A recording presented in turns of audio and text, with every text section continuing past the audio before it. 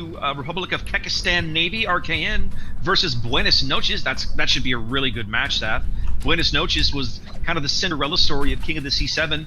They have become a mainstay of high-tier competitive play here on NA, and RKN is a very much of an up-and-coming clan in that sense. So now, like, RKN is kind of the young upstart clan, and I think that's going to be a really fun match. Oh, you know what? It's so awesome being able to see new clans come in and learn and improve. Yep. And I think it's silly for any clan to just come in and expect to make it to the finals.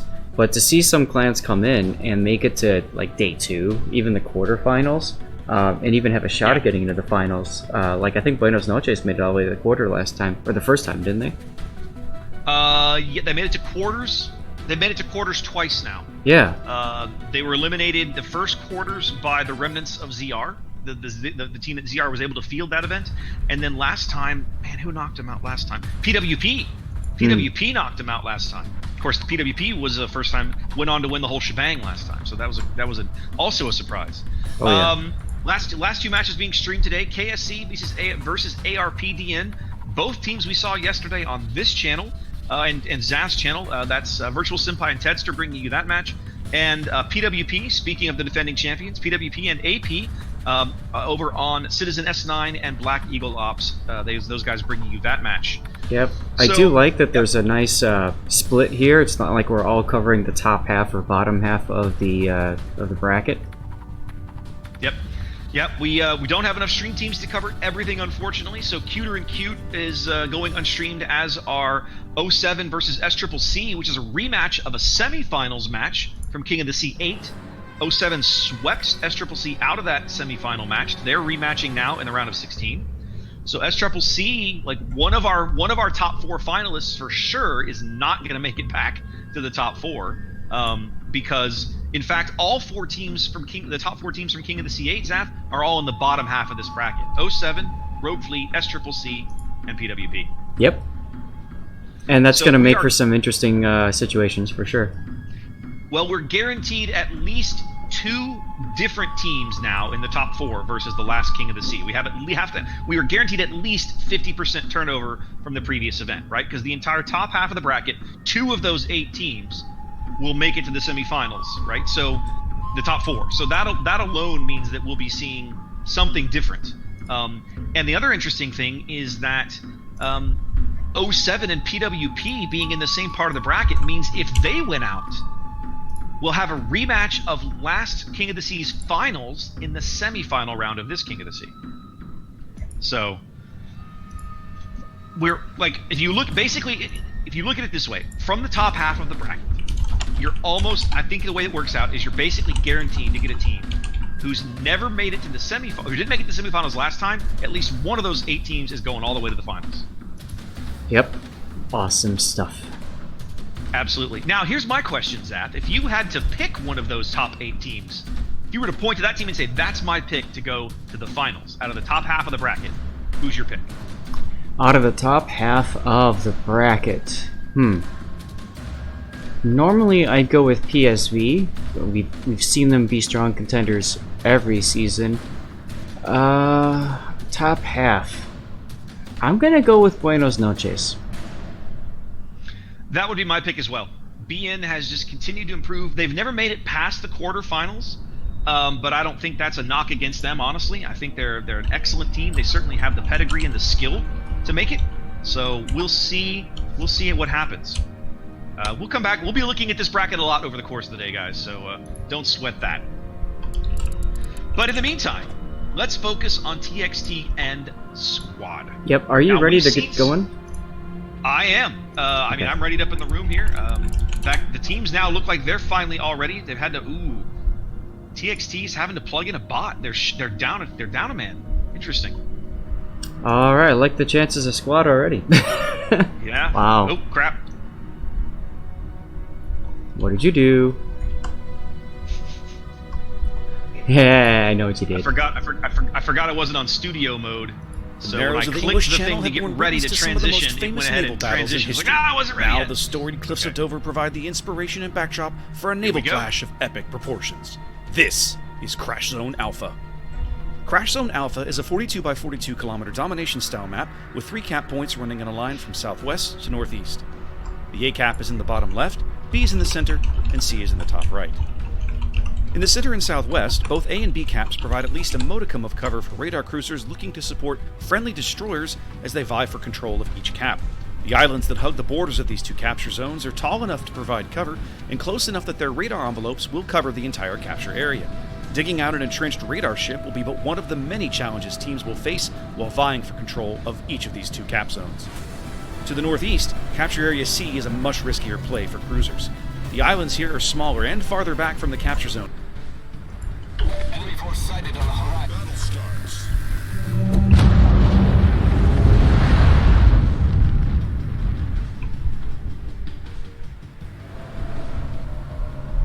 Whoa, SFNL with some gift subs, man. Amazing.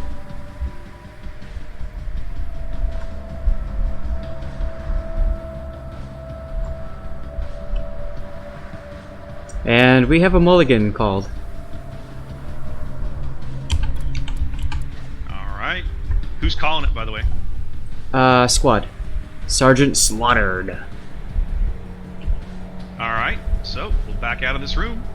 Looks like we've got a mulligan here, got a tech issue, so give us a sec to get reset. Won't have to watch the video again, I'll only make you suffer through it once. Oh my god, this is amazing. Squad is all running school bus camo. Uh-oh.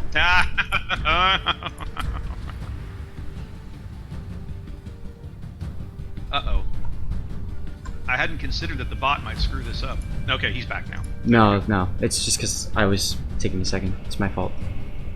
No, it wasn't you. When everyone was back in the room and the bot was still in the battle, and I was like, wait, what? And then he eventually got there. So no big deal. Yep, no big deal.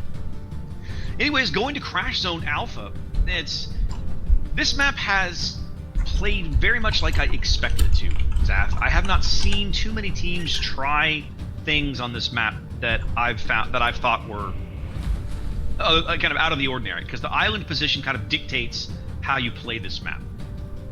What are your thoughts on this particular map in King of the Sea? You know, I think it's one of those maps where there's a whole lot of campy, especially down on the southwest corner, which we saw yesterday. I don't know if I really like it. I like it better than Shards. So there's that. It's got that going for it. Well, yeah, you know, there's no lawnmower in the middle here to just chop up players. You hate that lawnmower blade. Yes, I do. I find Shards to be a little more interesting just because it's a map where you basically have to move out of your spawn. If you sit in your spawn, you're worthless. I'm being a little unfair, but more like you know, some of these times, you know, it's just, especially these maps that run cap lines across the center of the map, right? I move directly north, up towards a cap area, and this is my cap area, and I park my battleship or my cruiser here, and this is my job, and this is what I do. Shards is a dynamic map because you can't play it that way. You know, you spawn on a diagonal, you spawn closer to the enemy than you do on one of these maps. So on one of these straight line maps. So yeah, you ready, Zaf? They're asking. I am indeed. Okay, I let them know. So I think we're gonna be going back in momentarily. Looks like our tech issue has been corrected. Yep, here we go, dropping. So we'll be back along in a few seconds with game 1. But yeah, to me, that's one of the things that I like about about Shards. It requires you to, these diagonal spawn maps, Shards, Crash Zone Alpha, Tears of the Desert, they require you to really, like, you don't have time, you don't have a lot of time to get set up. You have to start your game with a plan. Everybody has to know what they're doing and get with it, right? Mm-hmm. You don't have the reaction time and the setup time you do on the big, large maps with the cap lines in the middle. By the way, check out my camo. Would you go with the Tokyo Game Show? Nope. I know you like that one. Alright, hold on. I'll have to catch a glimpse of it here. You're going to be dead before I can see it for very long. I can't even tell what it is. Nope, I can't even get it. You can slide over and take a look as it sinks if you want. Alright, hold on, I'll do that. We're not missing the game just yet because there's nothing to see. Oh, Pi Day. There you go. That's right. International Pi Day. Ladies and gentlemen, I just pied a raptor on stream. What does that mean exactly? Nothing. I was gonna say oh wait, is this your digital pie to the face? Is that what this is? That's correct. Oh, I get it now. Zach's trolling me, and we're just getting started. It's gonna be a long day. I'm halfway through my glass of wine already. All right. So, what do you got with text over there? With TXT. All right, so here we go. TXT running double Kremlin, double Des Moines, double Stalingrad, double Shimakaze, one of which is a bot, so I don't expect him to be around very long, and a token Yoshino. Oh, wow. Well, the bot is running 20-kilometer torp, so at least it's got that going for it. Well, the other thing is, Zach, I'm looking at your team line. This is the most Yoshinos we've seen in a game ever. Yes, 3 total, 2 on squad side, with Harley and Domain in Kremlins.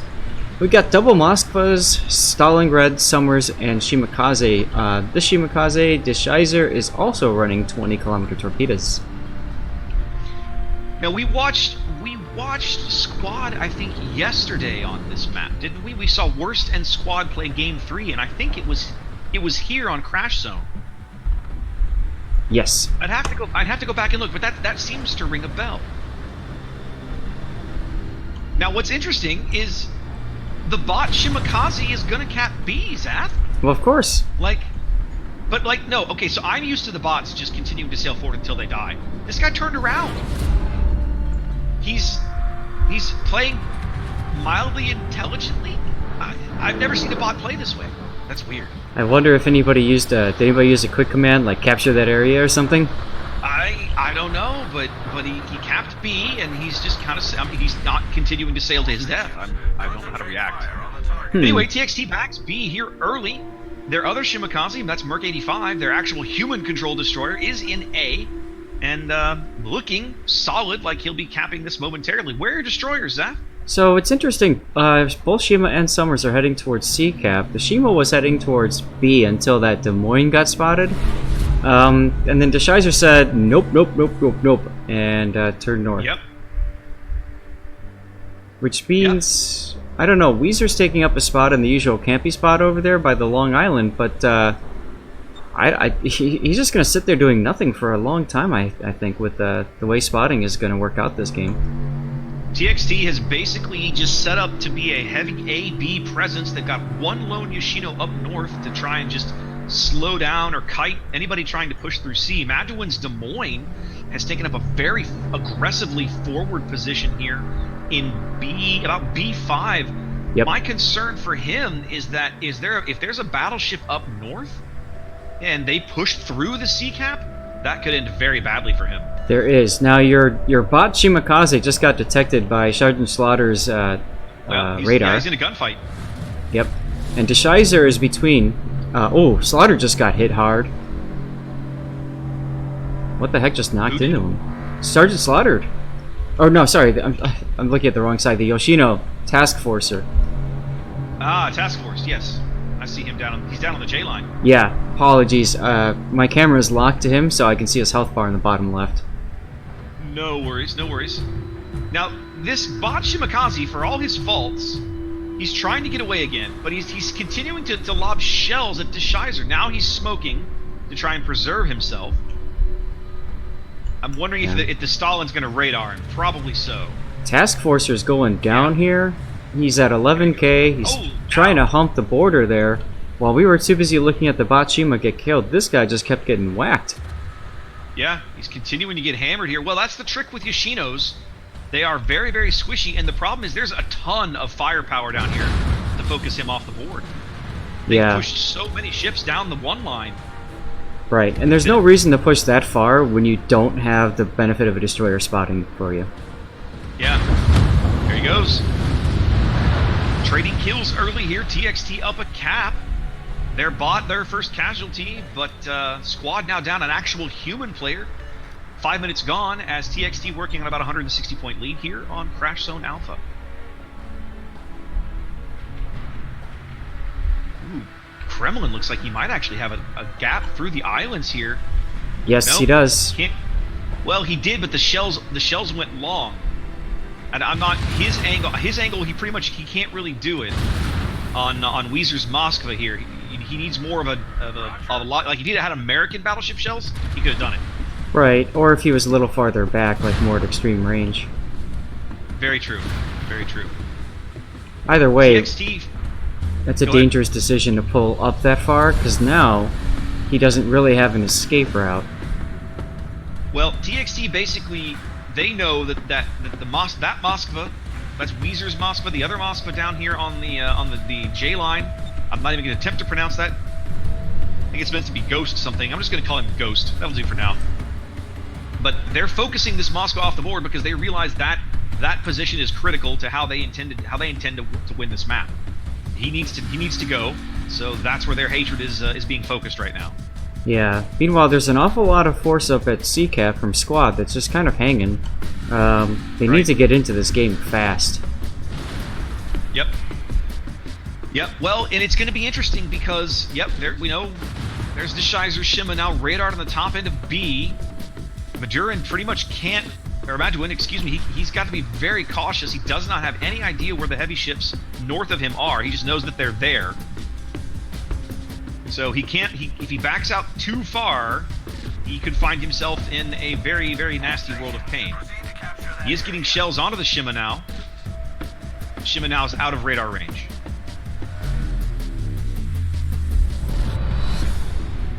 If I'm TXT, go ahead. Down at A there, we got GHT trying to...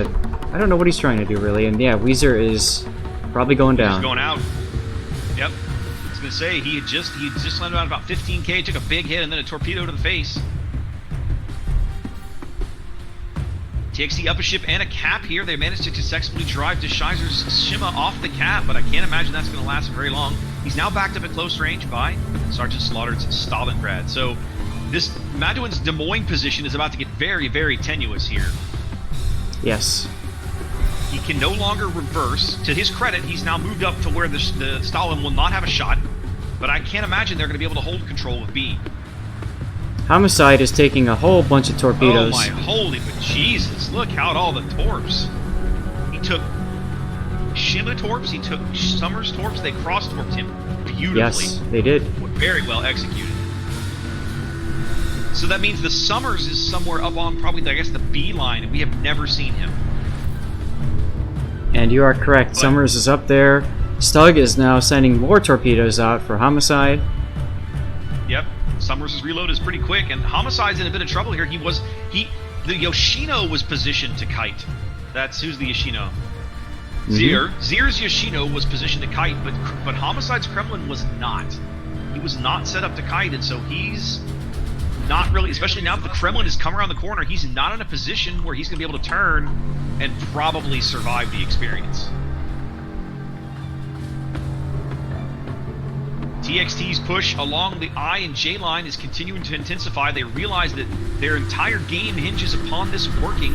They have to swing through the A cap and then push back up to B to fight these guys descending on them from the north before they lose too many ships.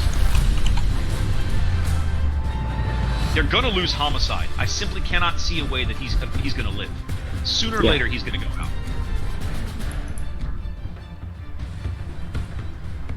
mykil Stalingrad now in a very, very compromising position as Kremlin shells coming right down the line for him.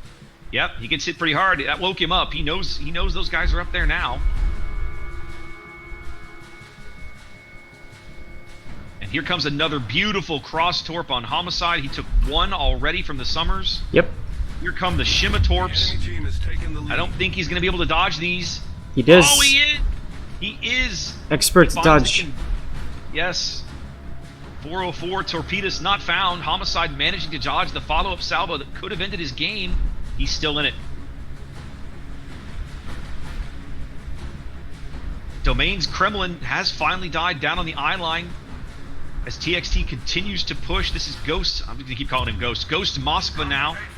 Invisible Hand Stalingrad coming up looking for the broadside shot as he tries to push astern of him. They have to dislodge this Moskva. Oh, it's gonna happen. Oh, it's gonna happen, but they've got to get this done so they can get back north. Sooner the better. And they really can't afford to lose Apache's Kremlin along the way. Oh yeah. Well, we got Des Moines ready to go with broadside shots, so I mean it's just a matter of time now.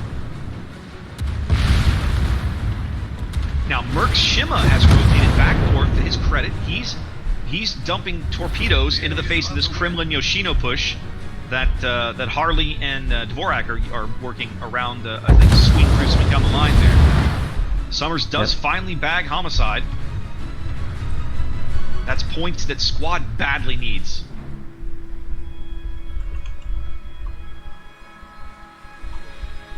Nine minutes to play. Squad working on about a 350-point lead here. Sorry, TXT working on about a 350-point lead here, trying to seal the deal. They are up 2 ships, but they are down on caps. They'll win anyway, so I guess really the shoe is on Squad to make a play here. They need to bag a kill, keep things moving along. Absolutely, yeah. These guys are going to have to make a play happen, and it's going to be very hard with Maduin there in the Des Moines.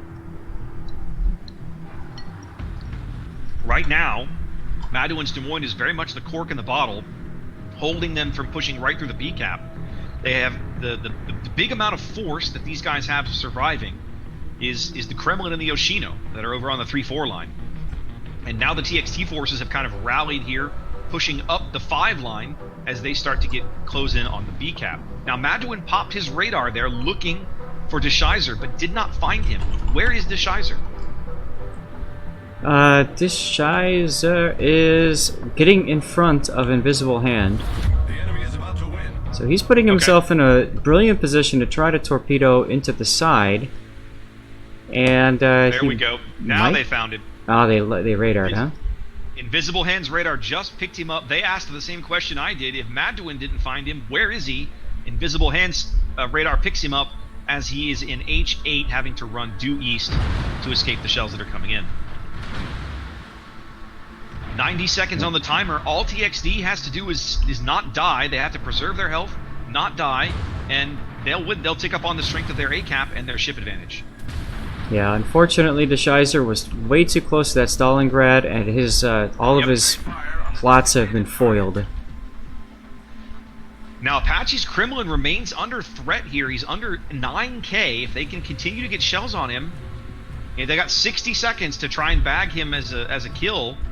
If they can pull that off, that's huge. That would extend the timer and keep the game going and give them more opportunity.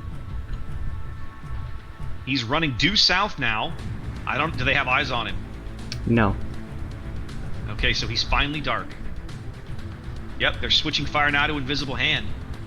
That failure to get Apache off the board is definitely going to be an impact in what's about to happen, because I'm not sure that Squad can get back into this.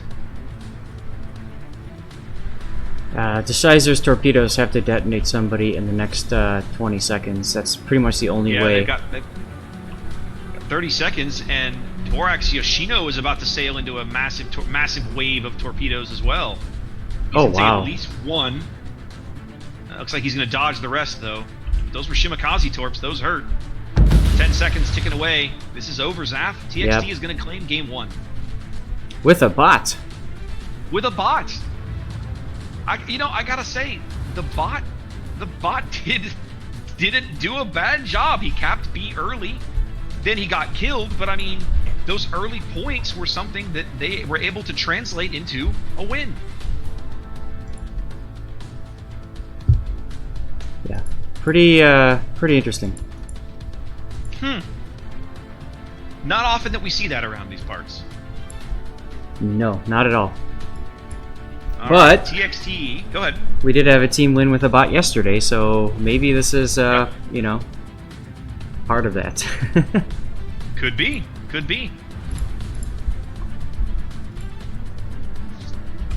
All right, well, back to the training room as we get prepped here for game 2, going to Shards, everyone's favorite map. Everybody loves Shards.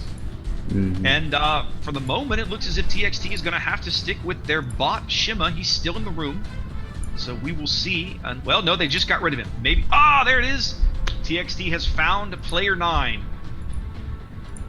So they will be fielding a full team as we head into game 2. I wonder if they had... issues. Like, maybe the guy had to reboot his machine or something. I don't know, but there we go.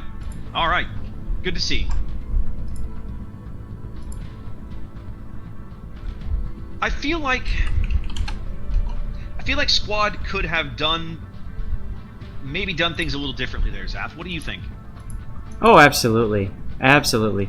For one, the Yoshino pushed way too aggressively down south with absolutely no vision. That was, I think, mistake number one. Mistake number two is both destroyers going to the same cap. And then mistake number three is basically not rotating that force that survived through C back to B quickly enough. Imagine the difference in that game if the Summers is down south, slowing the push through the A cap. Yeah, I agree with you. I think sending certainly both torpedo-centric destroyers to the same cap early is inadvisable, right? I feel like you should be splitting those up, especially once you realize that the majority of their ships are down at A. They basically have to push through. Like that's what that board position says is, I'm going to continue to we outnumber you, we outgun you, we're going to kill your guys and keep pushing through this cap. And the only way you're going to be able to slow any of that down is with the occasional torpedo salvo that makes them pause, that makes them change course, adjust their speed, probably land some damage that you can take advantage of. So yeah, I feel like they definitely should have split the destroyers up. All right, well, it's time to do this. Wrap up this giveaway here. Actually, let's let this run for a little while longer. All right, let's see who else is doing their thing. Looking for results. All right, early results here. Of course, we just saw TXT win their first game. RNG took a game off of PSV Zap. They're up 1-0 in their series. Cuter up 1-0 on Cute. Buenos Noches up 1-0 on Republic of Kekistan. SCCC up 1-0 on 07. I would not have called that. Sneed up 1-0 on Rogue Fleet. KSC up 1-0 on ARP. And PWP up 1-0 on AP. To me, the most surprising result of that right now is that SCCC took a game off of 07, because they weren't able to do that last time. I'm amazed, quite honestly. Yeah, I am too. I wish we had someone casting that match. I'd love to see that game. Okay, well, we'll see how this goes. But TXT will be running a full 9 human players this time. No bot for them. Made a mess. Which might, you never know. That might help or hurt. I know, right? Give me 1 second.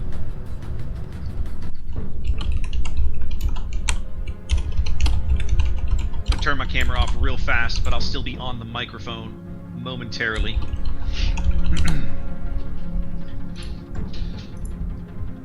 Popov is high-level AI. You know, I'm so used to seeing bots in this game just drive forward and commit suicide. I had no idea that bots had any other AI routines at all, but that's not what that Shimikaze did. He went in, he capped the point, he turned around, he ran north. He tried to make a bit of a play for C. It wasn't going to happen. He was always on borrowed time, but the fact that they got anything out of that bot at all was what really surprised me. Oh, absolutely. Well, you know what? The bots have evolved. Damn it! They're gaining sentience, Zach! Right? But more importantly, though, I think it kind of shows... where we were talking, a couple months ago on the CC Discord about the AI and co-op, and you might recall that somebody had, from Wargaming stated that they had to dial the AI back for co-op because it drastically hurt win rates of co-op battles. And we all kind of laughed at that, but I think we just saw the real AI in action. Maybe. I, for one, welcome our new bot overlords. So there you go. All right, we're getting ready here for Game 2 on Shards. Just about everyone's readied up. Yep. Okay. All right. Almost there. Oh, wait. Why do we have a bot? Okay, we have a bot. We don't need. It doesn't matter. Some teams will put in a bot for the ref, and some teams won't. Like to balance it out. It doesn't really matter. There's no right or wrong answer. Nice, nice. Yep. All right, just got my winners paid out for our first drawing. Yeah, and I will quickly, very quickly here, do the same. Lock this up, announce it is closed. Let's draw a winner. All right, let's make sure he's here. Must be present to win, and he is. All right, so we'll do the announce. Yeah, you would hope that the people that win in the first battle are here still. You would hope this, but stranger things have happened. Yeah.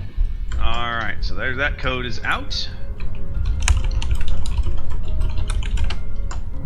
All right, sweet. Archive view. Are you ready if they drop? Yes, actually, I can finish that up while we load. Okay, I let them know. Where are we going? Shards. Excellent. Yep, I'm ready when they are. Alright, there we go. In the frigid expanse of the North Atlantic, between Iceland and Scandinavia, lie the Faroe Islands. Just wait for them to push. Beautiful and push isolated, go. these windswept Push the shores will button. shortly be the setting of a desperate Nope, they're struggle making between some opposing last minute navies. swaps or This something. is Shards. TXT was Shards ready, is a 42 and now by they're 42 unready to kilometer guide. domination style map with 3 cap points running in a line from southwest to northeast. The A cap is in the bottom left, B is in the center, and C is in the top right. Changes made to Shards in update 0.8.1 have made it a very unpopular map in some regions. Hey, someone just Many followed. teams Thank you for remain the follow. uncomfortable playing on it. In the lower left There and it upper right is. corners Alright, of the they're map, all ready. the A and C caps pose quandaries for both teams. Half of each cap circle is wide open, while the other half is constricted by islands that form a narrow set of channels.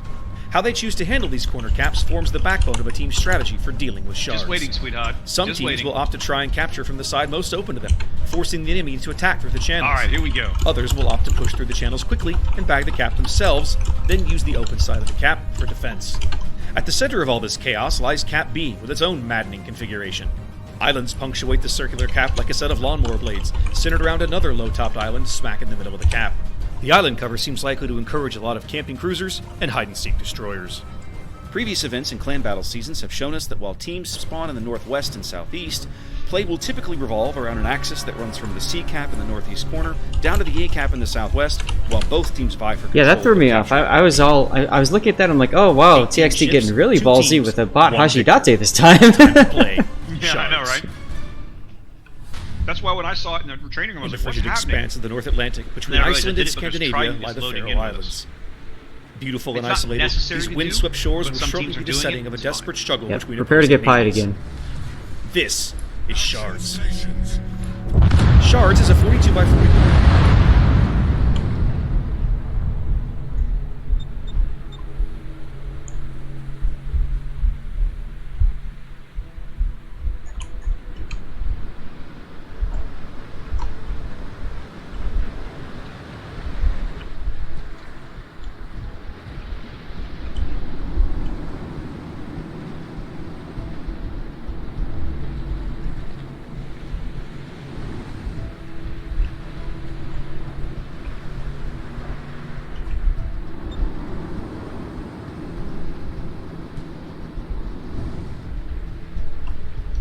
Alright, welcome to Shards here for Game 2 of this best-of-3 match between TXT and Squad in the top 16 of King of the C9 here on North America.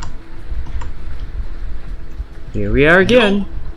Yeah, the only real change that I'm seeing here is that Maduin has dumped his Des Moines for a Stalingrad, and that seems to be largely it.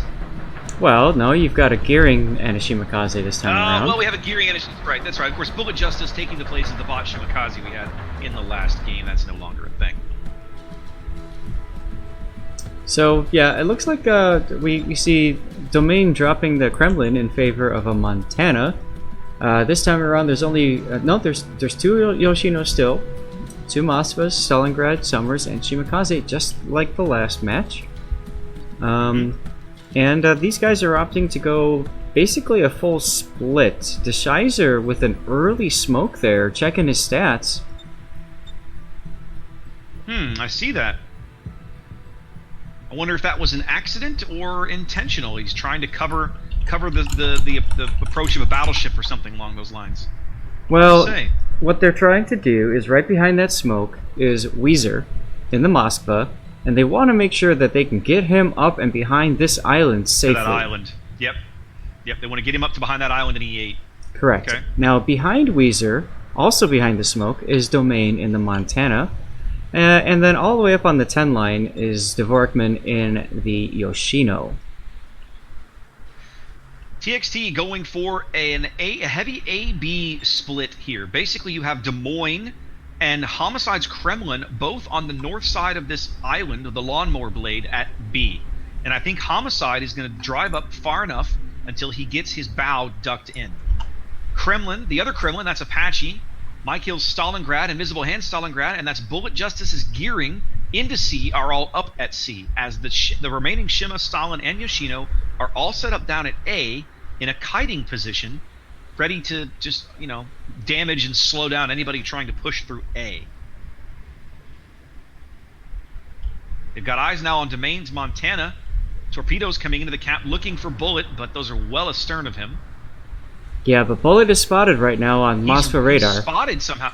I was going to say, somehow he's spotted and he's aground. This is going to go very, very badly for him because he's not able to maneuver right now, or at least he's going to have to maneuver a little more predictably. Right. Even Dischyzer's Shima getting in on the action, lobbing shells from way back on the 10 line. He might as well, though I think he's too far away to be really effective with his guns. Agreed. He doesn't seem to land any shells, but Justice coughed up about 40% of his HP there early. He is still ticking up the cap. Is the radar expired? Yes, radar is now out.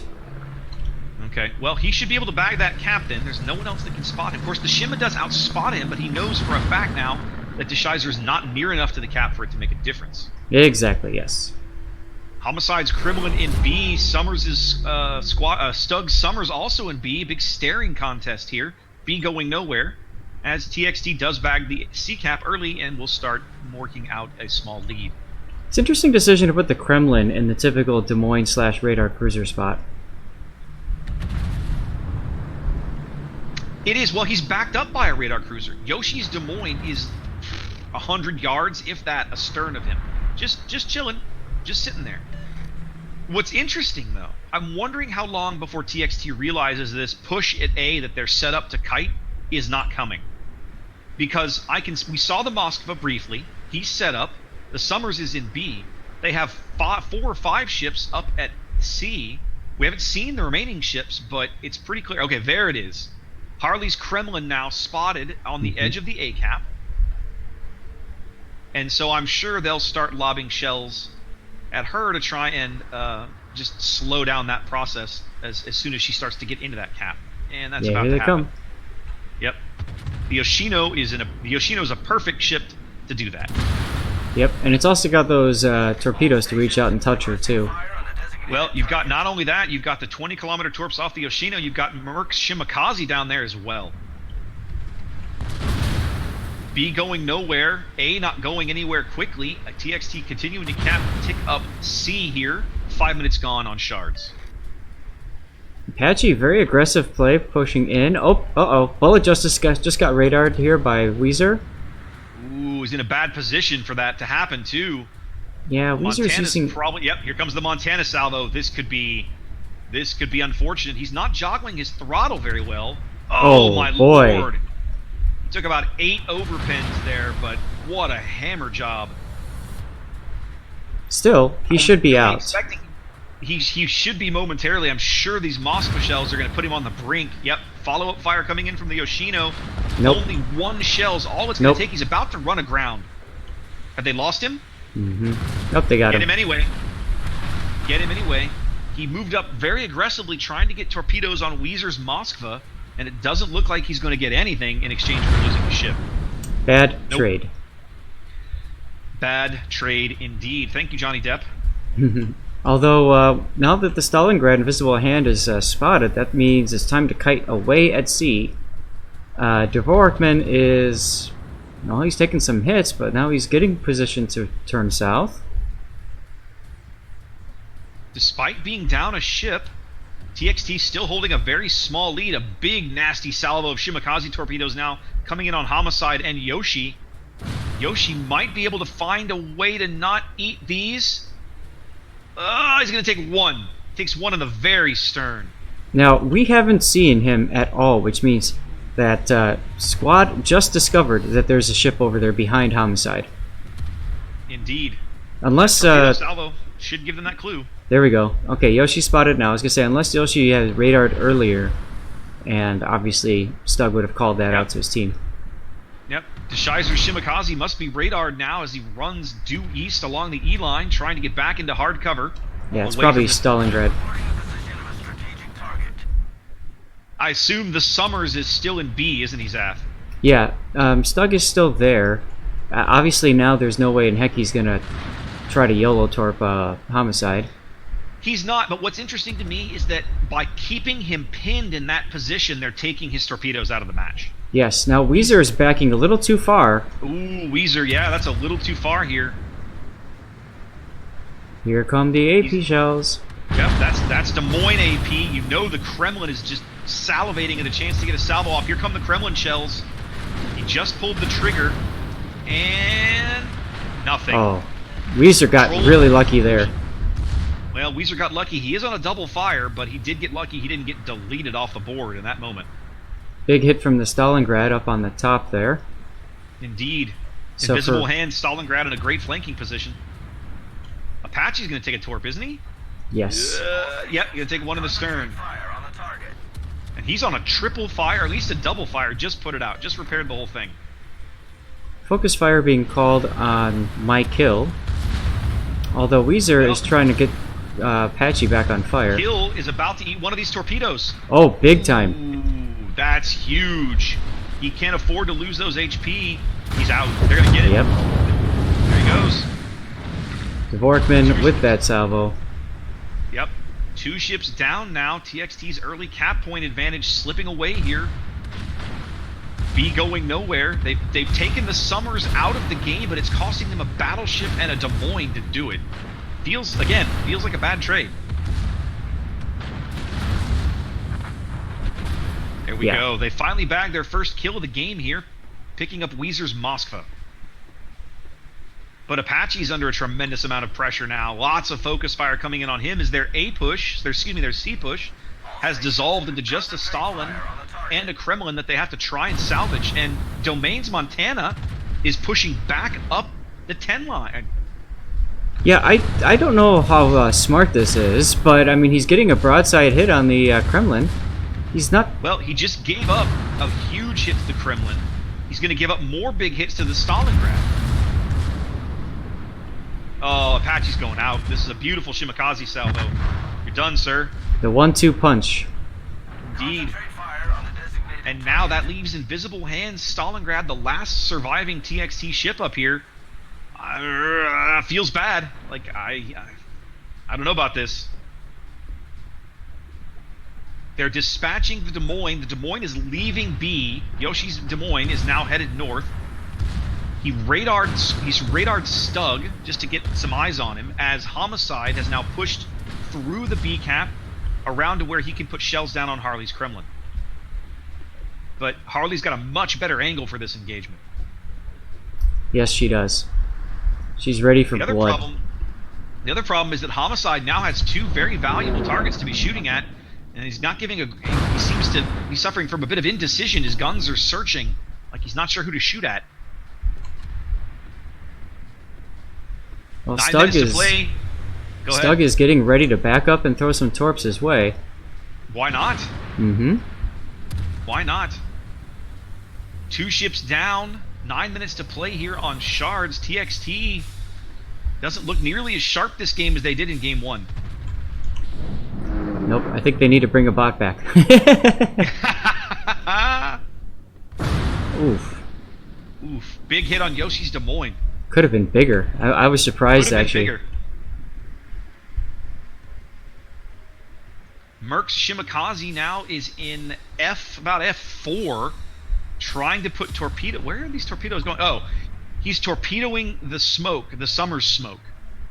He assumes that the Summers is reversing to try and get an angle to put torps in on Homicide. So Merc is putting torps from the other side of the cap into that smoke. There we go. Stug is now radared, just trying to drive him out of that cap and prevent the torpedo angles that they suspect are coming. Mm-hmm. My goodness, Invisible Hand up on the 10 line might win his duel with Domains Montana. He does. Did. Wow. That's a huge loss for Squad. Hand is still very exposed up there, but it's just him and the Yoshino now, basically. Yeah, he should have used the American torpedo. Big hit there on Yoshi. Ooh, wow, yeah, Yoshi down to 2,500 HP, more Moskva shells coming in. He doesn't even seem to know that they're coming. He's turning out now, trying to angle.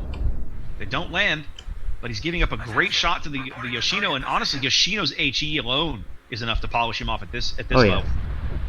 And does so. Ugh. Once again, Invisible Hand, Stalingrad, the only thing really still alive for TXT on that portion of the board. Two-ship lead retained for Squad here as they finally bag the B cap. So that rack of torps going through the smoke almost took out both Dischyzer and Stug. They were just on either side of that rack. Wow.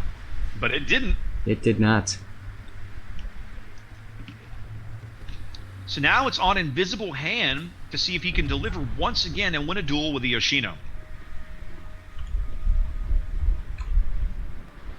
Well, Dischyzer's got to be careful not to get himself radared, though. He is very low. If, and this is a huge if Invisible Hand can kill Devorkman's Yoshino, man, that would be a huge loss for Squad. Mm-hmm. Take a look at B. We got some torps coming through. Yes. Well, there's lots of torps coming in, and there's a lot of ships coming in now. Merc's there. Maduin's Stalingrad is there. Maduin's going to eat at least one of these. One in the mid. He's going to eat. Actually, he's going to eat a second from the follow-up salvo. This is going to be 2 Shimakaze torps on his belt. Plus another one on Homicide. Plus another one on Homicide. That's a great torpedo salvo. Homicide has to be running out of heals at this point. He's been in that position long enough. He's got to be getting low. I like Dischyzer's decision to get behind an island here because I'm pretty sure that Stalingrad is going to radar. Oh, Stug coming in with a torpedo salvo as well. They're going to cross-torp these two guys in the lawnmower. The Kremlin and the Stalin. Now, where is Stug's torpedo salvo coming from? It's coming from E7. Okay, it was just spotted. Merc's Shimakaze is in that vicinity, and those torps were just spotted crossing astern of him. Yeah, so Homicide is picking up. There's one rack of Shima torps in front of him. Homicide is clear. Maduin is clear of the Shima. He's trying to find a way to dodge the Summers torps, but it's going to be tough. Yeah, I don't think that's going to happen. He'll take at least 1. 2. He's going to take at least 2, I think. No, 1. Yes, just the 1. Goodness gracious. But now he's broadside. There it is. Yep. The Stalin and Yoshino that went all the way around behind the A cap are finally relevant now as Squad's lead moves out to over 100 points here with 5 minutes to play. Homicide's going out next, Saf. He's stupidly low and he's on fire. Mm-hmm.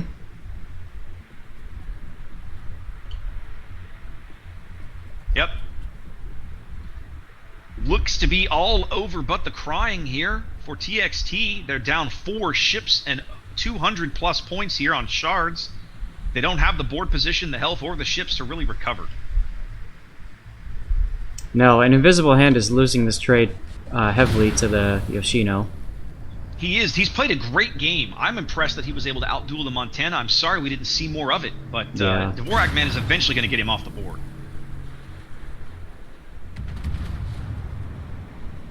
I tell you what, Zap, for me, the MVPs of this game and possibly the match so far, the Dischyzer and Stug and their coordination with the cross-torping is phenomenal. It's a thing of beauty to watch. Absolutely. As Invisible Hand gets set on fire and has the DCP. Yep, he already did get his repair off. He's sailing into torpedoes now, but he dodged one salvo of Summers, and there's the other one. He dodges those as well, as they do light him on fire again. Yep, Merc now being spotted on radar. Merc's actually the healthiest ship they have left. There goes Invisible Hand. He does finally get Devorkman's Yoshino, though. Yes. Goodness, what a game Invisible Hand has played. He's responsible for all 3 kills that TXT has. Wow. So in other words, he's going to save his star. Yeah, he's definitely the guy saving his star in this game. Tell you what, I love the engine sounds of these destroyers. I was just listening to the chug chug chug chug chug chug chug chug of the Shibakaze. It's awesome. Zer's Yoshino trying to hang on and do some more damage here on the as he kind of runs the border on the A line, but he's burning, trying to get the last couple salvos out. He did put one torp into each of the Yoshino and the Stalingrad, but nope. Time ticking away. Merc, the last survivor here. Our victory depends on you. Simply a question of who he runs into. He seems to be out here looking for the Summers. Summers was smoked up over here a minute ago. We see the smoke still on the board.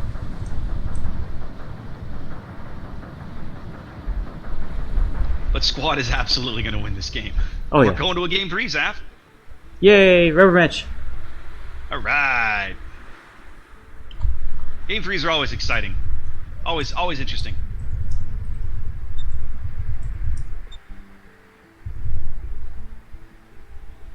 "90 seconds on the timer.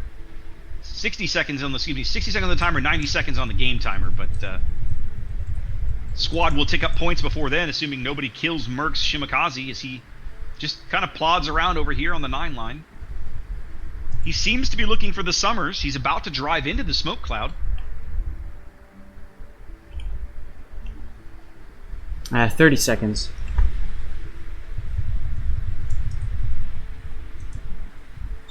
Smoke expiring as he charges south down the 9 line, looking for something to shoot at.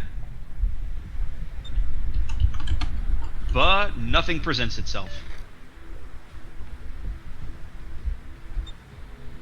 Ghost doing one final radar. They're pinging with RPF. Stug is throwing some torpedoes out.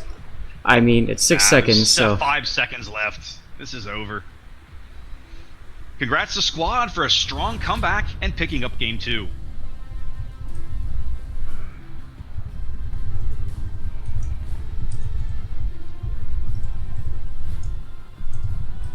Well, Zath, we said we wanted a good match. I'd say we picked a good match.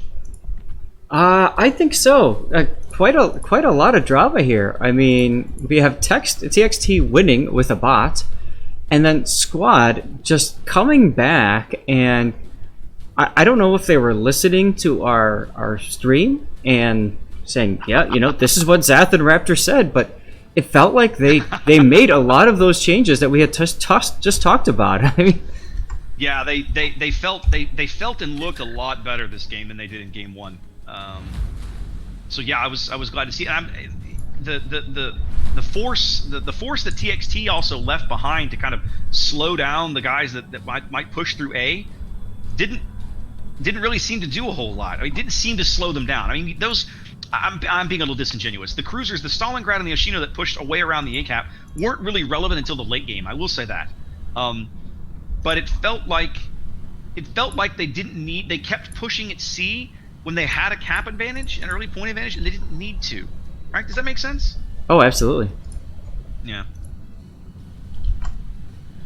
Like, it was a narrow lead, 40 or 50 points, because they had bagged the cap earlier.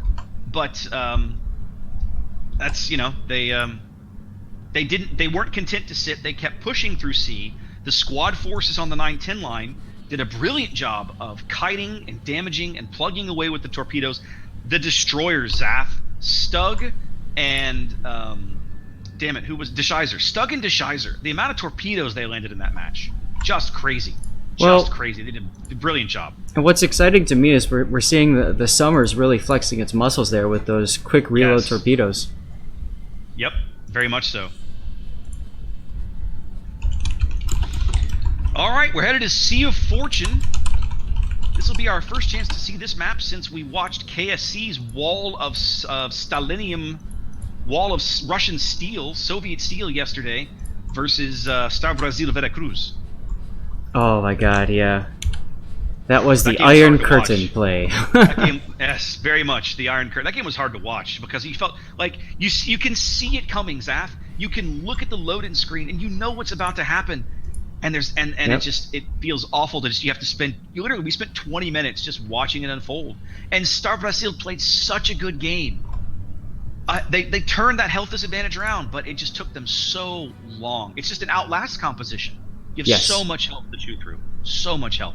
Well, Just crazy. and we were talking earlier too about how they almost pulled it back. It's just they lost out on time, and I think part of that is Yeah. because you're right. They are an outlast comp. They are a flexible comp, and they tried to flex accordingly, but they were never really able to capitalize on opportunities to make kills till the end. Yep. All right, so what we're going to do real fast, we're going to have a look at the remaining bracket while we're kind of in between here. We've got a moment to do that. Let's have a quick check.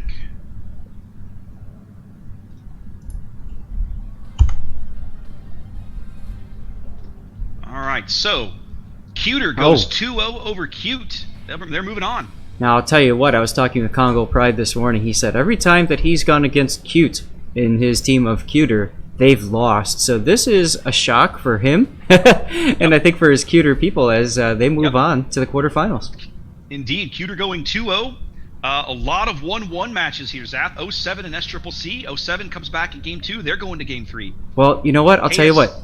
Looking at this, I think we really dodged a bullet by not casting these guys, because you know what we'd be doing right now is searching for a Game 3. Everybody else, though, is going to a Game 3. Well, but there's a lot of Game 3s being played. For example, 07 and SCCC going to Game 3. Right. KSC and ARP going to Game 3. PWP and AP going to Game 3. So the previous two teams that played in the finals, 07 and PWP, are being taken to 3 games here in the round of 16. PSV came back. They took Game 2. RNG and PSV going to Game 3. We're going to Game 3 here with TXT and Squad. So right now, the only team that I do not see a Game 2 result for is the Buenos Noches match and the Sneed versus RF match. Buenos Noches and RKN. And it wouldn't shock me to see RKN take a game off of Buenos Noches. Wouldn't shock me at all. Yes. And that's great. I mean, I love the fact that we don't have that many like one-sided matches that are just going to. Oh, I love the fact that this is just so much back and forth. Yeah. As a matter of fact, Absolutely. we're only waiting on match 1.6 to report in. That's Sneed versus RF. Everybody else except for Cuter is going to a Game 3, which is amazing. Oh, did RKN win their game? They Yes. did. Look at that. I had my screen hadn't updated. I literally just refreshed and saw it. Check that out. So we're literally in a point where 6 of the 8 matches are going all 3 games here. I don't think that's ever happened. No, it's a great highlight. All right. Well, looks like they're waiting on me. We're going to Sea of Fortune. Let me get that queued up here, and I need to finish this giveaway. Actually, no, I'll finish this giveaway first. Alright, let's see if he's still here. He is indeed. Alright, there's our winner. Announce it. Yeah, I'm not ready yet, so they can't drop anyway. Don't let them drop without me. Alright, so there's our winner. Alright, let's close that one out.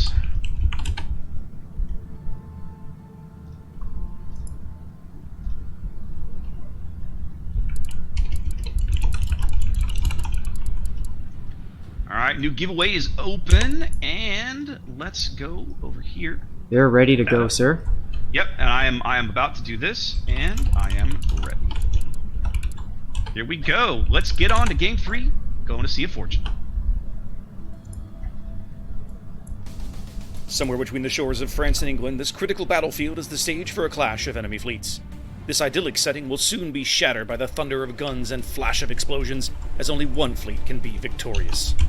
This is Sea of Fortune. Sea of Fortune is a 48 by 48 kilometer domination-style map with 3 cap points running in a line from west to east. The A cap is on the extreme left, B is in the center, and C is on the far right. The A cap is surrounded by islands, but offers virtually no cover within the cap itself. The aforementioned islands provide plenty of places for friendly radar cruisers to conceal themselves, making aggressive destroyer plays into the cap early in the game very risky and frequently suicidal. A narrow passage past the picturesque castle links Cap A and Cap B in the center. There are only 4 ways in and out of the B cap, 1 in each cardinal direction, and no cover inside. The islands near the cap are commonly used as shelter by defending cruisers, who find themselves in turn the primary targets. This is do or die for both teams.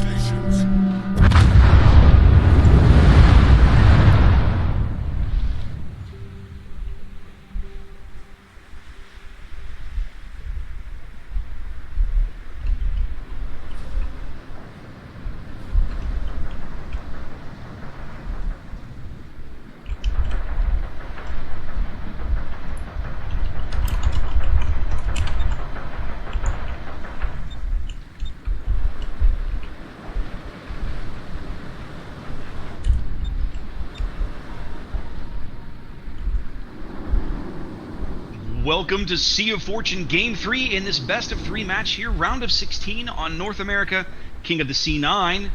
The winner of this game is moving on, and the winner of this game, the loser of this game, is going home. Yeah, and I'll tell you what, the way both teams have been playing, I don't want to see either of them lose. You know? Yeah, I know. Both teams definitely, I think, deserving to move on, but only one of them will get that opportunity. So let's have a look here at the team lineups. TXT making a couple of changes, going a little Stalingrad lighter this time, putting Maduin back into Des Moines and bringing in Admiral Tester in an Henri Catherine as Invisible Hand, the lone Stalingrad on his team. But man, he earned it after the way he played that chip last game. You know, that could be a sign that TXT is getting frustrated they can't kill the Moskvas fast enough. Obviously, Henri being a good counter to that. Could be. The Yoshino would also be a good counter as well if they put in the right position. Going for a bit of an AC split here. Shima, Henri, Kremlin, and Des Moines headed towards C.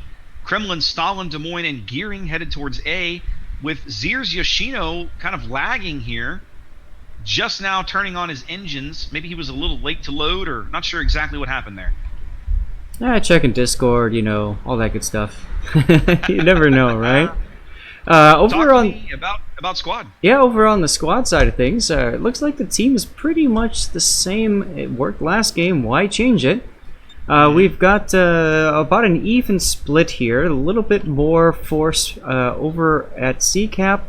We've got Ghost setting himself up in the Moskva in the typical Moskva positioning at G7. We've got the Yoshino moving on to the side. Devorkman going all the way to the 10 line where you'd expect to see a Yoshino. Stug in the Summers has already thrown torpedoes through the C-Cap. Meanwhile, Dischyzer in the Shima has already sent torpedoes through the A-Cap. So, very aggressive play early on. Uh-oh, Ghost just took a big hit. Ooh, now Tester's trying to get HE out of the Moscow, but I think it's a Stalingrad. That must be Sergeant Slaughter's Stalingrad. He's south of him on the 9 line somewhere, because we saw the shells come in. Yep. And here's exactly what I was mentioning earlier about using that Henri with IFHE. It just chews through that 50mm armor plating. Yeah, they're ruining this. They're ruining this Moskva early, and Tester is doing a brilliant job of joggling his throttle in his direction to throw off the aim. He's had tons of shells fall around him, but no one has really hit him that hard just yet. Yeah, now this is not a fight that Ghost can win. I'm surprised that he's continuing to open fire. He should be trying to go dark and back up. Down to 1/3 health now. Indeed. Task Forcer takes a hit over in Yoshino down there too. In the 2 line. Tester playing this Henri Catherine like a champ. He's only taking about 13,000 damage. I can only imagine how much damage he's dealt back to this Moskva, but the Moskva is under 9k and falling here. And he continues. To burn. He continues to shoot. I mean, stop shooting. I think they're going to get him, Zao. I mean, there's more shells still falling. He's on 4,700. He put out the fires. The Henri is still shooting at him. They just have lost sight of him. They can no longer see him. That's it. Here it comes. Nope. 650 hit points. He's being forced to push back in. Yeah, but he should have stopped firing a lot sooner. Summers torpedoes miss him. Oh, no, yeah, miss him. The Summers is over on the 10 line in front of the Yoshino. We know that now. Because Merc's Shima is just off of Tester's bow and spotted all those torps before Tester could stumble into them. Great teamwork for those two. And now Tester, having done his job and just beat the holy howling bejesus out of the Moskva, is pulling back. He did his job. He took the Moskva completely out of the game. He did exactly what you bring an Henri to do in that position. And he's being smart moving out before Devorkman and before Slaughtered can get to him. Right. And now Tester's going to do the same thing to Slaughtered. Oh, Dvorak just took a huge hit. Probably from Apache's Kremlin. Looks like it, yeah. Calling for a little bit of focus fire. Yep, Tester now switching to the Yoshino, as his HE will ruin that poor Yoshino as well. Sea of Fortune is such a good map for the Henris, Zap. Such a good map for this ship. Well, and it's one of those things, you know, the thing about the Yoshino, much like the Henri, much like the Zao, the last thing you want to do is get stuck bow in like this. Apache's Kremlin is about to step onto the sea cap. It's a very aggressive play, but who's there to stop him? Pretty much nobody, because they know now the Summers is way over on the 10 line, so there can't be torpedoes coming in. We see now that Dischyzer's Shima is into A. I mean, the Montana can reset him. The Moskva's trying to reset him. Which Moskva is that? That's Ghost to Moskva. Yeah, he healed back up to 11k. Yeah, we see the shells coming in, but we have no eyes on him. He's got really good cover. Slaughtered with a great torpedo beat. Summers Torps coming in looking for Apache's Kremlin, as Merc is right there astern of him, having to joggle his throttle and his rudder to dodge these torpedoes. Now, Merc was spotted on Stalingrad radar for a little bit, so they know he's in C-Cap. Yeah, they know he's in the vicinity. But it's Dischyzer that strikes first, bagging the A-Cap for squad.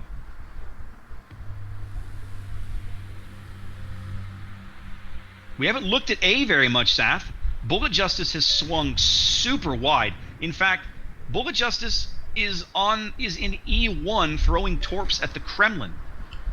Yeah, it makes sense. I mean, you've got a smoke right there. Now, Harley's looking right at that smoke, but she might want... Yeah, there you go. She's pulling forward now.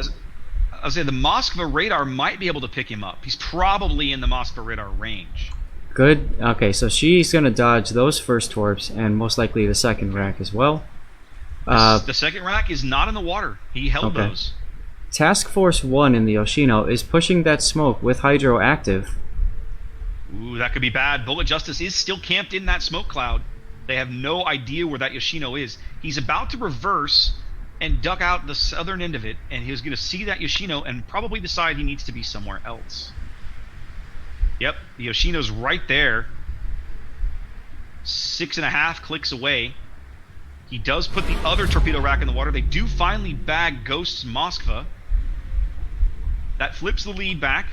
First blood going to TXT here on Sea of Fortune, as both teams up a cap. Both teams ticking up a cap now, as the team of Merc and Apache do finally manage to bag C.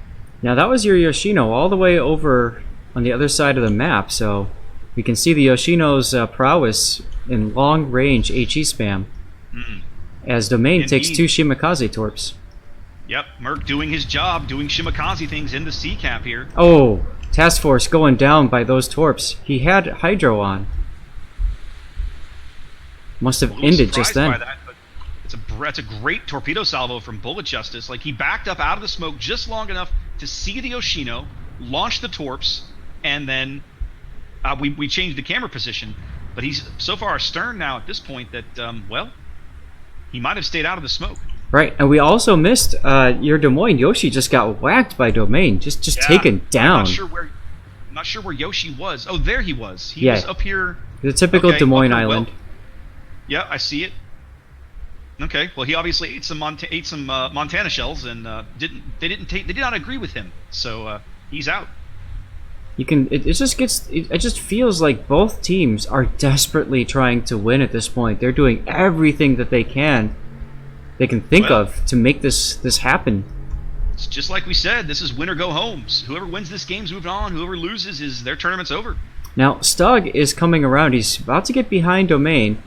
I don't know if he's going to smoke him. I think that would be a silly play at this point, knowing that the Shima's nearby. I think he might try to do some torp action on Apache. This would be really bad for Apache. Apache has no one screening him right now. Merc Shimakaze has run north. He's in D8, but well astern of Apache. As Apache is continuing to move forward, he smells blood. He wants the kill on this Montana, and I think he's going to sail right into the face of all these torpedoes, and the destroyer he doesn't even know is there. Right. Now, Domain is going bow in, which is obviously going to change Apache's approach, which is going to throw off the torpedoes that were just fired by Stug. So it looks to me like Apache will take one torp on the bow here. He's going to dodge the first salvo completely, and the second one also. Yep. And he's also going to dodge the third one, and that's because Domain turned in like that, and that caused Apache to turn. Wow. That could have been a huge play. He actually face spots the Summers now as the Summers runs for the island. I think Stug can't believe it. Oh! Holy bejesus! I was not expecting that. That was a beautiful shot there by Domain, redeeming himself from that failure to kill the Stalingrad last game. On 8,000 HP, Domain wipes out the last 40,000 hit points of the Kremlin's health. Invisible Hand taking Weezer out too. This is a bloody game.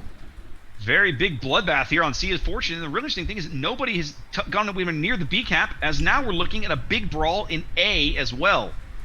Yeah. Zir getting Yoshino torpedoes into the water on Harley, as gearing torpedoes coming up from astern on Harley. She dodges the ones from astern.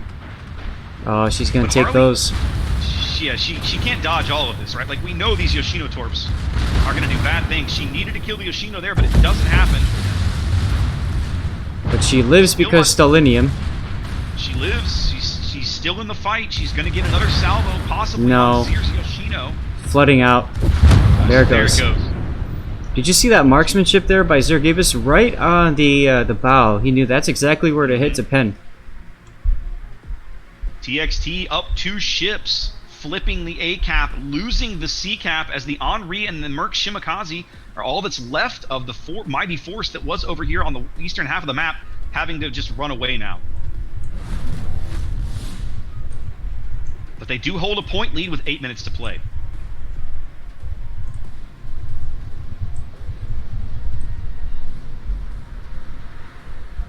Now Dischyzer is trying to desperately run away from your gearing from Bullet Justice there. Bullet knows all he has to do is just Han Solo charge. Yep. Well, Dischyzer's very low. The last reported health we have for him is about 15% of his HP. Yeah, he's down to 2,400, just under 2,400. There you go. So as soon as he's spotted, he's a dead man. Like, a handful of shells will wipe him out. The fight now devolving into an east-west one. Shimakaze torps coming in on Maduin's Des Moines. He's going to eat one. No, he's going to dodge it. And then it's a question of if Homicide can get turned in time. It looks like he will. Yeah, those 20-kilometer torps. Yep, and nothing out of the second salvo yet. Homicide may dodge them. Homicide's going to end up with one of these in the bow, I think. Nope. Yeah, he does take one in the bow. Radar comes up. There's Dischyzer running away. Des Moines radar has him now. Stug sitting in the B cap as the tremendous amount of TXT force that's in A now reorienting themselves to head B, as Dischyzer should go out right here.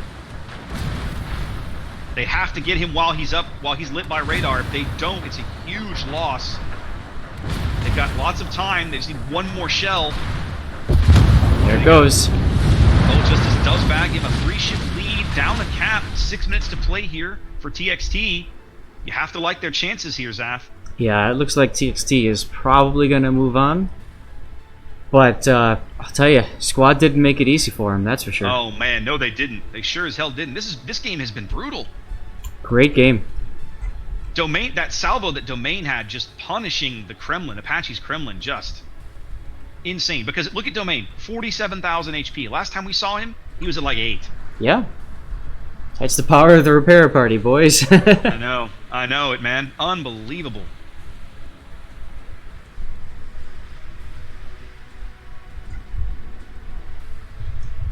The other problem that Squad has is that from a health perspective, the ship that's the lowest is the Henri. And he's way up on the B line. He doesn't have to get spotted unless he just wants to be. Yep. Stug now getting in on this with the Merc. I see Got a this. destroyer slap fight. But even Stug is kind of turning around saying, let's not get too over-aggressive here. We're already upside down 200 points. We don't need to be giving any more points away. Yep. Here's Yoshino now coming under fire from a Stalingrad. Ooh, takes a big hit there. Good solid 10k or so. Probably at least one Citadel in there. As he dumps his torpedoes back into that smoke that Stug just laid. Yeah, Stug is laying that to try to cover, I think trying to cover Sergeant Slaughtered there. Yep. We have no eyes on Slaughtered now. He's well embedded in that smoke. Maduin's Des Moines has set up on the edge of the B cap in the little channel here by the cathedral. As Invisible Hand Stalin, backed by Homicide's Kremlin, goes around the bottom end of the B cap, looking for kind of an envelopment angle. Invisible's about to start having shots on Domain. It's interesting. Domain is not looking at Tester just north of him. He was fully broadside. It would have been a good opportunity to get some shots in on him, but he was so focused on trying to get that Yoshino down. Well, Tester had been the lowest health ship on the TXT, and then it flipped to Yoshino. Sorry, flipped to Zir. It still is Zir, but they do finally bag Domain, a 4-ship lead. Oh, but a huge hit on Tester. Yes, as Invisible Hand reaches out right through the butt, kills Montana. Indeed. Tester on 1100 HP and continuing to fire at Slaughtered Stalingrad here.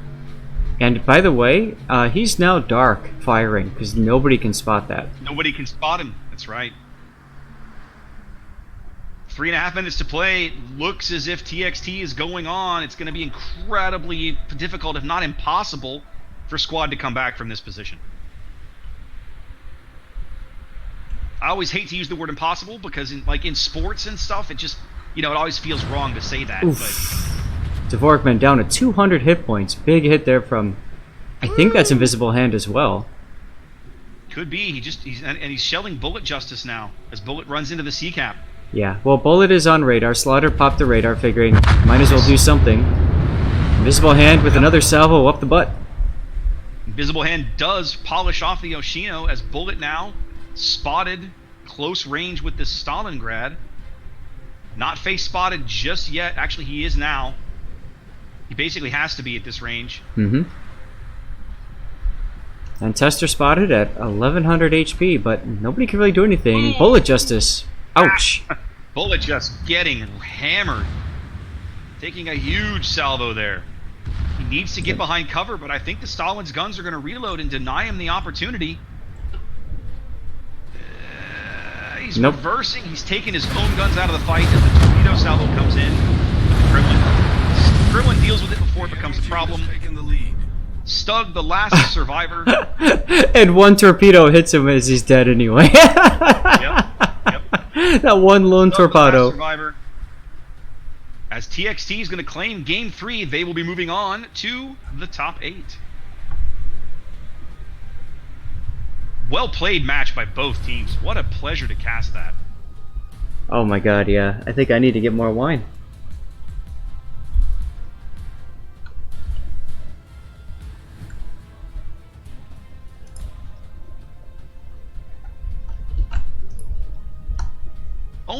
Squad only killed 2 ships, Zath, but it felt like so much more. They were just, man.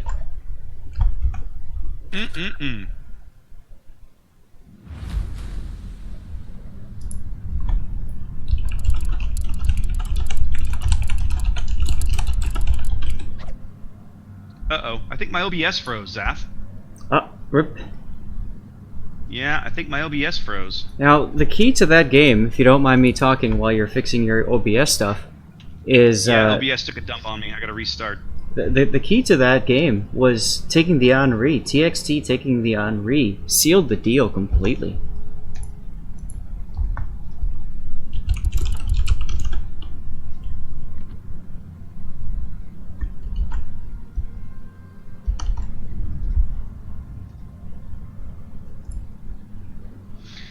All right, guys. Well, we're back. Sorry about that. We had a bit of a technical problem. Not sure why my OBS decided to just take a dump.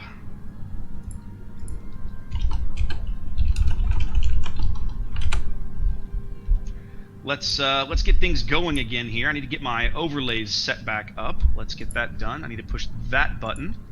That should fix it. No. Let's see.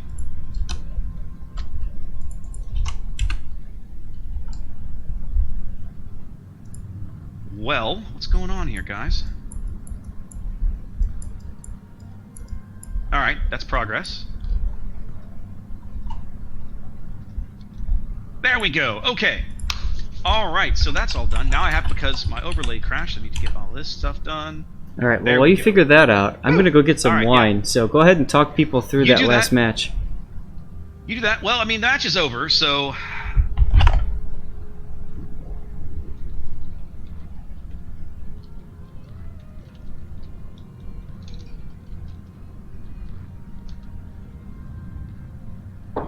Alright, so sorry for the technical issues there, guys. I've never had OBS crash on me in the middle of stream before. I'm not sure what happened there. But we seem to be back and running okay. Anyhow, TXT with a comeback victory there. They will be moving on. Let's have a quick look at the bracket, because I'm too busy troubleshooting there. I have not made the time to get that done. So let me go and make these couple of changes here. And we will do a quick refresh. And we'll put up the bracket. Alright. No, not... What the...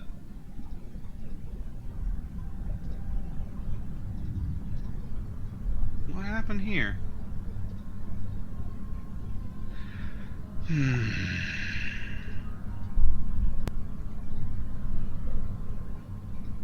What the hell? Hang on a minute.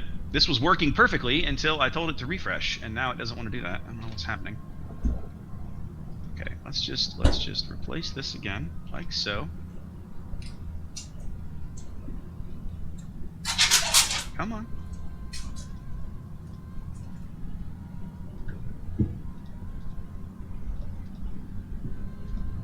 There we go. Okay, so now interact, blow you up, night mode, turn you off. There we go. Who are you turning off? Okay, whew, I was trying to get the stinking bracket to come back up. Alright, so let's have a look. I haven't actually had a chance to check where we are. Okay. Buenas noches survives a scare from Arcane. They are moving on to play Cuter. TXT, PSV falling Zaf, RNG knocking them off. TXT moving on to face them in the quarterfinals. 07 comes back from losing their first game to SCCC. They will be facing Sneed as KSC moves on, and so does PWP. So PWP, KSC drawing the defending champions in their quarterfinal game. I believe that's the game that we're going to go cast. It is indeed. KSC and PWP, Zaf. Which side would you like? I'm sorry, which match are we catching? KSC versus PWP. Oh, please give me KSC side. Okay, that's what we'll do. Thank you, thank you. Let me get not a problem. I need to get this all set up here. Couple people that I've played games with. Typically, they're stuck on the enemy team, but it's always a fun time. It's a fun match. Lego Party Australia from KSC. I gotta cover his side. That name always cracks me up every time I hear you say it. Alright, let's update this, and that should be... There we go. Alright, guys. Going to PWP and KSC here on the channel. Let me go find the room. Tab back over to Discord. Room is up. Alright, so room is available, Zaf. All I gotta look for is _drift. KSC, I guess, is hosting. Sounds good. I have to load in. Game crashed. What happened? Your game crashed? Game crashed, sir. Yes. So now we're in we're still in the round of 16. Is that correct? No, we're in quarterfinals. You're in top 8. All right. So Warriors Path, Land of Fire, and North. You are correct, sir. Going to Warrior's Path first off. All right, now. Do I have a giveaway running? I should have a giveaway running. Yep, let's let that run a little longer.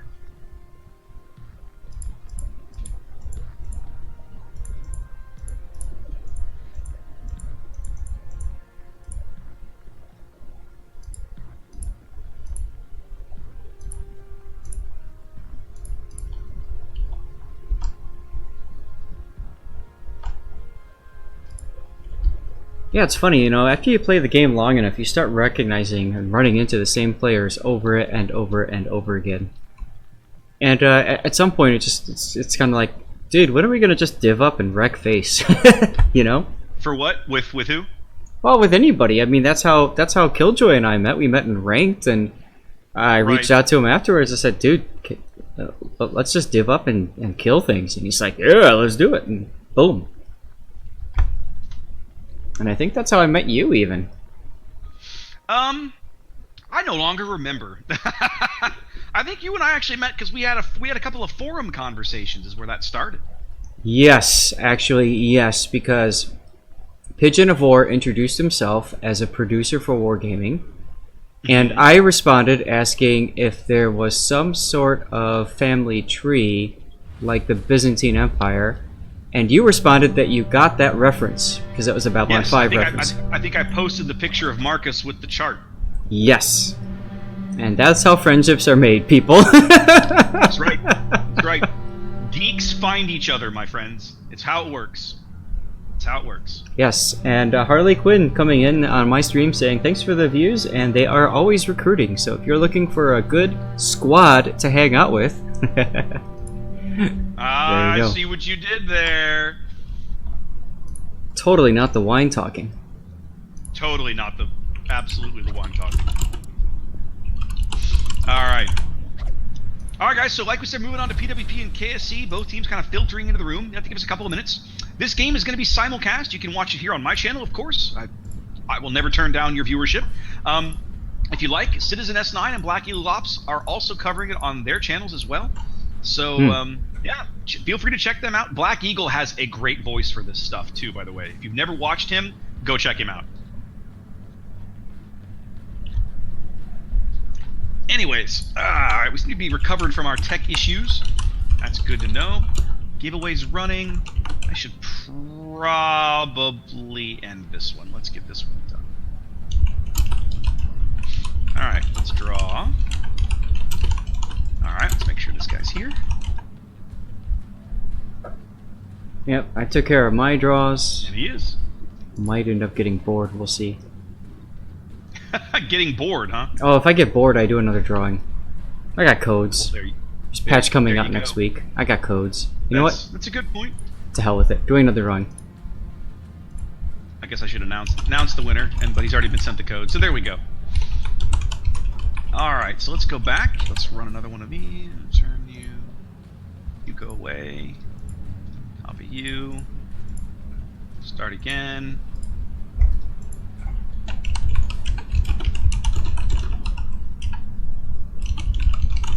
There we go. Alright, that's right. Don't think that's right anymore. Alright guys, so a quick look ahead.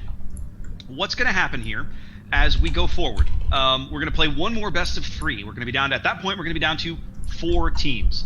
Before we can start the semifinals, those 4 teams will go away. They're the 2 teams that are going to play each other. The 2 will go away, and they do a map picks. They basically, we don't know the map rotations for those. Okay, there are 7 maps available to be played in this King of the Sea. What'll happen is a representative of each team will sit down with a referee. Each team will ban a map, and then from then on, each team will alternate. One team will pick a map. The other team will pick which spawn on that map they want to play. And the other team will pick a map. The other team the team that didn't choose the map will choose the spawn, and they'll go back and forth until each team has picked 2 maps. And then by default, whichever map is left, because you've already banned 2 and picked 4, is game 5. The game 5 map is the leftover. Man, that's a lot to keep straight. Can you just tell me what to cast? I will later on. Okay. That's the wine talking. No. Yeah. No. I still have plenty of bottle left. Come on. That's true. That's true. So, just so you guys know, what we're going to see here, of course we're going to show you KSC and PWP. If you want to see the other quarterfinal matches, they are available elsewhere. Let me post this link into the channel.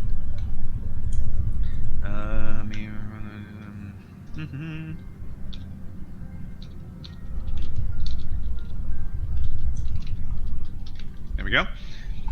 So if you're looking for any of the other quarterfinal matches, they are all being covered by other casters. We're looking at Senpai and Tedster are going to cover Sneed and 07. That's going to be a good match. That's going to be a good match.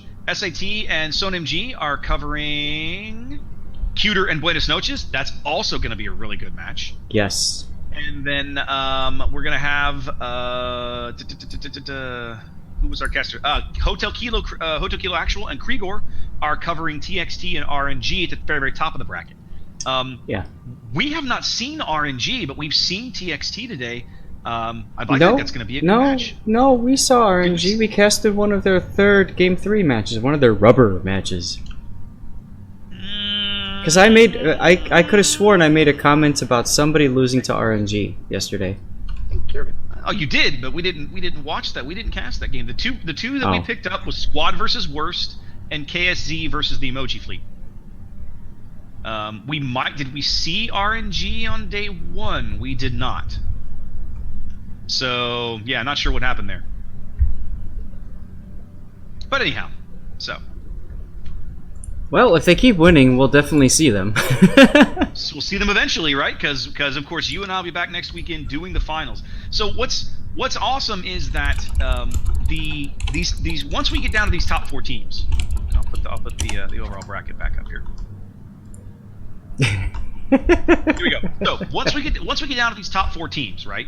Each one of those teams is going to play 2 more best of 5 matches. They're going to play the semifinals, right?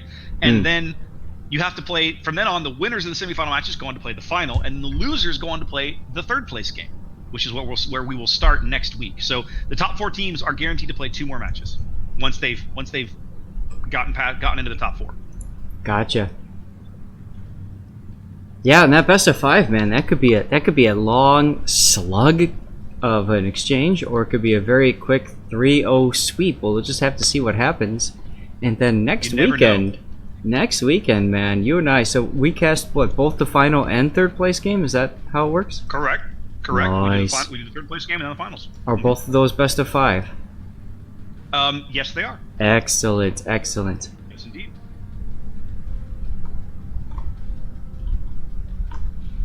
I wish we'd had enough stream teams to cover the full round of 16 bracket, Zap, because the 07 SCCC match, I would have loved to have seen that match. The Cuter match, I mean, we like several different people on the stream team all talked about it. Should we cast this match? Should we not? And in the end, it didn't get cast. And yet, like you said, Cuter won 2-zip. Yeah. I don't think anybody would have called that. No. Those 2 teams have been around competitive forever. They know each other. They're all great friends. And I don't know that has Cuter ever beaten Cute in something like this. That's what I was saying earlier. That's what you were saying earlier, wasn't it? Yeah. So I gotta say, I mean, what we really missed out was a match between really good friends, a lot of inside jokes, which I know you were afraid of because of the weeb factor. But I'll tell you what. So Wargaming is releasing, hopefully, a patch this week, which includes, in theory, a spectator mode. If that spectator mode comes off the ground, what's really cool about this is that in future King of the Sea and other tournaments, there's nothing that says we can't, as casters, individually cast games early on and then merge together. So you cast one game, I cast another game, and then we merge together, share the experience of what happened in those games that we casted, and then do our magic. You're right. All right, I think the spectator mode is going to be a kind of a big game changer for us when it finally shows up, when they finally get it put into the game and it's all here and it's working. I'm really curious to see how the functionality is, because I haven't actually tried it yet, but we'll see how it goes. All right, I need to ready up here. It looks as if both teams are ready as we head to Warrior's Path. So I'm going to go ahead and run this video. With more coastline than any And country in there the you go. world, On the other side. the nooks and crannies of the shores of northern Canada set the stage for a showdown between I opposing am speaking fleets. for you, saying Amidst that you the are barren ready. rocks That's and fine, snow-capped I'm peaks, glad you only did. one team will remain unvanquished. This is Warrior's Path. Warrior's Path is a 48 by 48 kilometer domination-style map with 3 cap points running in a line from west to east. The A cap is on the extreme What are you left, eating there, B is sir? in the center, and C is on the far Just right. noshing on some M&Ms. To the west, Oh, Cap what A kind? has Just enough regular? nearby island cover that it generally attracts at least one radar Dark cruiser from chocolate. each team. Okay, good. I There like is it. island cover within the cap that gives destroyers the know, options of entering and hunting my down the favorite- contested, but it's My exceptionally favorite is risky. dark chocolate mint. Capture Area Ooh, B is a difficult so and good. challenging place to be in the early going. I got of the game. those in Between Australia, radar enemy aircraft, actually. destroyers within the cap They will sell be those here easily now as spotted. well. Though they have cover in the form of the tall Yes, island sir, in the I center bought of the some. cap. They My risk wife being hates pinned mint, down right? there So if the they were opposing some team of is the only determined M&Ms to I could find a buy way that she to wouldn't wipe them touch. out. Man, I love. Off You know to what? the I east, the sea cap so we have a offers solid Culver's cover near for us. friendly I always cruisers go along for the whenever it's northwestern mint and explosion. southwestern edges, but precious little So inside good. the cap itself. The long, narrow channel to the east She that likes connects the C and caramel B is a flavor. frequent place to see pushes occur in the mid to late game, depending on the board position of each team. Warrior's Path has a long and storied history within the tournament, having produced many close and competitive games. It begs the question, what memorable plays and matches will result this time around? 18 ships. Alright, we're going to get our first glimpse of these ships here. Let's make sure everybody's running protection.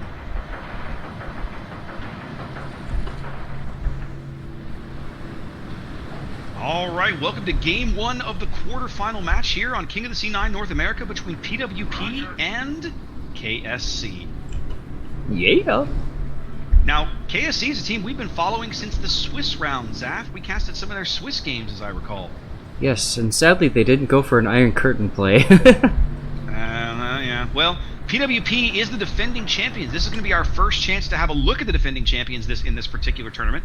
And just looking through the ship names that the players that I see, I only recognize 3 of these names from their defending champion team that won the last King of the Sea in the spring. That's Quincy, Celamane, and Ghost of a Smile. Those 3 names absolutely were in the last PWP team that I cast in the finals last March. But everyone else I don't recognize. So they've obviously had some turnover. Yeah, it's interesting. You know, and that's kind of natural. We've commented on that before, how some clans have folded over time. Some clans have really changed their membership over time. And I guess it's just a fact of life. But Yeah. I feel very you know, blessed that our clan Kraken is alive and well. Agreed.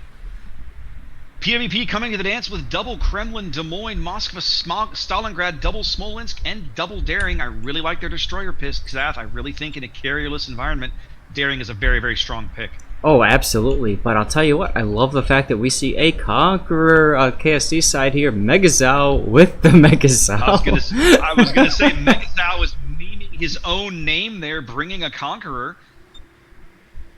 And triple Smolensk, Xath. Dear holy God. Well, I mean, when something just has to die, but in a long time, there's your Smolensk. When it absolutely has to die 10 minutes from now. Yes, exactly right. PWP opting for a very heavy split here, going AC, sending Kremlin, Daring, and Smolensk to A, probably acting as a bit of a stalking horse, a bit of a kiting force over there. Their big push is towards C, Daring, Moskva, Stalingrad, Kremlin, and well in the back, crawling due east along the H line, Fever Novus, Smolensk. Somebody's into the C cap already, Zaf, and A. Who is in which cap? Both gearing. So we've got AussieZeus, obviously, in A, and then, of course, Drift is over in C cap. One thing that's interesting is that sauerkraut in the Des Moines is just tucked in, almost as beautifully tucked as you can be, like snug as a bug in a rug, kind of tucked. North of B there in the island of, what is that, Delta 7/6. Okay, I know on the map approximately where you are. Yes. ShadoWolFish is also just overseeing everything. He's on Overwatch there with his Yamato, just ready. He's not even moving. He's just sitting there like, hey guys. You spot them, I shoot them. Indeed. KSC striking early, picking up A, but Ghost of a Smile, his daring immediately there, ready to jump back into that cap as AussieZeus sails out. Our Stalingrad radar push drift out of C. That's going to allow Kirov's daring to grab C, as now PWP working on a one cap advantage and trying to steal A away.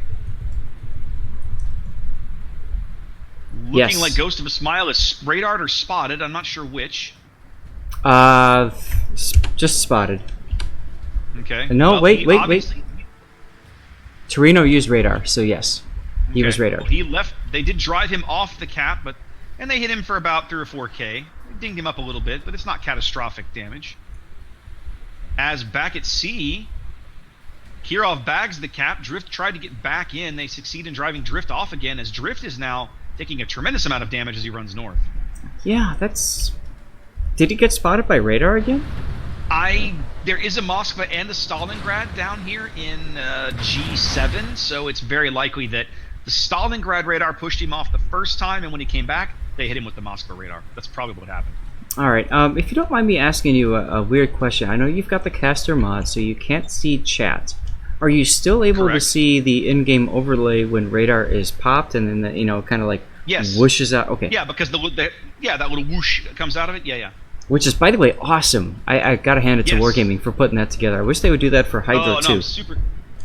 Yes. Well, you get the icon with Hydro, but you're right. You don't get the little visual overlay. If you ask me, they should be doing that whoosh like through the duration of the radar and the Hydro, like just constant wave action. Awesome. That would be just like have it. We can make that suggestion. It's a really good visual for them to pulse that out every 5 seconds while the radar is active. Yes. Kirov airship pushing up to face spot. Drift's gearing again. Oh, Drift is in in danger. Definitely in trouble now. He's low enough. They might hit him with the Stalin radar. They do. The Stalin radar hits him again. They decided that he's a priority target. They want to get him off the board. Stalin and Moskva will both have shots on him. Drift's only chance. Trying to get to the island. 208 hit points. Yep, he did exactly what he needed to do. He drifted right into that island, no pun intended, but oh god. He's out of this game. Yeah. Other than his Get torpedoes. Spotted again. He simply can't get spotted again. In fact, it looks as if Kirov's daring might go intentionally push him and try to kill him. Why not? Throw your Hydro on and just charge. Yeah. What do you got to lose? Now, it's looking like this is the play. So Kirov is now kind of circling around in that vicinity. He's trying to swing wide. He's pushing for the map edge. Kirov reporting. Farther on the 10 line. Yep. Well, it does say Kirov airship, so there you go. Oh boy, AussieZeus also very low. Both destroyers on KSC just getting hammered early on. Yeah. Well, they're priority targets. I mean, literally a single shell will kill Drift. Look at Miko Dance just working his way up, saying, "I really don't care where you guys are. I'm just pushing up." Yep. Well, they're not really in a position to do anything about it. There's nothing on the 10 line to punish him for trying to take that position. I just looked at the minimap, Zath, and noticed that both of KSC's battleships are kind of in the middle of the board. I don't know that I like that. Well, and that's kind of what I'm, I mean, it makes sense to... I kind of like that MegaZao is where he's at. He's at a position to prevent the Kremlin from pushing too far forward. He'll burn the crap out of anything. Des Moines is trying to cap now Salamende, but he's about to get... There it is. And then he gets completely reset as he gets broken slightly from Conqueror HE. But yeah, ShadoWolFish and MegaZao in the same spot. That's a problem. Yeah. PWP working on about a 40-point lead here as they are up a ship. I'm sorry, they're not. I'm reading the top of the thing wrong, but nobody has actually lost a ship yet. That's my mistake. It's because we launched with a ref in the game, and I'm not used to seeing that. But 8 minutes. Yep, 8 minutes gone. PWP on about a 40-point lead as they start to bag B, and Ghost of a Smile gets back into A. Now he's on about half health. He has also been beat up quite a bit over here between the Moskva and the Smolensk. They must have him radared again. Moskva shells coming in. No? Maybe they're just guessing. Is Torino's radar up? No. Okay, so they were just guessing. It was a close guess. But it does look like PWP will own all the caps momentarily. Drift now spotted. That's a big problem. Him there. Well, they have no angle to shoot at him, but he is spotted. Like Kirov's got him on Hydro. Yes. Daring Hydro picking up Drift on 200 HP as Kremlin shells and Des Moines shells from B come in for him. They do finally get him. Yes, Miko Dance just saying, hey. Yep. PWP up a ship on all the caps here early on Warrior's Path. Well, I say early, we're about the halfway mark of the match. They've worked themselves into a great board position. Whereas KSC just looks like they're not really sure what to do at this point, which is interesting. We haven't really seen them this hesitant and uncertain before, and I almost wonder if it's because they brought so many Smolensks. It's possible. The Smolensk is a good ship, right? But it's a ship that it doesn't take hits well.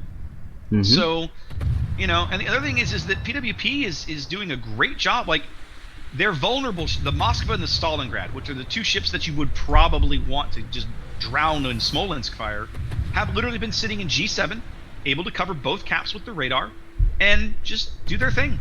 And they're not snuggled up to the island. They're literally pointed about. They're sitting about a half of a line width back from the island, able to turn their guns in whichever direction they want, pointed due as the ship is pointed due north. PWP's lead grows to almost 400 points here as we cross the halfway mark of the match. Team has taken the lead. 120 seconds on the timer. KSC needs to do something, make a play. Yeah, I really think A is their best place to pull that off. I don't know how likely it is. I like how both Kremlins on PWP side have just pushed up, basically saying, if you really want to come at us, you have to go through me. Indeed.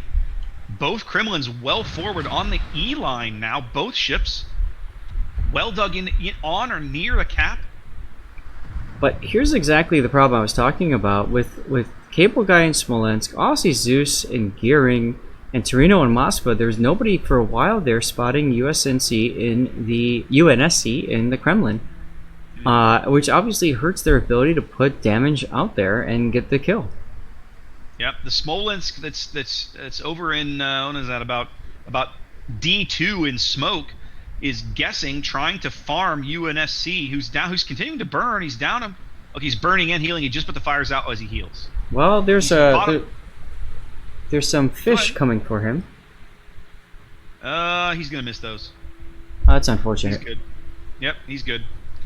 60 seconds on the timer now. KSC just getting pushed off the map here. They're trying to drive both Smolensks into C, but that's just going to stop the bleeding, and LongDong is about to eat a daring torpedo salvo that's going to wipe him out. There it goes.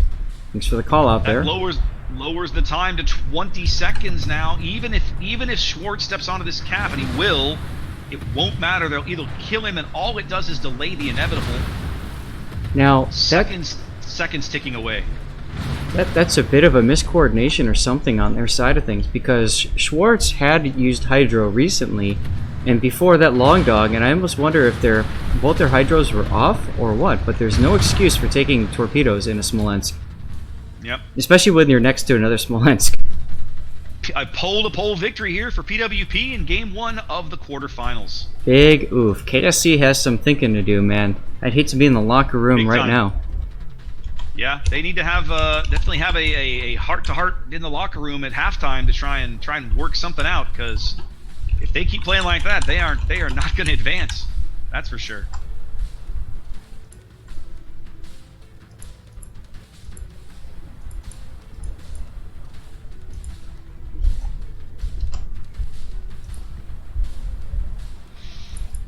Yeah, absolutely no kills on KSC's side of things. Yep. Well, Zath, all right, so let's put you in that shoes. You're the coach. You're the manager of KSC as a team, and it's halftime after that half, and you're in the locker room. What do you say to your team? I'm screaming at them and telling them that if they don't get their act together, they're going home. And not only that, but I'm pointing out to them that they are being casted by 4 total people. There are 4 different streams out there that are watching them play like this, and I am asking each and every one of them if they just want to look like this on stream. And I'm trying to get them to understand that they can't afford to make these kind of mistakes again. That's what I'm saying to them in the locker room as a coach. I was actually trying to get to, as the strategic leader of the team, what decisions and what choices are you going to make differently to adapt after a game one like that? That's kind of where I was going. Oh, okay. I misunderstood. Specific. Apologies. I thought you were going for, regular sensationalist coach. No, I'm thinking more Nick Saban and less John Madden. Okay, these names know nothing to me other than Madden saying, "Boom, this play will work for sure." So here's what I would say to KSC is, one, their destroyers just got wrecked with 0 supports. So the biggest problem that KSC had there was they just simply allowed their destroyers. Now, maybe their destroyers were too aggressive too early. You saw both of them getting into the caps early, saying, "Come radar me, I'm here." So one, maybe they need to dial back their aggression a little bit. But two, and this speaks to the Smolensk spam, the triple Smolensk, I think that they need ships that can defend those destroyers better. More radar boats, ships that have better gun arcs, etc., etc. I'm thinking Moskva and Stalingrad. I really think, for starters, I agree with you. I feel like the triple Smolensk may have worked for them in certain matches. I don't think that's a good idea against what we just watched, clearly. And yet, here we are sitting in the training room, and KSC is already ready to go. Already. So they're obviously not putting as much agonizing and hand-wringing into this as you and I, because we have time to fill, and they're just ready to go. I honestly think what we're about to see as we go to Land of Fire, I think we're going to see them go back to the Wall of Steel. That's what I think. I think we're going to see it. You got to go with what works. I think we're going to go see them back to the Iron Curtain, just like we saw them running in southern tip of South America, a few hundred miles north of Antarctica, and essentially an archipelago just dare rich in history and PWP diversity. to do something Soon about it. these storied waters will play host to a heroic now, they can clash prove me between wrong, and opposing forces, we'll all laugh and the about it region later. will live up to its But name. This I think that is after Land that of game Fire. and after a route like that, Land of Fire is if a you've been 48 able to by make 48 accomplish kilometer domination style map 650,000 with hit 3 points cap work points for running you, on a line you know from they west have. to east. I think The it's A time to cap try is it on out. the extreme left, B is in the center, and C is on the far right.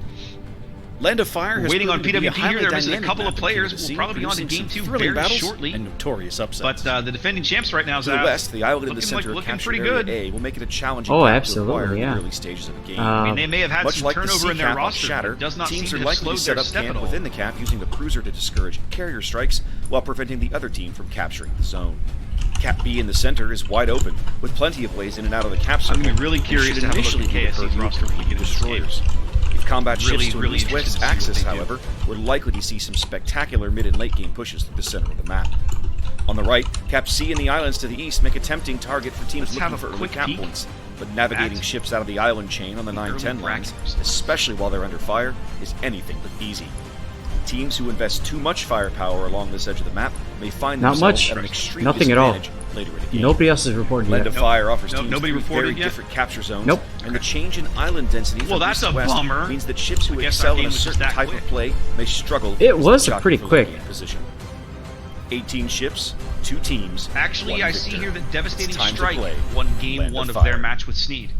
Oh, it hasn't been The reported extreme on the southern tip of bracket. South America, Apologies. a few hundred I miles had north of to Antarctica, click on lies the an archipelago match rich to in get it to history come up, and and that's what it's diversity. showing me. Soon, these storied waters will play host to a heroic clash between opposing forces, and the But you're region right, will it's live up not to its showing name. in the bracket for some This is Land of Fire. Land of Fire is a okay, 48 by this thing 48 hates me kilometer again now. domination style map with 3 cap points running on a line from west to east. The A cap is on the extreme left, B is in the OBS doing center, some weird and C things is on the today, far kids. right. There it goes. Land of Fire has proven to be a highly dynamic map in King of the Sea, producing some thrilling battles And and we're dropping. notorious Hey, look, upsets. let's get this done. To the west, the island in the center of capture area A Excellent. will make it a challenging cap to acquire in the early stages of the game. Much like the C cap on Shatter, teams are likely to set up camp within the cap using a cruiser to discourage carrier strikes while preventing the other team from capturing the zone. And my game crashed. Cap B in the center is wide open with plenty of do you want me to blazing call a ammo in mulligan cap for circle, you? and should initially be the purview of competing destroyers. If combat shifts to an east-west axis, See if however, they'll do it. we're likely to see some spectacular mid and late game pushes through the center of the map. Because I don't think I On can the right, get back in. Cap C in the Actually, islands let me to see the if I east can make a load in the tempting training. target for teams looking I don't for know that early I cap can. points. But navigating ships out of the island chain on the 9-10 lines, especially while they're under fire, is anything but easy. Teams who invest too much firepower along this edge of the map Citizen find 9 with themselves at this an extreme Chang'an, disadvantage lol. later in the game. Best Land of Fire Pan-Asian offers ship. 3 very different capture zones, and the change in island density from east to west means this that may not ships let me that back excel into in a the certain training type room, I of just play don't know. may struggle as they jockey for late game position. 18 ships, 2 teams, 1 victor. It's time to play Land of Fire. Okay, they are The all extreme agreeing southern to tip of restart. South America, a few hundred Okay. miles north Tell of them- please Antarctica, tell them thank you. lies I'll an tell them thank you when I archipelago get back. rich in history and diversity. Soon these storied waters will play host to a heroic clash between opposing forces, and the region will live up to its name. This I is didn't even Land get to of see Fire. KSC's lineup, damn it. Land of Fire is a 48 domination style. Literally, we hit drop, and the game was like, oh, terminating now. Oh, fantastic, thank you.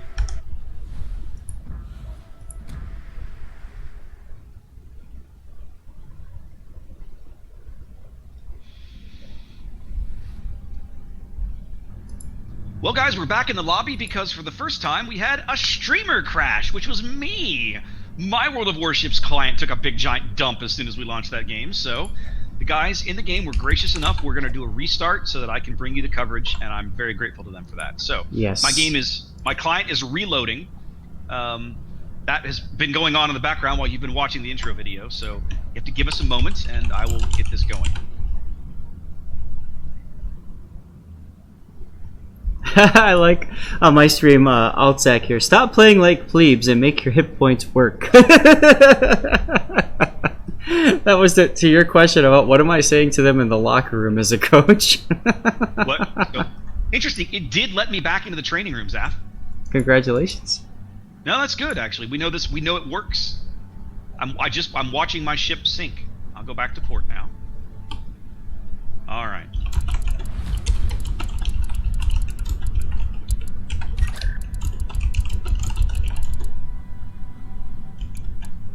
Why don't I have a chat window?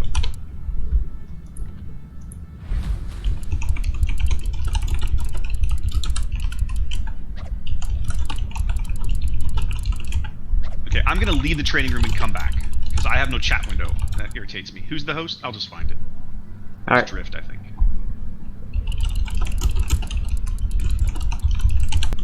Not used to having this problem. I tell you, I have had almost 0 issues with the new training room since it came to the game. What, a year and change ago or whenever. That's all right. I'm just try talking. this again. I'm just talking dirty about you while you can't see it. I'm used to that.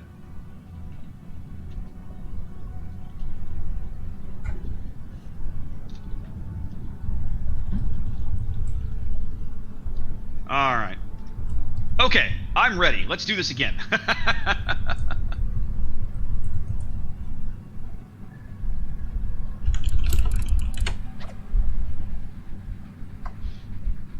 All right. That's all there right. we go. You know, I just realized the It's cool frustrating. thing about having 4 streamers in here. Mm-hmm. I get to pie 3 of them, not just you. See, you're totally amused by something that nobody else understands, Zaf. Wait. Who does not understand pieing people? Like seriously, like what?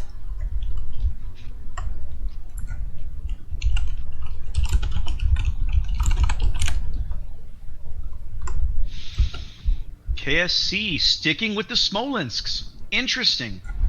In fact, I don't see any Yeah. changes to this lineup at all. No, they Yeah. dumped the Conqueror.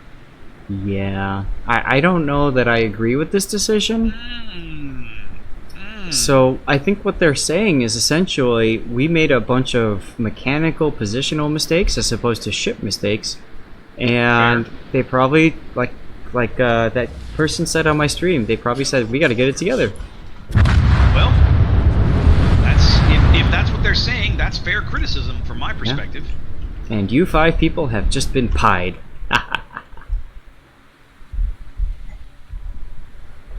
All right, here we go. Game 2 of this quarterfinal match, PWP versus KSC. PWP has made no changes to their lineup. Same ship lineup they brought last time, double Kremlin. Des Moines, Moskva, Stalin, double Smolensk, and double Daring. Yeah, and like you were commenting earlier, we have... I exploded. Keep going. we have made no changes that I know of to your lineup. Yes, like you had commented, the lineup is pretty much the same. So I think it's more coming down to how the gearings are going to play and how the team is going to back them up. That's going to be the key to this game. Now, they might be better served with this map, this team composition on this map, because there are islands closer to a lot of these cap circles. I'm being a little disingenuous, but like the Smolensk positions that I saw on the last map felt a little awkward at times, especially the double Smolensk, like open watering north of sea on Warrior's Path. It was kind of like, what are we doing? That's weird. That's okay. The problem is the battleships didn't go where they expected them in the last game. The battleships went up the channel between B and C and up the side between A and B. And nobody would have expected them to go there. It's true. PWP is sending their destroyers to B and C. Kirov airships Daring, getting reoriented to reverse into the bottom end of the B cap. Ghost of a Smile, chugging up the 7 line, headed to C, backed by UNSC's Kremlin. And that's Miracle Shikaku's Smolensk. Shinjo's Moskva, sitting snuggled up to this island in G5, backing up airships Daring. The remaining 4 ships, Kremlin, Des Moines, Stalingrad, and Smolensk, all headed over towards the 1 line, looking like they're going to go make a play for A. Well, and that's interesting because it looks to me like they're setting up to kite away from A on the KSC side. Both Smolensks are going to that island north of DC2 area, and I think that's a very strong position, assuming they're spotting. Now that's the key. To try to block a push. Both destroyers at B getting radared by Moskvas. So the very early attempt to cap B by both teams coming for nothing. Now the Moskvas trading fire at each other. We've definitely seen a resurgence of Moskva in these last couple events. Oh, well, yeah. AussieZeus, by the way, just want to comment, came dangerously close to getting a torpedo first trouble. So that happened. Meanwhile, Drift has decided he doesn't really feel like going for C-Cap, but he's going around C-Cap. He's now smoking up Sauerkraut in the Des Moines. He wants to get Sauerkraut into a better position to support his push into C-Cap, but doing so means he's not going to have smoke. Ghost of a Smile now reversing into the bottom end of C. We can see the smoke cloud going up behind him. Obviously, we don't know from this side of the map who's in there. Yeah, now Ghost looks like he's going to chill out in this cap and see if he can flip it. Torino, interestingly enough, has chosen to use radar, and I'm not sure why. Because, well, is B-Cap being contested? Is there... No, B-Cap is not. Yes. Kirov was into the bottom end of B, and he's reversing now. I think he's radared again? Okay, so he might have... How? Does the gearing outspot Daring? He does, barely, doesn't he? Barely, but yeah, so your Daring was detected by Torino's radar for only a millisecond. Because of the radar changes, only Torino could see him before the rest of the team could see him, and that's what caused the difference. So AussieZeus is going to come away with this cap, as both Smolensks now, Schwartz and LongDongMegaTron, are reversing their way into A-Cap. Yep. KSC bagging B, PWP bagging C, as Kirov does continue to slowly reverse. Now he's back into the bottom end of the B cap. Not content to let KSC have it. He's determined to fight for it. As Silmane's Des Moines is pushing into the A cap to try and start flipping that, but definitely getting farmed by... Oh, and a big hit coming in. That's the Yamato shells coming in on Silmane. Yeah, ShadoWolFish. We did not see that hit, although now we see the Des Moines afterwards. Pretty damn low. Pretty damn low, down about 15k or so, but I don't think they're going to be able to dislodge Silmane from that cap, so they should be able to pick that cap up as well. They'd managed to drive Kirov off the B cap yet again. quite the cat and mouse game going on here in the center of the map. And I just want to comment, another set of torpedoes narrowly missing AussieZeus over there. Meanwhile, Drift is getting positioned, so now Sauerkraut has moved to a really strong position. Torpedo is just fizzled right in front of him. And Drift is now getting ready to go into the cap, or not. I think he's going to back in. Ghost of a Smile has now backed in, so where he's sitting on the bottom end of B as well. Maybe anticipating this move, maybe just looking for a way to... Well, I'm just not sure, but he's chilling out there. PWP bagging A, working up a one cap advantage here with 6 minutes gone, about a 40-point lead, slowly growing as KSC looking for a way into the board position that they've set up.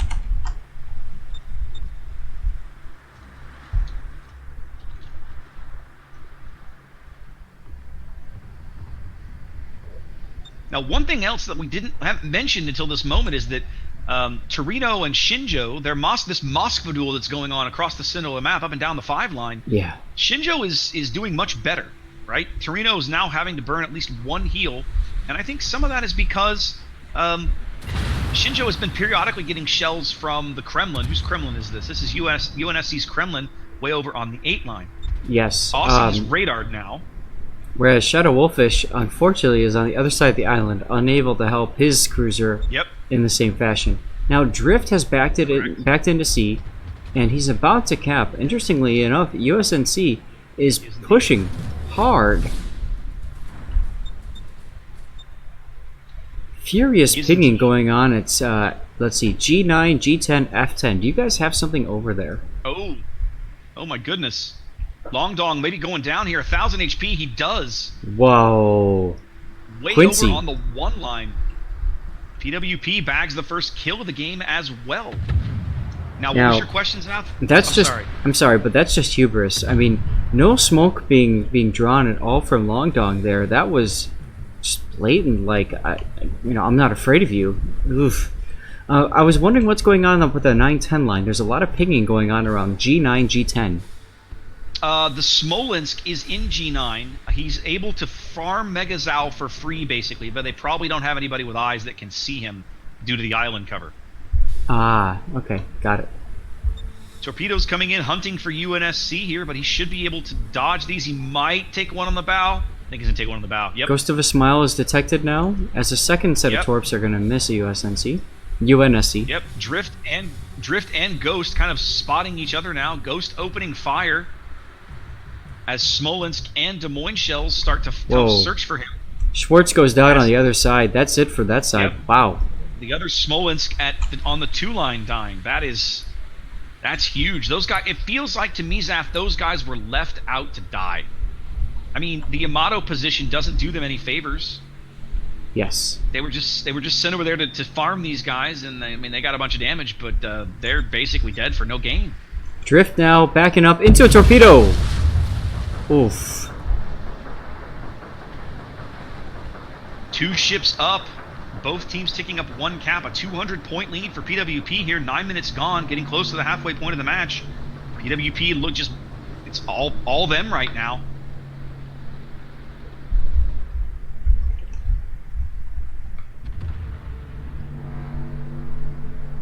They finally got eyes on the Smolensk, and Miracle immediately smoked up.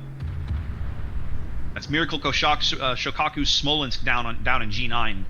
That's continuing to shell MegaZao's Kremlin.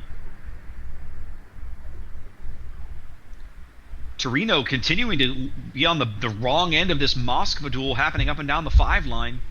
Shinjo now has double his HP. He's not doing too well there. AussieZeus could have come back and just try to smoke him, but he's chosen to stay over at B cap, and I think that's a big problem. They're just constantly going back and forth over that cap. We see ShadoWolFish now repositioning, headed due east along the D line. I'm wondering kind of where he's going, what his plan is, or if he just wants to get involved in this cruiser duel to try and help his guy get a leg up. That looks like what he's doing. His stern turret just fired at Shinjo. And there come the rest.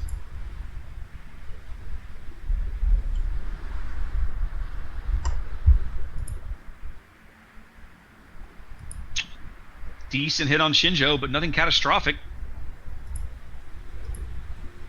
Somebody is splitting time in the B cap. That's got to be Aussie.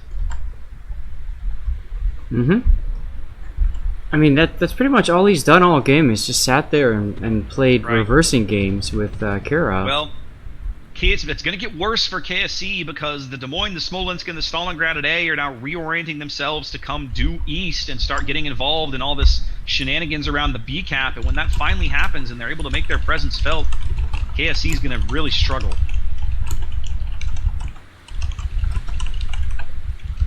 Bunch of single-fire torps headed up the 7 line here, looking for MegaZao, who's been continually farmed by the Smolensk and G9 for a tremendous amount of length of time. I don't know that Mega's going to be able to dodge all of these. In fact, I'm almost confident he's going to take at least one on the bow. Yeah, those torpedoes have not been spotted. Up there they are. It's the beauty of single-fire torpedoes. Wait a minute, wait a minute, wait a minute. Oh, he's going to overcorrect and eat one on the belt? One on the belt, maybe 2. Yep, he takes them both to go with a flood. Nope, he puts the flood out. Still in the game, MegaZao clinging to life. This is, I mean, it's up to PWP to throw this at this point. Yeah, KSC they're down over 150,000 hit points here. They own no caps, they're losing control of D. PWP is just relentlessly pushing them back across the entire board. Yeah, I think MegaZao has realized he needs to push forward hard and try to get this broadside shot on UNSC if he's going to win. And that's not going to happen. He just shot the bow. I don't think he's going to live long enough. Even if he does it, he's not going to live long enough to take the shot. No, I think he wasted... He blew a shot early to try to get that kill. Oh! Shinjo goes down. Torino wins the duel. Torino does finally manage to win the duel with the Amato's help. That's KSC's first kill of the game here with 7.5 minutes to play, but they're still upside down, well over 250 points. UNSC takes the torpedo, but that's it for MegaZao. He's gone. Yep. These cruisers on the 9-10 line, this Des Moines and this Smolensk, Zath, to me, I mean, I don't feel like they've had a whole lot of impact in this game. Yeah, I just feel like KSC came in here and, I mean, they had an idea of what they wanted to do. Oh! Where was that? Oh, over there. Right into the smoke. With a blind shot in the smoke. They had an idea what they wanted to do, but unfortunately, PWP did not do exactly what they wanted to happen. And I think this is a good example of a team not making changes out of respect for what the enemy team is going to do. Basically saying that, you know, our game is better. And in this case here, I think that's cost them 2 games now. Almost 500 points difference here, under 60 seconds on the timer. PWP looking very strong to head to the semifinals here, become one of the top 4 finalists for the second time. I don't think KSC can do anything about it. I can't imagine that they have the ability to come back from this health and this board position. My God, I mean, PWP has what, 5 times the health at this point? Yeah, it's the gap is just too large, and it just got worse. 10 seconds, this is over. This is over. PWP is going back to the semifinals for the second straight King of the Sea here on North America, with a 2-0 sweep of KSC. Yeah. KSC played such a good tournament, Zap. They made it this far. They've never made it this far before, but they just happened to run into the defending champions, who just showed everybody why they're the defending champions. Oh, absolutely. So, you know what? I mean, that's a well-deserved win for PWP. So. And, you know what? It might be a good, I guess you could say, learning opportunity for KSC. I hope so, because this KSC is a team that's come back to King of the Sea several times. This is the first time they've made it this far. And to me, that just shows that they're continuing to improve, continuing to get better. We saw several different looks from them over the course of this event, which I love. I love a team that's able to adapt their strategies, or even better, develop multiple ones to deploy on different maps or in different situations, and execute them well. So we know they have that ability. And I look forward to seeing them in King of the Sea 10. I'm excited to see them come back because they played so well this event, and they just ran into this PWP buzzsaw. Now, interestingly enough, 07 Devastating Strike wins 2-0 against Sneed, so they will move on to the semifinals. Did they really? Buenos Noches takes 1 game off of Cuter, and PWP, as we know, wins. TXT beats RNG. So we're gonna have to try to find a game 3, I guess, huh? Well, I mean, in theory, we could go camp somebody else's game 3 if it's, if we catch the timing just right. Let me put the bracket up momentarily here. Let me refresh it.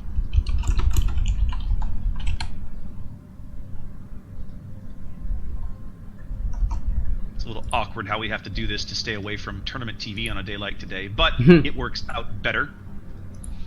All right, so 07 does defeat Sneed, and of course we just watched PWP defeat KSC, so we know that the semifinals will be a rematch then of last King of the Sea's finals in this half of the bracket. Yeah. TXT up a game on RNG, just like you were saying, and Buenos Noches up a game on Cuter, so we don't yet know who's coming out of that match as well, either one of those matches, or if either one of them is going to a game 3. Tell you what, while you figure that out, I'm gonna load up a replay just something to watch. Okay, you and your replays. Let me ping. Let's see. I know. Believe it or not, I've actually got a bunch of people on my stream saying they really missed the replay. So I'm trying to, play to both sides fine. here. That's fine. Go for it, man. It's your stream. You do whatever you want. You don't need my permission. All right, we're gonna close this giveaway up and give this code away. All right, let's see if this gentleman is still here. You got to be present to win. And he is. Fantastic. So we will announce the winner and grab the code.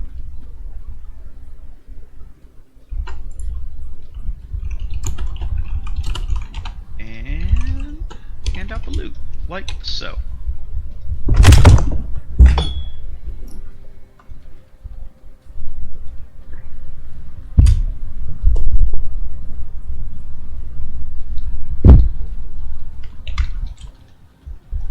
Oh, my kitty cat decided to jump off the table and just knock everything over in the process.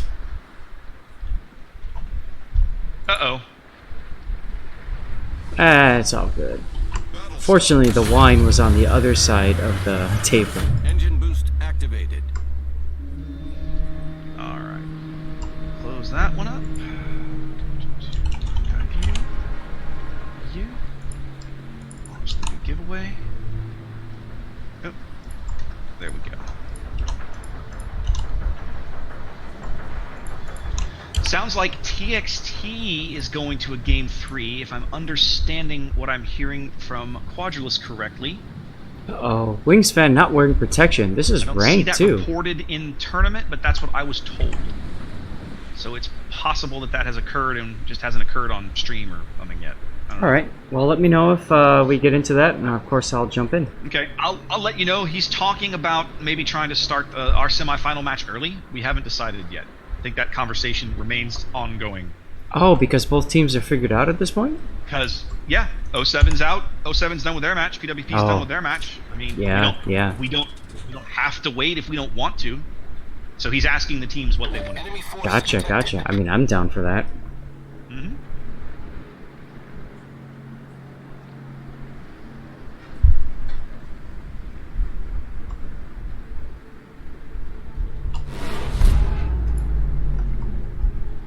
While we got a minute, big thanks to Wargaming for giving us some prizes that we can hand out, some resource containers, that sort of thing on both of our streams.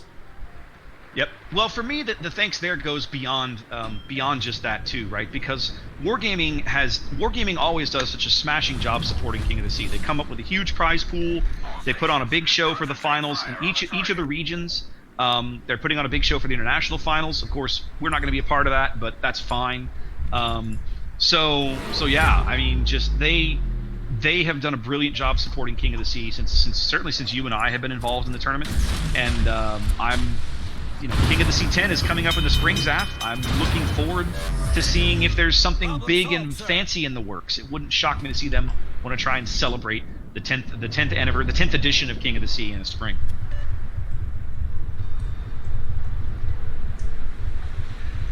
In the meantime, at a minimum, we have to wait a little while for PWP and 07 to go do their map picks. They have to go through that process. Let's see here. Scrolling down, looking at results. So it's funny, as you mentioned Wargaming and their support and stuff. In this replay that I'm featuring right now, Femininely is on the other team. That's funny. RNG and TXT are going to a game 3. I do not see a report for BN's second game just yet. I do see at least one team rep. Okay, they're probably trying to get 07 around to go ahead and do pick bans for that half of the bracket for the semifinals. Yeah, I So mean, we you have a might as few well minutes take to- care of the we have a few minutes logistical to stuff. wait. Right, we have a few minutes to wait. Like even if we go straight into the semifinals, there's some admin stuff that has to go on in the background. So we've got a few minutes to kill. What I'm gonna do on my stream, guys, I'm gonna take about a 3 or 4 minute break. I'm gonna hit the head and refill my water, and I'll come back while the refs work all of their magic in the background. And don't forget to enter the giveaway. It's #Kots9. We're giving away, each one of these codes is worth 5 resource crates. So just a little thank you for hanging out and watching the stream. Some fun door prizes from courtesy of Wargaming. So keep that going, and I will be back in 3 or 4 minutes. I don't know that I would have bothered throwing torpedoes out. I mean, I guess it makes sense at this point, but oof. Yeah, no problem, Raptor. While you're off doing that, I'll kind of entertain the troops a little bit, talk a little bit about both of our channels, that sort of thing. So definitely, and I get some of that when I get back as well. Yeah, and no worries, man. So Raptor does a lot of streaming, of course. Oh, Fem just died to the Benson over there. Ugh. Anyway, Raptor does a lot of streams. He does Fletcher Friday is what he's really well known for. He does a lot of other kind of hang out and let's play ships kind of streams. He does also a good number of kind of replay review games. So he'll have a game in a test ship or just a ship he's playing, and it'll be a interesting game, awesome game, whatever, and he'll just post that up on YouTube. And I'm always incredibly jealous of the way that he manages to introduce those games as something that's really cool, makes you want to watch it, whereas I really suck at that. And then on my side of things, I run replay analysis, so my focus is more looking at replays, how replays are working, trying to help players get good, so to speak, and improve their game. It's a lot of fun, and it's incredibly rewarding. I'm a teacher by trade, so to be able to kind of apply some of my coaching/teaching capabilities and training, as it sounds like Raptor takes a piss in the background, is a lot of fun. It's incredibly rewarding. And I'll tell you what, it's just, it's great. So if you've got a replay that you'd like to get featured, or at least, analyzed, send me an email. lordzathna@gmail.com is my email address. It's on the bottom of your screen right there if you're watching my stream. And I will add that to my queue. I post a little Google spreadsheet on Fridays where you can vote for the replays that you'd like to see. And we'll go with the most voted replays and go from there. And all replays that have been covered are released on YouTube. And I try to tag people on the forums. So if you are a forumite, one day you too might be tagged in a replay. You just never know. What are you laughing about, sir? I don't know what you're talking about.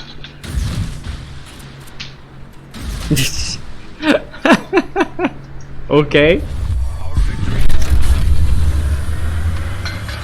Engine boost activated. Awkward silence.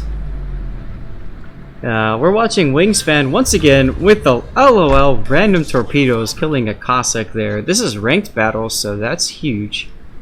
Lucky coward. Oh, somebody is salty. You're just salty because I stepped away for a few minutes. That's what you're salty about. I'm not salty at all for that. It gave me a chance to reach out and touch your viewers.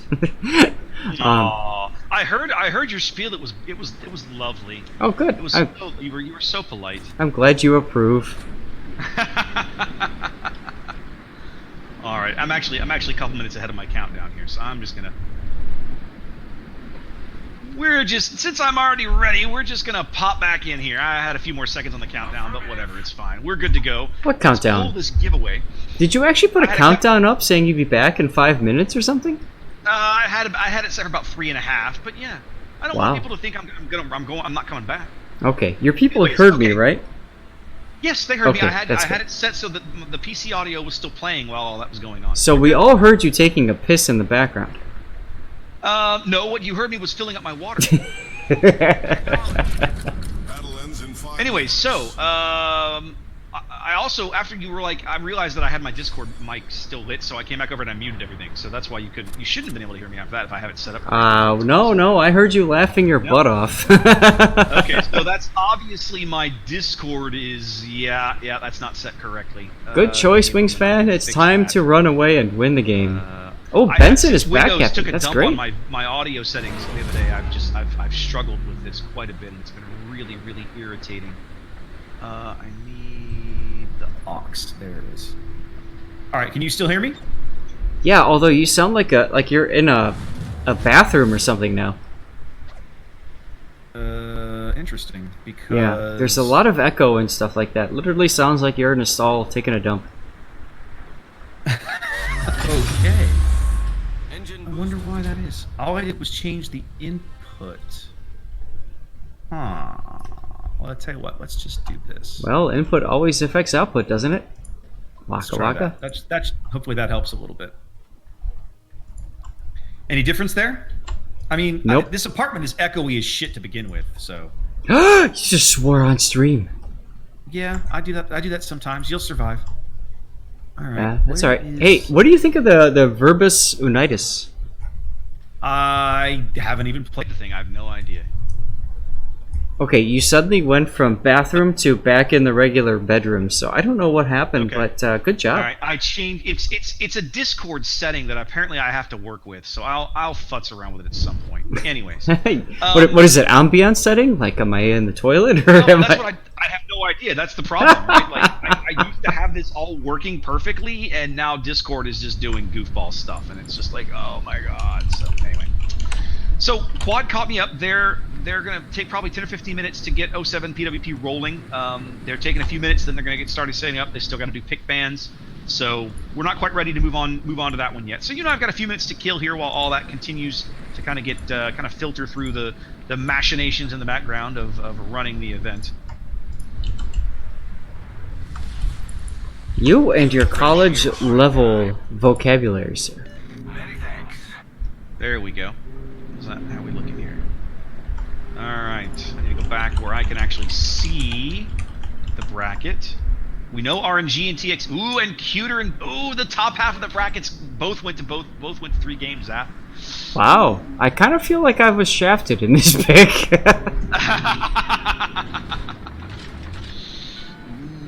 Both going to 3 games. Love it. Really curious to see who comes out of that half of the bracket. Really curious. I know you and I both talked about Buenos Noches earlier, right? And as good a team as Buenos Noches is, we know they're not infallible. We've seen them lose close matches before, or close games before. Yeah, but the thing about Buenos Noches is they're okay with losing matches. Like it doesn't phase them. Enemy force detected. My point is simply that it doesn't surprise me. I know, right? It doesn't surprise me to see them go to a 3rd game. That's I won't say that's common for them, but at this level of play, you've got so many teams that are kind of similar skill levels, right? Approximately the same skill level.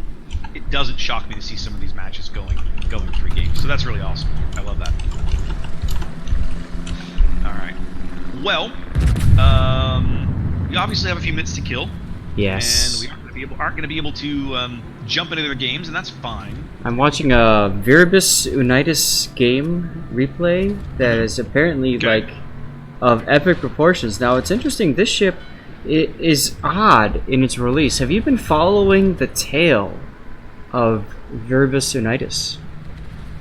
Other than it exists in the game, not really. Oh, do you know the tragedy of Darth Plagueis the Wise? It's not a story that a Jedi would tell you. Well, I'll tell you what is interesting about this ship. So Wargaming posted in the dev blog that they were going to nerf the heck out of its accuracy, but they were going to buff right, and then they didn't. Its casemate heal and its Citadel heal, and then they none of those changes went through. Exactly. Yes, I remember all of that. So it's hilarious because they kind of forgot that they were going to make those changes, much as D&D kind of forgot that they were going to make a lot of changes for Game of Thrones Season 8. And as a result, this ship is released as is. And I'm watching 2 ships in a division with the same ship just go around right now. And oh boy, they just sniped a poor Emerald, I think. I don't know. They sniped some cruiser and made it their biatch. But yeah, it's interesting to see what happens as a result. Like, LOL, like somebody dropped the ball here. I don't know. Could be. Could be. Which side of the match do you want to cast, Zaf? Do you want to cast with PWP or cast with 07? 07, please. I knew you were going to pick that. Well, I mean, okay, so hold on a sec. You cast PSP side last time, so I'm going to defer to you. If you would like to cast 07 side because it's a different perspective for your viewers, it's all good, man. No, it's fine. Great, thank you. I'll take 07 then. It's fine. Alright. We don't yet know the map rotation, so the screen... I've hidden the maps for the moment, guys, just because we don't have any idea what the map rotation is. They're working all of that out. As soon as we know, I'll let you know. In the meantime, this is obviously going to be our next match here, as we wait for the results out of the other half of the semifinals bracket. Sorry, the other half of the quarterfinals bracket. And we'll bring those results to you as soon as they're known, because we certainly don't have any idea. Meanwhile, my viewers are requesting that I refuel my wine. Oh, yes, because that's what you need. I'm at a quarter of glass left. I mean, I'm okay. It's getting pretty low there, man. Getting pretty low. It's getting low. I should refuel before we get to our quarterfinal match. Sun's getting real low, big guy. Why don't you go refill that glass? Well, but doing so means I have to give up this replay. I'll tell you what, 81,000 damage in Viribus, and it's not even halfway done yet. You say 181? No, just 81. Just 81. Okay. Yeah. Well, that's the thing with Battleship replays, right? Like, you'll look at a game and like 4 minutes in, you'll have 100,000 damage. And then over the next 12 minutes, you'll do like 23. Yeah. Like, I can't count the number of times that's happened to me in Battleship. And I just want to share how I feel very happy that I'm not the only one drinking on a Sunday evening/afternoon. At least one person in my Twitch chat has commented that they are also drinking too. As well. Why not? Yeah, as you drink water. Do what you want. I'm drinking water because I'm trying not to get sick, because I have to be functional and do this again next weekend, right? Oh, dude, that's what Airborne is for. Yeah, no. Kill the New York! Kill the New York! No, okay. Oh. You're talking that because you're getting on an airplane, right? Like me, my wife, when we were on the cruise, she got sick the last few days, and she's been trying to get over this upper sinus crap for almost 2 weeks. Yeah. I'm trying to make sure that I don't get it, because I don't want to sound like this next weekend. Oh, right? I'd love it if you did. I can't cast a whole tournament with no voice feeling like garbage, so I'm trying to avoid that. Well, I mean, that's what you get for playing warships in the Caribbean. Yeah, see, these things, one of those things doesn't have anything to do with the other. I don't understand where you're coming from. Oh, it's nothing but jealousy, good sir. Oh, I see what it is. Okay, I got you. I mean, my bad. I mean, you literally posted pictures of you playing the game, and mind you, I'm the one who took pictures of, well, no, somebody else took pictures of me playing the game at the CC Summit, remember?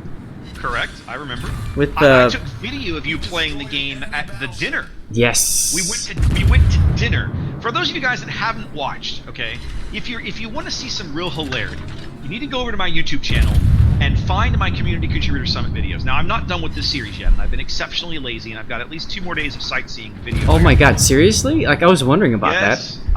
I've never done them. However, the 2 days that are up there, well, there's 3 or 4 videos up there, but one of them is on day 1 of the summit, one of them is on day 2 of the summit.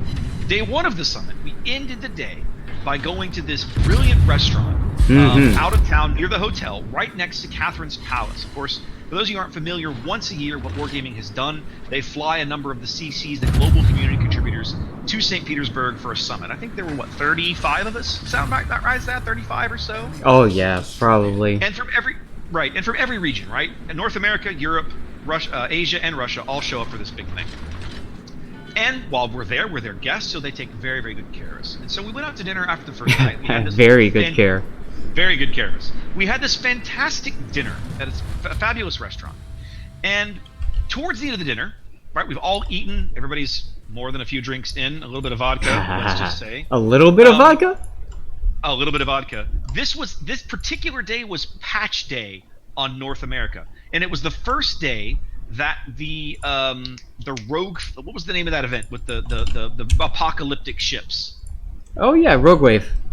Rogue Wave. The Rogue Wave event had just started. And so we're sitting at this dinner, and Flamu is there. He's got his phone, and he's live streaming the dinner, which we all thought was hilarious. And Zath busts out his laptop, finds a Wi-Fi signal from somewhere, and logs into his NA account, sitting at this restaurant in St. Petersburg, in a room full of people, and starts playing Rogue Wave games in a destroyer, blowing things up. But that's not the whole story. No, of course not. Because then, of course, he's about 4 or 5 glasses of wine in already, right? So he feels fabulous. Oh, sorry. We are 4 or 5 glasses of wine in. You had some too, sir. I wasn't feeling nearly as fabulous as you were. Well, that's your problem. I'm just saying. So he's sitting there, and he's sitting next to one of the Asian CCs is a fantastic gentleman named Captain Arya from India.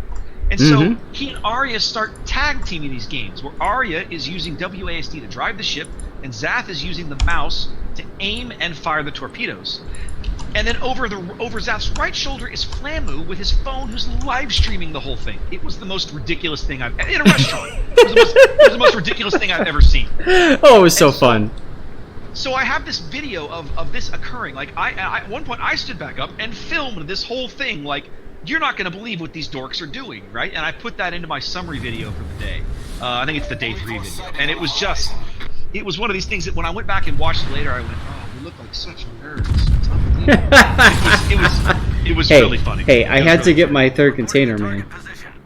Yeah, you're, that's a thing for you. It is. At least my 2nd. I mean, the 2nd is relatively easy to get to. 3rd, you know, takes a little bit of doing. Sometimes. Yeah, very much so. But you know what? I thought the whole story that was missed here was the cooperation between North America and Asia, as witnessed between me and Captain Arya. I'll tell you what. We had some good times. True. That's very true. Very true. I think there might actually be a training room. We can watch the map picks go. Yes. It's all good. I'm watching CaptainBadger now and a Gascogne in ranked. Why the hell would you take a Gascogne into ranked? I don't know, but we're gonna see him try to make it work. Alright, so I am waiting on a map list, I guess. I wonder if that is in our status. No. Oh, nice kill there, CaptainBadger. By the way, I do like the fact that you recognize the threat and you decide to get out. They used to have a pick ban sheet. Oh, I would have held my salvo for that Mogami. TXT in game 3, Zath. RNG's moving on to the top 4. Wow, that's interesting. They must have had some good RNG.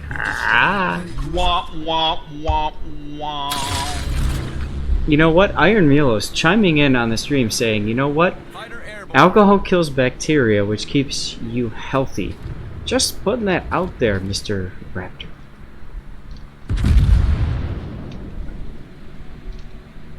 Well, except for the fact that there's a lot of good, healthy bacteria that live in your stomach that don't want to die. So you can't kill them all, otherwise you can't digest food. So that's bad, by the way. FYI. Ah, there it is. There's the pick ban list. Okay.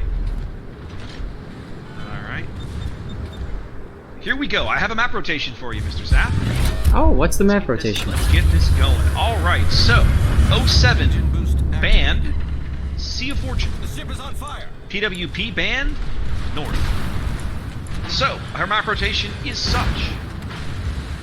07 chose Land of Fire. PWP chose Warrior's Path. 07 chose Crash Zone Alpha. PWP chose Trap. And that leaves Shards for Game 5. Oh God, no! Please, no! God, Yes. no! Yes, sir! No! No! Oh God! Yes, exactly, right? Yes, The Office. So, Land of Fire, Warrior's Path, Crash Zone Alpha, Trap, and Shards. That is our map rotation as we were heading into this semi-final match. There it is. Interesting, interesting. Alright, so pick ban is done. Teams are filtering in here. They're getting everything put onto the right side. So come on in when you're ready, Zaf. Citizen and Black Eagle and Senpai are in here as well. So is Ted. Oh wow, that's a lot of streamers. Yeah. It's gonna be a well-streamed matchup. Well, this is the rematch, man. This is the last King of the Sea finals. Yes. And of course, myself and Kami were the only ones streaming that match. This time we've got a lot more cameras. Yeah, so I guess it's a grudge match, huh? Maybe.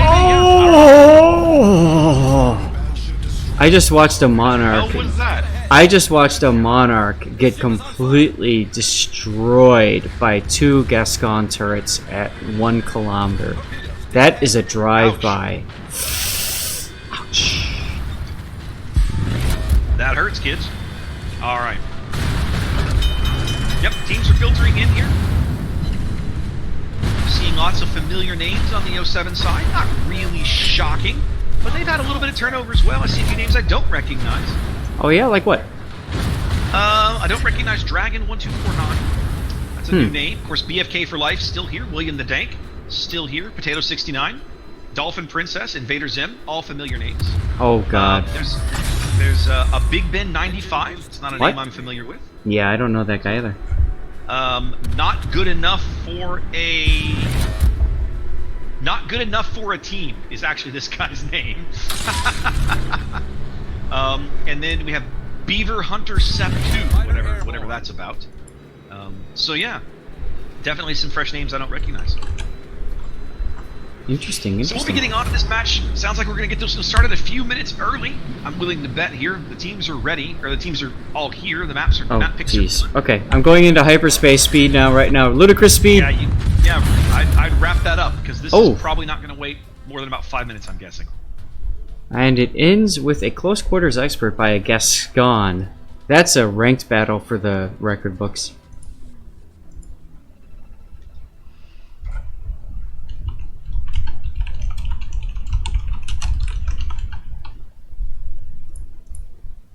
I am logging back into the GMSchwartz.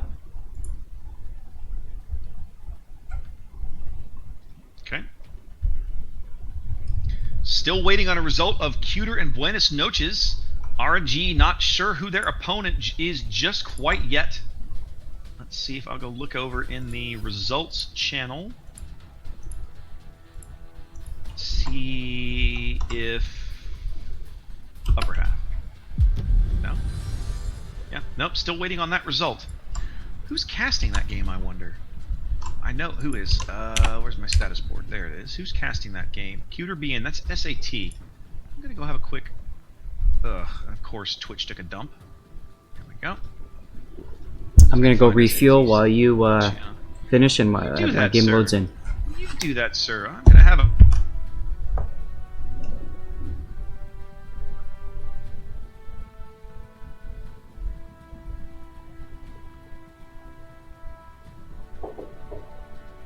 Is everything failing today?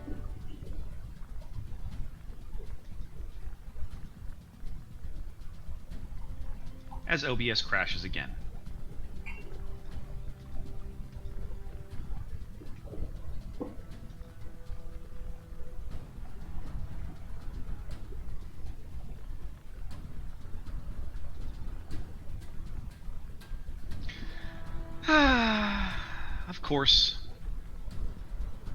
Of course we had another OBS crash. What is happening today? Unbelievable. Alright guys, give me 1 second here. I have to get the whole thing running again, because not only did OBS crash, Chrome crashed. It's like my whole machine is taking a crap. Oh my god, did you crash again? Yes, I did. OBS crashed again. Oh, you are such a noob, so. I say this as my game's probably gonna crash now. Okay, I need to make sure I'm not ready, and I'm not readied. Okay, good. Alright, so, now try once more to get all of the... Yes, I know they didn't shut down correctly. Who's the host of this game? You should be able to find it. You shouldn't need the host name, but I think it's Not Good Enough. Not GUD. Okay, he's got 07 for Sneed as his game name, so that's what I was curious. Yeah, it's titled wrong, but that's the right room. Okay, I'm with PWP with 07. I'm gonna get the damn map rotation in again. Okay, good. Our relays are working again. Yay! What you need, sir, is more RAM. With 32 gigs, I don't really know how much more I can squeeze in here. 64 bitches? Oh, I just swore, sorry. Oh, it's fine, I don't care. It's an adult stream, they'll get over it. Okay.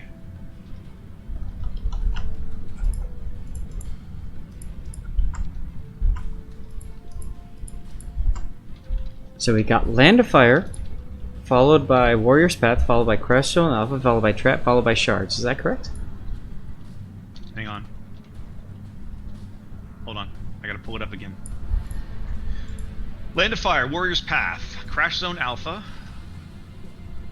Land of Fire, Warrior's Path, Crash Zone Alpha, and then Trap and Shards.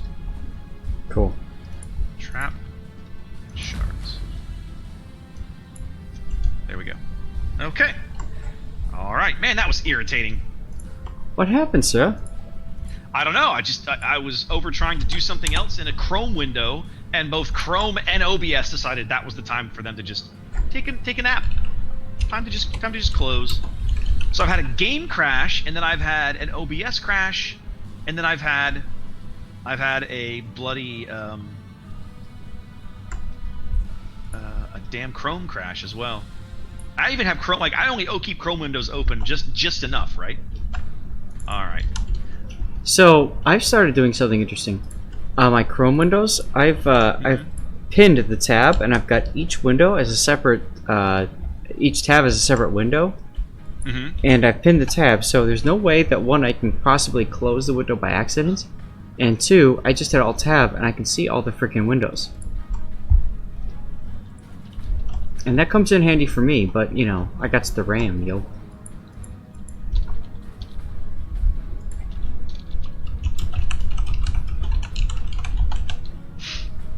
Somebody was asking me, why does this take so long anyway? I watched EU today and there were no such delays. Well, here's part of your problem. EU had a bunch of games that went all 3 matches. If there had been a lot of 2-up sweeps, you would have had far more dead time. Okay. The other thing is that EU staggers the top half and the lower half of their bracket, so because I don't know that they overlap casters, but they have it set up so that you can actually watch the top half of the bracket and then watch the bottom half of the bracket as long as things work out in a timely fashion. We don't have enough teams to run a bracket in that fashion here, so we typically don't. Okay. Make sure my overlays are working. I'm the only one not set up for a reason, so I'm not quite ready yet, so... At the extreme southern tip of South America, a few hundred miles north of sure that Antarctica, everything's working lies an here. archipelago rich in history. I'm realizing... Soon these storied waters will play host to a heroic clash between opposing forces, and the region will live up to its name. This is Land of Fire. Land of Fire is a 48 waiting by on that 48 cuter kilometer result. Looks like we're domination gonna get this style game map off, with though. 3 cap points running on a line from the west to east. The A cap is on the extreme left. What are they- B what is you in the guys on center, about Oh, there? Senpai and I are just waving at each other Land of Fire has digitally proven because, to you be a know, highly we are dynamic like map in that. King of the Sea, producing some thrilling battles and notorious upsets. You cut out. To the west, I just the said island in the Senpai center and I are captured waving at area each A other will make it a digitally challenging because map we to are acquire like in the early that. stages of the game. That's right. Much like the sea All right, cap guys, on looks like we're gonna Shatter, be dropping teams in. are likely Game to one of set the up camp semifinals within the cap up using a cruiser to discourage pretty shortly. carrier strikes So while let's, preventing uh, the Tell you enemy what, from capturing we all the zone. bonded hard Cap B in the in that center last is wide Anchors open, Away with plenty of ways in and out of the cap didn't circle, we? and should initially be the purview Yeah, of I'd say so. competing And, destroyers. well, followed up Combat by shifts to an the east-west Russia. axis, however. Oh, of course, we're likely of course. To see some And it was just, spectacular mid and late game I don't pushes know, to it the was center so of the map. awesome. I wish I could spend On the more right, time with Cap these C and the guys. islands to the east make a tempting target for teams looking for early cap points, but navigating ships out of the island chain on the 9-10 lines, especially while they're under fire, is anything but easy. Teams who invest too much firepower along this edge of the map may find themselves at an extreme disadvantage later in the game. Land of Fire offers teams 3 very different capture zones, and the change in island density from east to west means that ships who excel in a certain type of play may struggle as they jockey for late game position. 18 ships, 2 teams, 1 victor. It's time to play Land of Fire. At the extreme southern tip of South America, a few hundred miles north of Antarctica, lies an archipelago rich in history and diversity.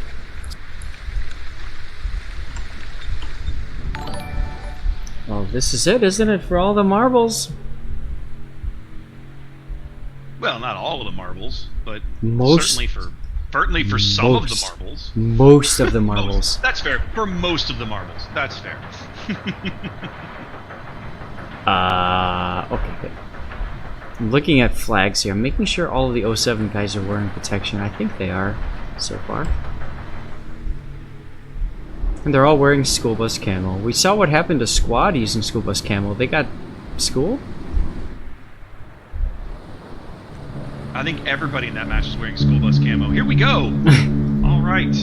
Because why the Welcome F to not? game one. Welcome to game one of the semifinal match here between PWP and 07 here on North America. We are back on Land of Fire, which longtime fans of the tournament will remember as a very fateful map. This was where game 5 of the last finals was, that 07 fell in a reverse sweep, having gone up 2-0 in that finals match, only to lose the following 3 games to PWP, who of course went on to become the champion. That's a big oof right there. Well, it was a very, very close match, but PWP did pull it out here on Land of Fire at the very end of that series. PWP looking very similar lineup to what we saw them take on this map that we just watched them play literally against KSC. Double Kremlin, Des Moines, Moskva, Stalingrad, double Smolensk, double Daring, as they're spawning on the north this time instead of the south.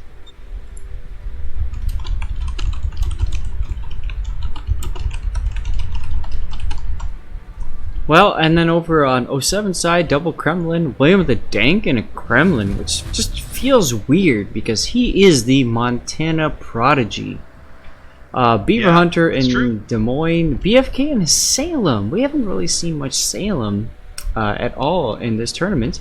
Zim in a Moskva, Dolphin in a Smolensk. Now, Dolphin and a Smolensk, this guy makes ships just look good, and he's really good at doing that, so we'll see what happens. And we've got triple destroyer, Summers and Shimakaze, 20-kilometer That's Shima. true. That's interesting because we have not seen any teams in this event. All the games we've cast up until now, no one has run more than 2 destroyers until 07.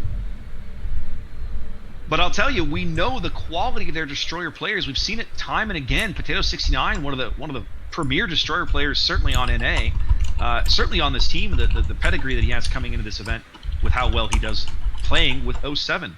07's destroyer advantage allows them to be very aggressive early, picking up A and B. Kirov is trying to reverse into B in the middle of the map. He's tried to do this a couple of times, but was driven out by radar and by the Shimakaze that outspots him in B as well. Ghost of a Smiles Daring picking up C as 07 working on about a 50-point lead here early. 3.5 minutes gone. Just got a message. May your computer not crash like Sea Raptors. That's a good. Well, my computer didn't crash. My damn OBS keeps crashing. And I've been casting for 2 years. I've never had this problem. I've never had OBS crash on me once until today. And it's You need happened more twice. RAM, sir. I keep telling you that's not the problem, but you just keep on believing whatever Fantasyland. I'm just all about the RAM. Sorry. Potato, Well, by the enough. way, is at like half health. What the hell shot him? Who is? Oh, is he? Oh, I don't know. Potato Where is 69 in Potato? the summers. He's backed into C-Cap now. Okay. I don't know. We have never seen him. He doesn't even show up on my last spotted. He must have eaten a torpedo, Zath. That's the only explanation. We've never had eyes on him. He registers on my screen as full health because he's never been spotted. Oof, people now saying that you bought your computer at Walmart. Yeah, very not. I built this machine myself, but that's fine. Hey, it's all good, man. I love building PCs too, so. Miko, really aggressive there in the Kremlin.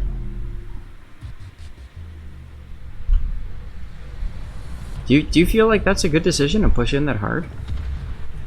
He's obviously trying to back up Celamane in A, and what I think is happening is that the idea is the plan is that if I put a Kremlin in here, if I put a Kremlin in the A cap, dislodging it is very, very difficult, and it will be. Well, just keep watching Miku. Well, he's obviously he spotted the Summers, but he's in for a lot of pain here as he takes 1, 2, 3, 4 torpedoes. That decision is going to cost him a tremendous amount of health. Now under 20,000 here as he backs up Celamane's Des Moines. Celamane was radaring Dolphin Princess's Smolensk, who's now running south. Hey, thanks for Princess, follow. if he can get an angle, will be able to now just farm Miku's of Kremlin into oblivion as long as he can survive. And now he's dark. They no longer have eyes on Dolphin Princess. Yep. And that's good because he is at a third of his health. Oof. Yep. PWP does bag A as 07 now double teaming the B cap with Dragon Shimakaze and good enough Summers. Spotted now going in on the B cap. Kirov airships daring sitting in smoke. Must be radar now because he's moving off the cap. Lots of shells coming in on him now. Yeah. Zim's radar must be up. That was Zim's radar. It's out of range now, so we don't see him anymore. But that was good enough to at least scare him away from B cap and say, give. Yep. Oh, airship spotted again now. He must have backed into that radar range. Well, he may have, because he fired and the smoke was covered him before. One of the destroyers may have caught a sniff of him before his gun bloom fell back off again.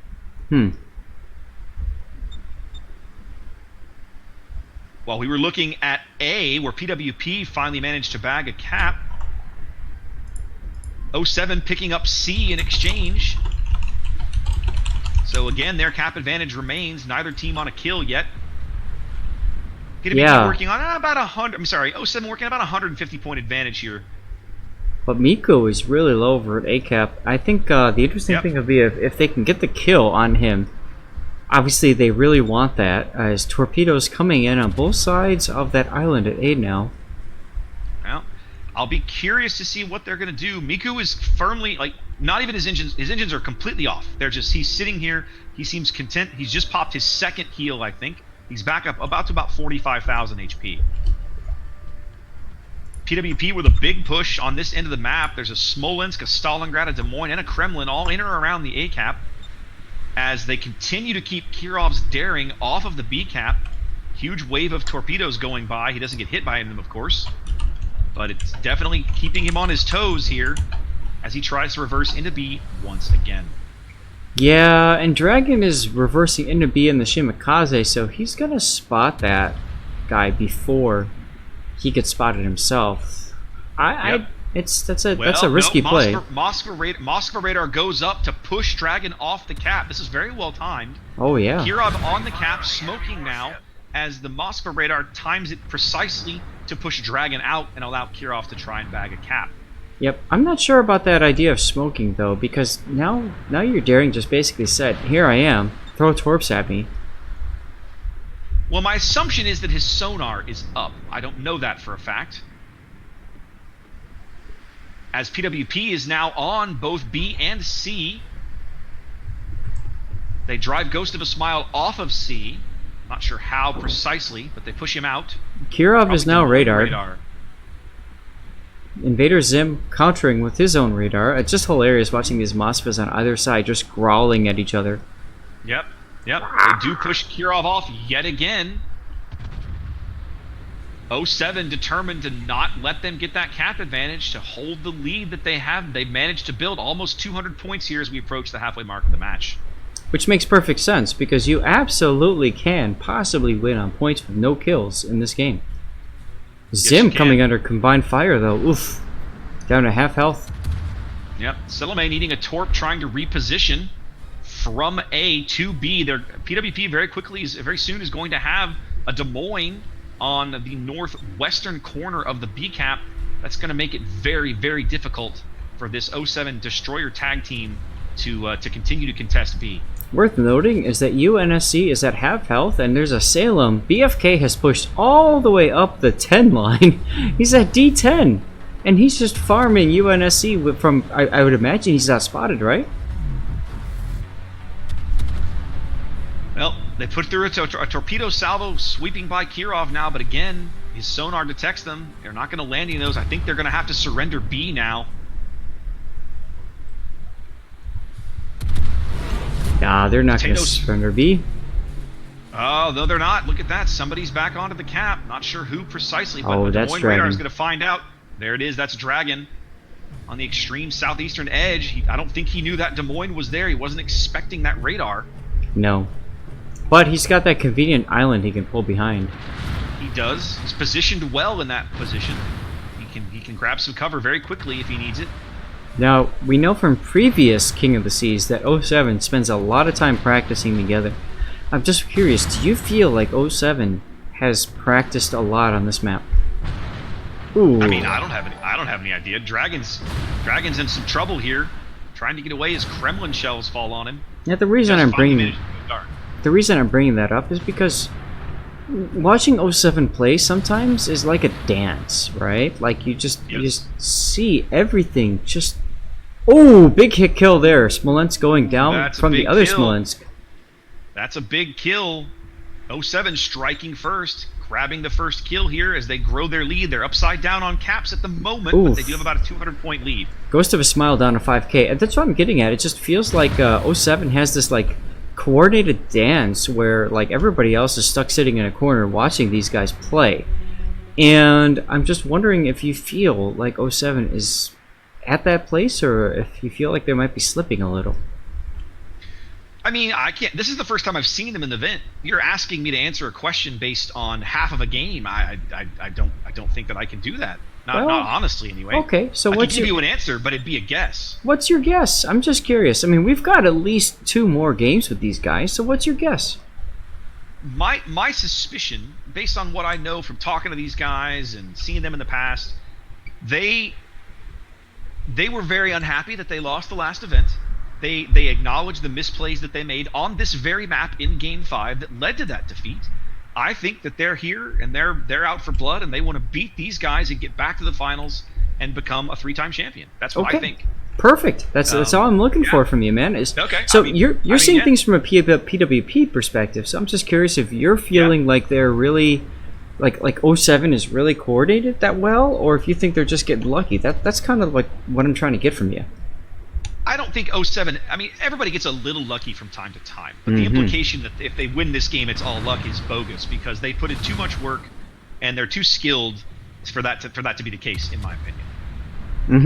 They are up a kill, still clinging to a lead about 150 points here as they've shoved Big Ben's Kremlin into A. Now, I was going to comment on this a minute ago. One of the things that I really like about 07's current board position is that their battleships are far healthier than PWP. That huge torpedo salvo that Miku took, Miku is now going to come steaming around this island right in front of Big Ben. Big Ben just fired. His guns are looking the wrong direction.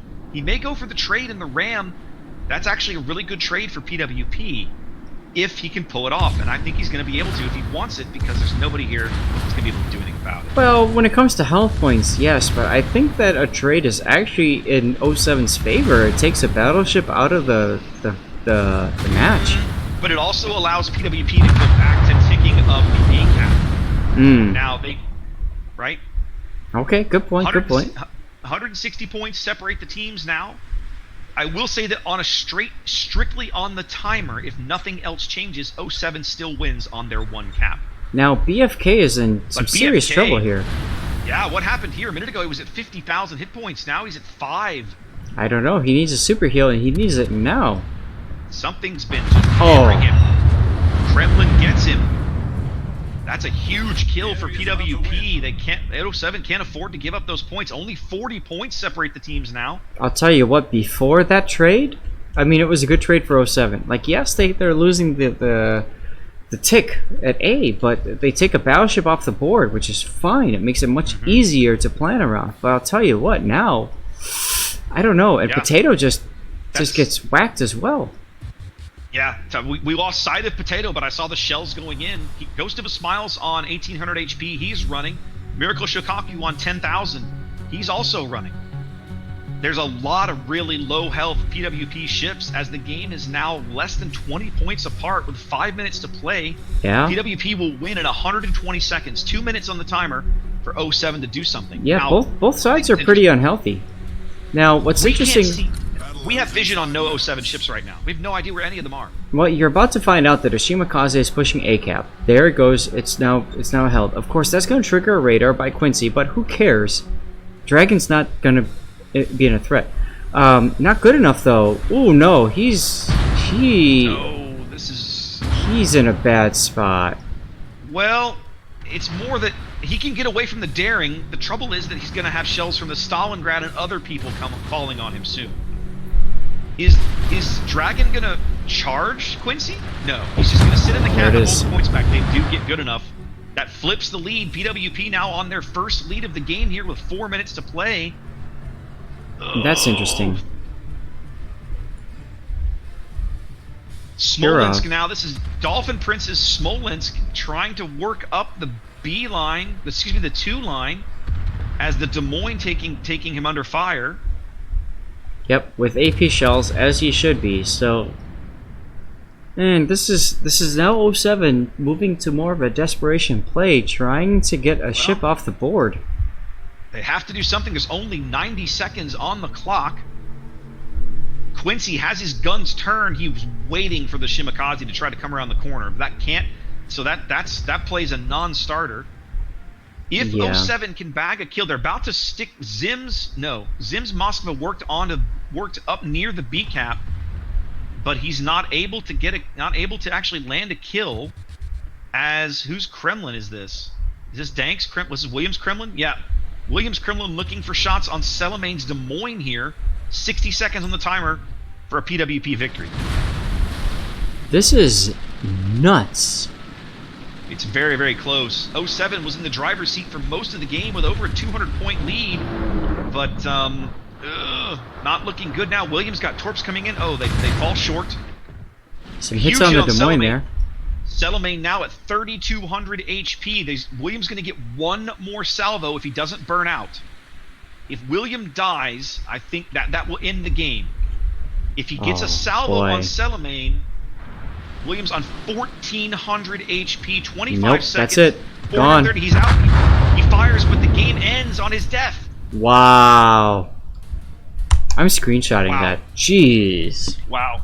If those shells had landed and killed the Des Moines, it would have extended the game, but I don't think it would have mattered. Goodness gracious. A come-from-behind win here for PWP in Game 1.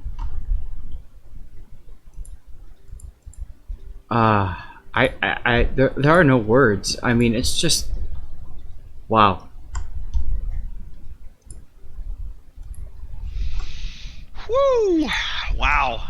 I just so many times, Zath, I watch these games and I think, man, 07, they've just settled in, they've got this, and somehow PWP finds a way back in, and they eke out a win. They get there. So, from my perspective, it felt like Destroyers didn't make their presence known well enough.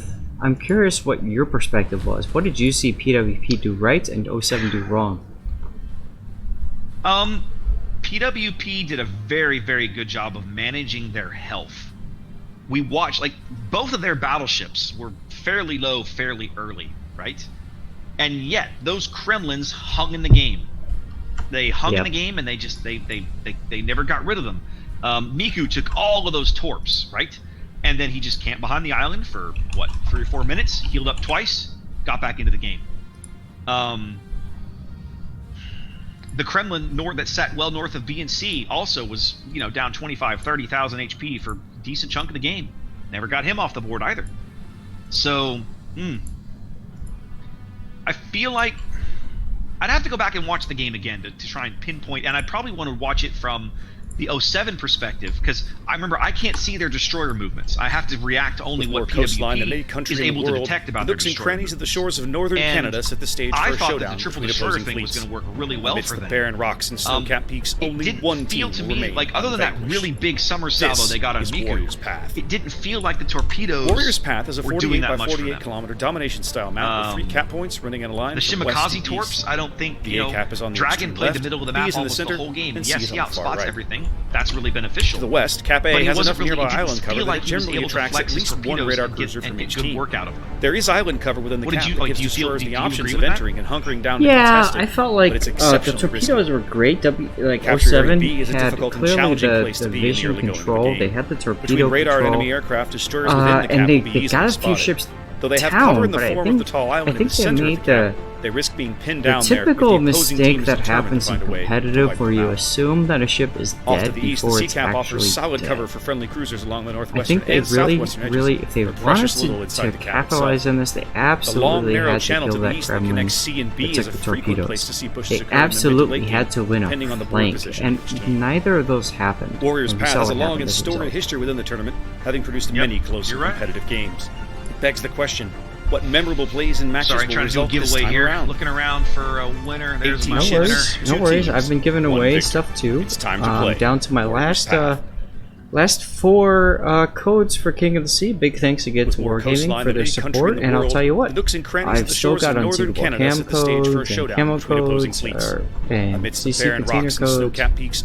I don't know about you, man, but this is good stuff. I'm just really happy what Wargaming does to support us Warriors as Path streamers. has a 48 by 48 kilometer domination style map with 3 cap points running in a line from west to east. The A cap is on the extreme left, B is in the center, and C is on the far right. Alright, and then we're going to get rid To the west, Cap A has enough nearby island cover that it generally attracts at least one radar cruiser from each team.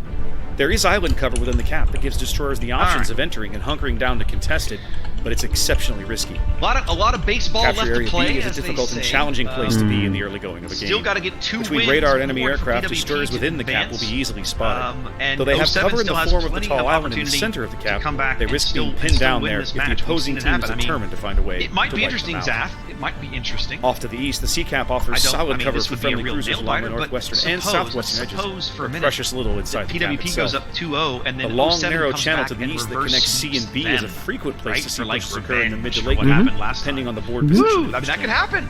Of course, Warriors anything Path can has a happen. long and storied history within the tournament. Yeah. But I'll tell you what, the the PWP Begs win the puts question, 07 on what memorable notice. plays and matches will They result this really time can't around? afford to make mistakes.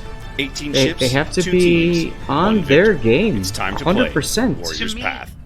To me, Zap, the only if I were to walk, if I just looking at that game With more coastline than any quick country in the flashback in my world, brain. the nooks and crannies I of the only shores of feel like northern the Canada set the stage for a showdown between that was opposing a mistake. fleets. Hmm. Amidst the barren rocks and I feel like that was a snow-capped huge peaks, only mistake. one team will remain Because unvanquished. as long as This Big is Ben is Warriors sitting in the Path. cap, right?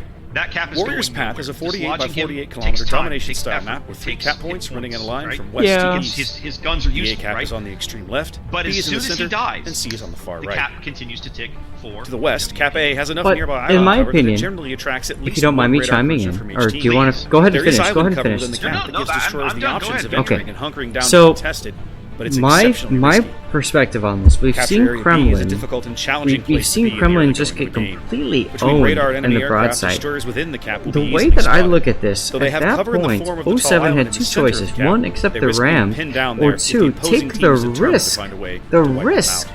that Off 07 to the east, the C cap offers loses the solid cover for friendly drive-by cruisers to along the PWP. northwestern and Now, southwestern edges, but in that precious little event, inside the cap that itself. 07 loses the drive-by, long, narrow now channel they're to the down east a that connects battleship C and B is a for frequent free, place to see for pushes nothing. occur in the mid to late game, So, depending the on way board that I position look at of each this, team. why take the Warriors Path risk has a when long you and can storied history assure within the that you can get a tournament, having produced battleship many off the close and board? I competitive games. completely Begs the question, support what memorable 07's plays and matches will decision result this to time take around? that battleship out. The 18 problem ships, is, 2 teams, I don't 1 feel like victor. there was enough It's time to follow play. through as a Warriors result Path. of that battleship getting taken out.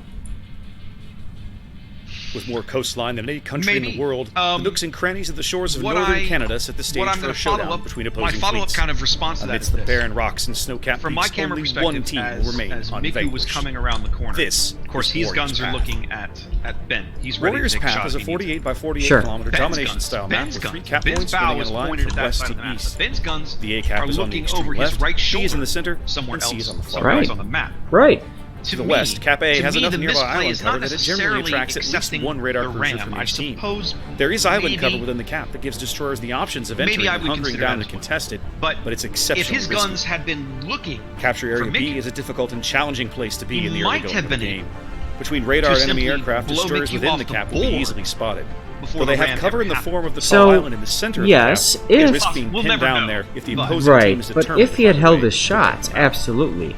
Now Off we to the east, the sea recall cap back offers solid to cover for last friendly week's cruisers stream, along the northwestern and where we southwestern saw the edges. exact same kind of a Precious little meetup inside in the Warriors cap Path itself. at B, The long, and narrow we channel had a to the ship east that was connects C complete. and B Yes, is a yesterday. frequent Sorry, did I place say to see last pushes week? occur in Sorry. the mid to late game, But- depending on the board position. Yesterday. It's guys, Warriors all Path the has a time. long It's and just storied history within the tournament, merging having together. produced Apologies. many close and But, competitive games. but Begs the question, yesterday's what game, memorable absolutely plays and matches correct. will Yes, result we this saw time that same around? thing happen. We saw the 18 ships, Kremlin 2 teams, shoot at 1 a victor. cruiser to time the to south, play. trying to Warriors make that Path. hero play. I'm going to kill that cruiser, or at least heavily ram chunk this it, guy. With more and coastline ram than this any guy. country in the world, And I think that's what nooks and crannies 07, of the shores of that northern Canada set the battleship stage player for a thought too. showdown I'm between going to opposing make the fleets. big play Amidst here. the barren It's rocks going to and cause the snow-capped win. I'm peaks, going only to take one this team cruiser will down, remain and I'm going to unvanquished. take this battleship down This too, is Warriors and Path. songs will be sung of this day. Warriors Path is a 48 by Oh, 48 did not they will happen. be sung of that style day map as with well. 3 They will cap be sung points of that running day, in a but line from not in the west way to you think. east. That's correct. The A cap is on the extreme left, B is in the center, Speaking of and C Warriors is on the Path, far right.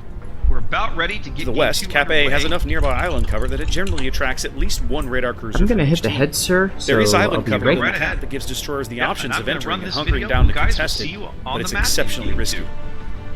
Capture Area B is a difficult and challenging place to be in the early going of a game. Between radar and enemy aircraft, destroyers within the cap will be easily spotted. Though they have cover in the form of the tall island in the center of the cap, they risk being pinned down there if the opposing team is determined to find a way to wipe them out. Off to the east, the sea cap offers solid cover for friendly cruisers along the northwestern and southwestern edges, but precious little inside the cap itself.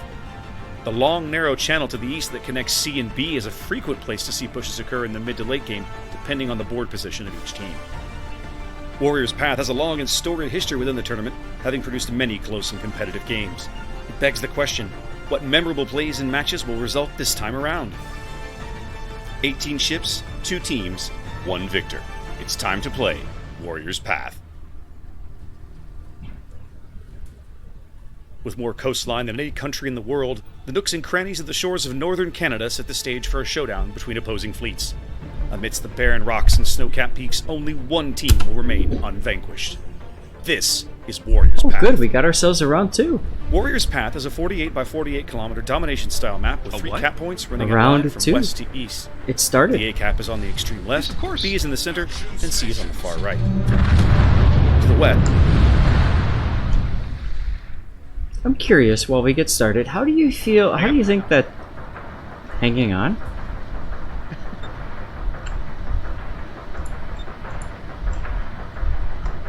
All right, here we go. Game 2 of the semifinals between PWP and 07. Go for it, Zaf. Just curious, how do you feel that Virtual Senpai is feeling watching this go down? I mean, he's in 007, which is, I guess you could say, a sub-clan for 07. I don't know how they do their structure, but clearly he knows Not these sure. people well. Sure. I'm sure he's pulling for his boys, too. I would be in his shoes. All right, here we go. I'm not seeing any lineup changes that I can perceive. Nope, same lineup here for PWP. Double Kremlin, Des Moines, Moscow, Stalingrad, double Smolensk, double Daring. Yeah, both sides I think are pretty happy with how things went. Again, it's down to a mechanical. We made a few positioning mistakes, RNG shots, etc., so both teams are looking at this saying, you know, let's try this again. Dragon made a change. There's been a change in the 07 lineup. What? What? That is not a Did he? Shimakaze, sir. That is a Daring. Oh, I apologize. True. No, that's okay. I'm just saying, to me, that's notable because we talked about how we didn't feel like, or I didn't feel like, the Shimakaze torpedoes had an impact. This means to me that maybe they feel the same way. Somebody's very aggressively into B very quickly here, just like last game. PWP going for a very heavy deployment towards C. Daring, Stalin, Kremlin, Smolensk, Moskva, all headed to C. Selemane's Des Moines looking like it's going to move up and try to cover the B cap with radar. Daring, Smolensk, and Kremlin headed over to A. Who's in B, Zaf? Well, that's your Daring Dragon you mentioned earlier, as both other destroyers, both of which are Summers, of course, are heading towards A cap, as Not Good Enough gets into A, spams some torpedoes out, expecting to see some enemies coming down the channel there, north of A cap, and Potato69 throwing torpedoes up C cap as well. Dolphin Princess backing him up. What's really interesting to me is that there is no radar at A. There is no way for PWP to stop 07 from capping A other than face spotting the destroyer and trying to get some shots on it. Now, which destroyer is at C, Zaf? Because that's the guy who's about to start having a bad day. Potato69, as he's about to back in to the cap. Well, he's radared nope. now. Yep. Moskva radar coming up on him. That'll Ooh. drive him off the cap. Quincy takes a decent chunk. I see that. Quincy's Stalingrad taking about a 15k chunk there pretty early. Potato69 being pushed off the C cap as he takes some chip damage here and there. Some Kremlin shells coming in. Could be a big hit. Depends on how he jukes this. But the Kremlin does not land. And Quincy is down to almost half health already. Ooh, lots of big hits coming in on Quincy. They're definitely punishing him for this position. Right at half health now. As he's healing. PWP's big play at C is absolutely going to work. They're pushing the Smolensk and the Summers off the cap. Who's the Smolensk? That's Dolphin Princess. 1, 2, 3, 4, 5, 6, 7. We have not seen. We've not seen one of the battleships. Which battleship is at A, Zaf?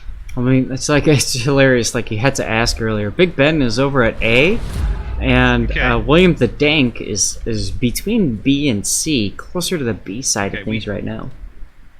We have never seen William. We have no idea where he is. And then, I'm trying to think who the last ship we haven't seen is. We haven't seen the Salem, Zaf. Where is he? Salem is right with William over there. He's, that would be BFK south of B cap. As Potato69 is coming under some sustained fire. I don't know why he hasn't smoked up yet. Is he radared? Well, I think Quincy's radar is on him now. I didn't see the pulse. He might have been spotted. Quincy's radar just going up now. I think he was spotted by the Daring. I think the Daring is just pushing him out. Yeah. And Summers is not the fastest destroyer. The Daring actually outspots him a little bit, I think. I don't remember off the top of my head. I think it would have been better and possibly smarter for the Potatoes to just hit the smoke at that point. I know he wants to keep it for later, but, you know. He's definitely pushed off the cap now. 5 minutes gone, 07 working just like last game on about a 150-point lead. Their early cap advantage, but they traded a tremendous amount of health on Potato69's Summers to attain it.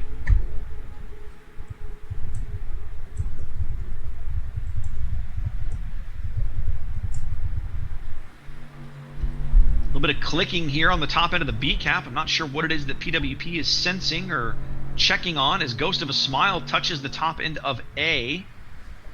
We haven't seen any of the ships at A, any of the 07 ships at A for a very long time. We don't know where those guys are. Well, we've got a Des Moines that's south of that. Ooh, not good enough for a team. Take a big hit there. Maybe a torpedo? He's at 4k health. That's very low. Oh my goodness. Early on. Where is he? He's over at... B? No, he's at F2. Foxtrot 2. Okay, so he must have taken a torp somewhere. Yeah, that's the only explanation I can come up with. That's all I can think of too. Oh! Beaver Hunters Des Moines just takes a huge hit from the Kremlin. At least a double, if not a triple Citadel, dropping him from full HP down to 16k as he radars Ghost of a Smile here to try and push him off the cap, but it's not before Ghost bags the A cap. Now, believe it or not, he actually hasn't radared. Really? How did they spot? Are you sure? I'm looking right now. At the chat log, he has not radar. Interesting. How did they spot Ghost?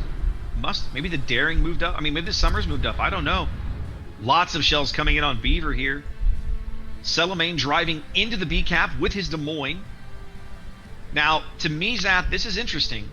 Celamane's in the cap, and William's not able to go push him out because Miku's Kremlin is now in the channel between B and C, backed up by Shinjo's Moskva. Well, yeah, but if I'm William the Dank, that's not going to slow me down in the slightest. I want to get this kill on the Des Moines. But interestingly enough, yeah, he's looking at Miku right now. I think he's going to attempt a drive-by here when he really could have killed the Des Moines Celamane there. Celamane now going dark again. Could be. We've seen some big battleship plays in this channel before. William taking his shots on the Moskva in the back. Miku firing HE at him. No, I'm sorry. That must have been AP. Secondaries or something. Yeah, that was secondaries. AP into the superstructure. William is slowing down here.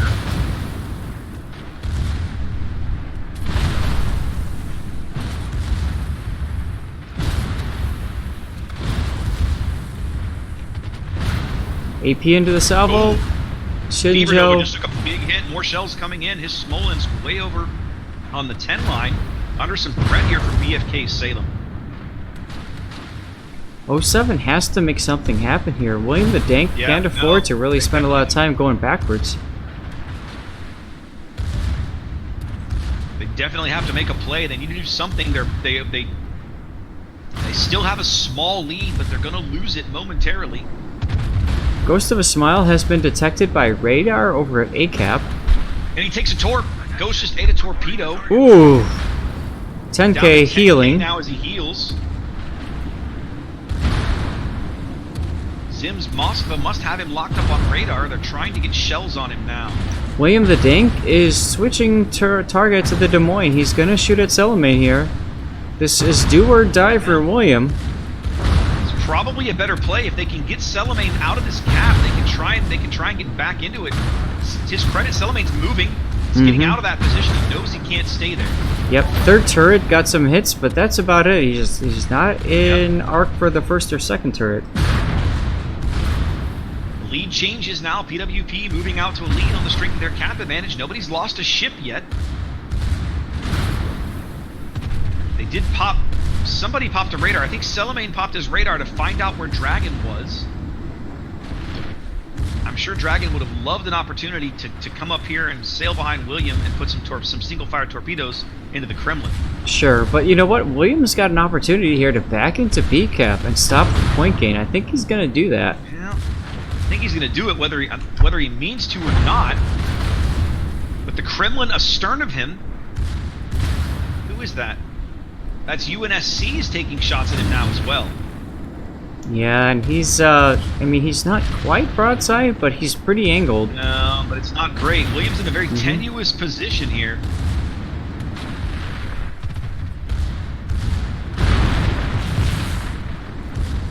They're starting to farm Miku's health with a bit of... Who was that, the Daring? Yes, Dragon. We can't see Dragon. We see the shells, we simply can't see the ship. Williams spotting for the destroyer. A bizarre turn of events, but it is working for the moment. But that's the long play. Well, I wonder how long William can sit here, because now Fever Nova is going to start farming him from the 10 line. His Smolensk shells are going to start falling on William's deck. Double fire on William. Yep, 2 quick fires on William as he turns his engines on and starts moving forward. I think now he's on triple fire. Yes, he is. William under a tremendous amount of threat in his effort to try and wrest his cap away. I don't think he's coming out of this.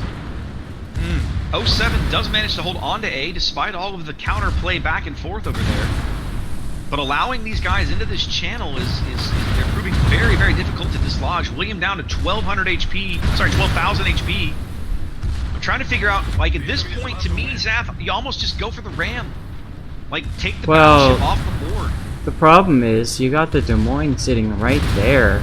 If you want to go for the Ram, William needs to turn his turrets now for the Des Moines. Yeah. And he's not doing that. He is slowly accelerating. Finally starting to move here. He's starting to turn his turrets. Nope.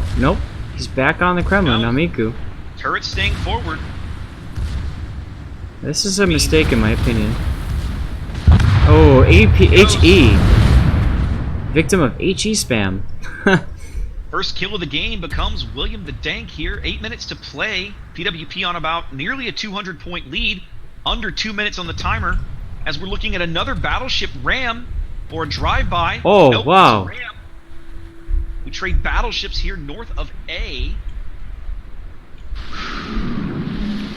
And that ram looks very damn close. I'm gonna take a screenshot of that It because was that's. close. They were trying to sideswipe and it just didn't quite work out to be an actual sideswipe.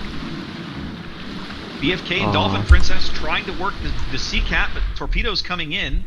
Looks like BFK grounds to avoid the torpedo salvo, but Dolphin takes some shells. Mm-hmm. Quincy's Stalingrad right there to prevent that shenanigans. Not looking good for 07. No, it really isn't. They're down to about 70 seconds on the timer. They can bag a kill. They can extend the timer and maybe turn that into something.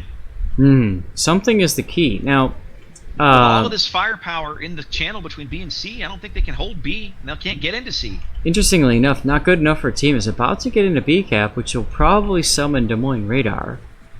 It will indeed. That's actually Moskva radar. The Moskva behind Miku. That's Shinjo's radar. He's up now. As Dragon's daring in a bit of a gun duel with Celamane. Dragon backing off the cap, but not good enough. Is into the B cap. That buys them some time. But again, we're looking at about 70 seconds or so on the timer.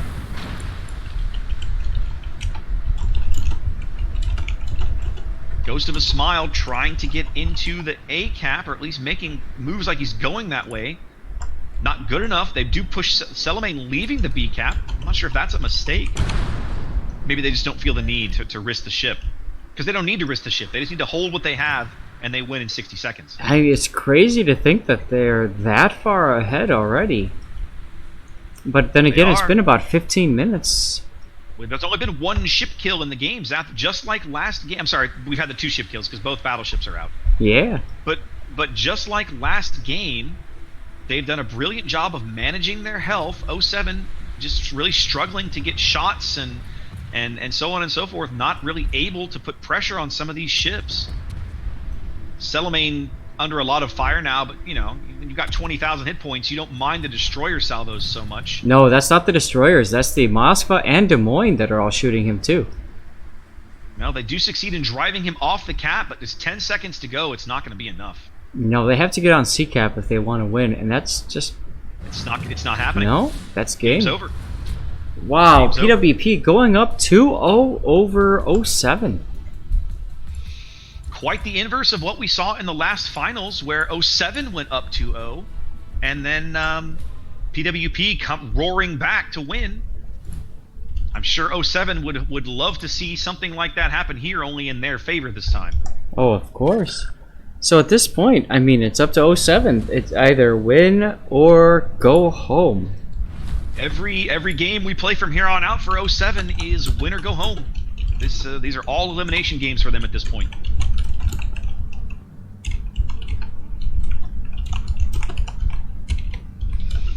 I gotta say, Zach, this series is not playing out like I expected. At the same time, the last finals didn't play out like I expected either. I never expected PWP to come back. 07, and the other thing is that 07 in that last King of the Sea finals we had here on NA, right? They went up 2 games, and in those 2 games that they won, they looked so good. PWP just looked really rough in those 2 games. And then PWP came back, and Game 3 was just all PWP. And Game 4 was a little closer, and Game 5 was razor thin, right? Like, Game 5 could have gone either way, and even 07 will tell you that. And in the end, PWP won Game 5 and managed to hang on. And here we're seeing kind of the exact same thing happen, with the difference is that these two games have been very close, right? 07 working that that destroyer advantage for early leads, but not able to hold on to them. You know, it's interesting. I would have expected to see at least one game taken by 07. So far, that hasn't happened yet. Now, PWP asking for a 5-minute break, which of course gives them a chance to put everything together. So apparently, Fever has a fever. So, you know, the only prescription, Zaf, you know what cowbell, the prescription is? cowbell. The only prescription for that fever is more cowbell. That's right. Guys, I hope you appreciate just how stupidly sad this is that Raptor and I know each other so well. Zaf, we didn't talk about it because we got so wrapped up in this series, but Cuter defeated Buenos Noches and has moved into the semifinals. What? They are playing RNG right now. They've actually beaten RNG in game 1 of their match. So Cuter up 1 game on RNG in their semifinal match. That's Wow. That's What? Interesting. So next weekend, it's you know, we're going to be casting whoever wins that game versus whoever wins this game. I'm right. excited to cast either. Zaf, it is entirely possible. It is entirely possible that we could be looking at an all-weeb final here on NA. Well, that sucks for you, but I'll tell you what, I have no Sucks for me. problem. I have zero problem with this, I'll tell you. I mean, you know, just before the game, we were talking about various weeb video intros, including Enjoy the Silence, but a weeb version. Oh my god. And in my opinion, linking this stuff. Ugh. the best video to start, which is the Poi video. Poi. You know, like, I thought that was great. So it sounds to me like you have a lot to lose from this, but I really don't. I have a lot to lose from what? I don't know.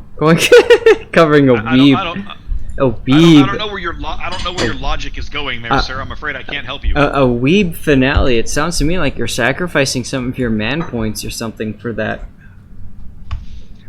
It's become a meme, right? Like, it's always a thing that on Reddit and Twitter and forums and everything, there's this whole weeb versus non-weeb thing. Yeah. So -1 to Raptor's fortitude and +3 to Zath's weebness. Okay, I don't have any idea where that came from, but I'll roll with it. But what I'm getting at is, like, there's been this long perception, I think, among the competitive community that weeb clans cannot, or traditionally are not as competitive. Now, if you've watched any of the old Supremacy League, you know that's garbage. But most of the teams that have, and certainly we had Cute made the top 4 in King of the Sea 7, I think it was. So that clan, I mean, not that clan, that community, Cuter and Cutie, right? That community has been here before, right? They've played in the top 4 of this event previously. So anybody who still had this notion in their brains, I don't know where it came from, but there's people out there that still feel that way. But I'm sure there's somebody on this planet whose head would simply explode to see that the top 2 clans vying for the title of King of the Sea were, you know, like, would be a couple of weeb clans, right? We don't know. Like, 07 could still reverse sweep this and come back. I don't have any idea what's going to happen. That's the beauty of this. That's why they play the games. But it could happen. So, interesting. It's very interesting. All right, yeah, time for me to draw my winner. Because we got some time. Interesting map choices for them as well. Why do you say that, sir? Well, they banned completely different maps, right? Like, so 07 and PWP, they banned Sea of Fortune. 07 banned Sea of Fortune. And PWP banned North. Over on the top half of the bracket, RNG banned Crash Zone Alpha, and Cuter banned Land of Fire. And Cuter actually chose Shards for their round 2 game. So they're playing on Shards right now. Whereas both of these teams clearly didn't want to go anywhere near Shards with a 10-foot pole. Like, we're not picking that map, and it gets chosen as being map 5. because no one wanted it. The map that no one wanted. Very, very curious. Alright, it's time to close this giveaway. I know that feeling. Oh, I think my Chrome is about to crap out on me again, which means my overlays are going to take a dump. Yep. All right. Well, let's just get it over with. At least this is better than OBS crashing.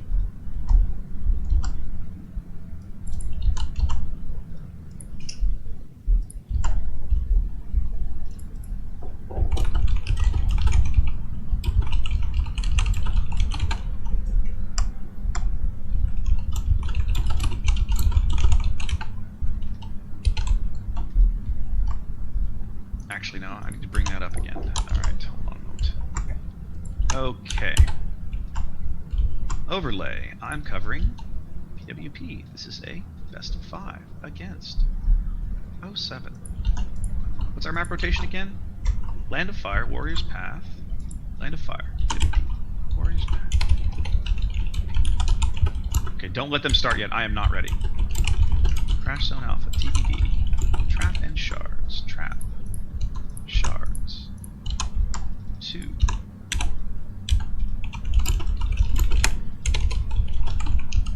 Alright, so that seems to be working again. Excellent. Good, congratulations.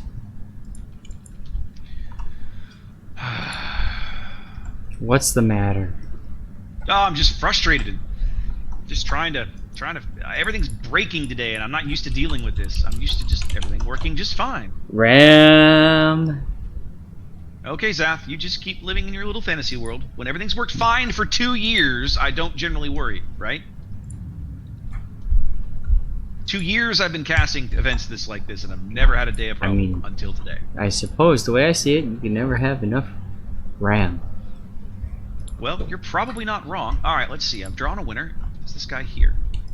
He is. Alright, well, we'll announce him. Give him his loot.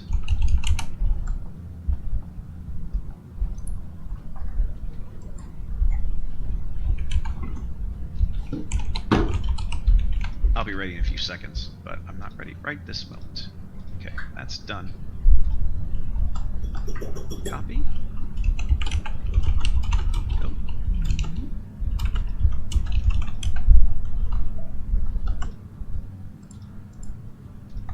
Perfect. Okay. All right.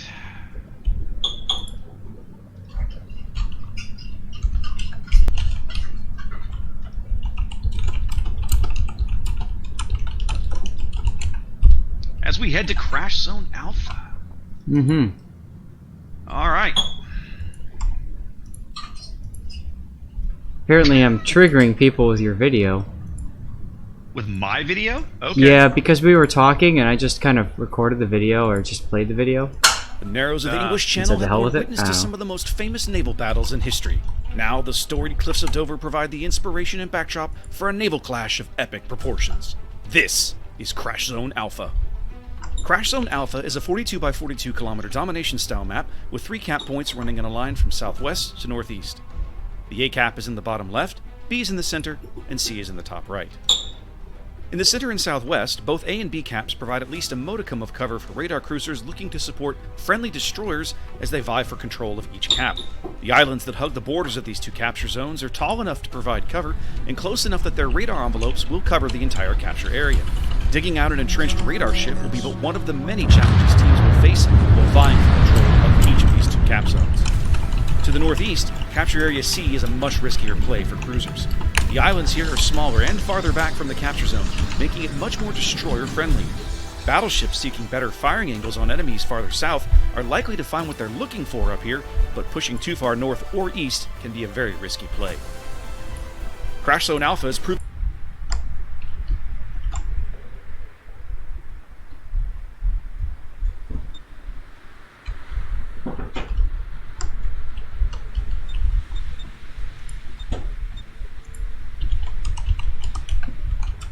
Alright, welcome to Game 3 of this semi-final match here on NA in King of the C9, PWP versus 07.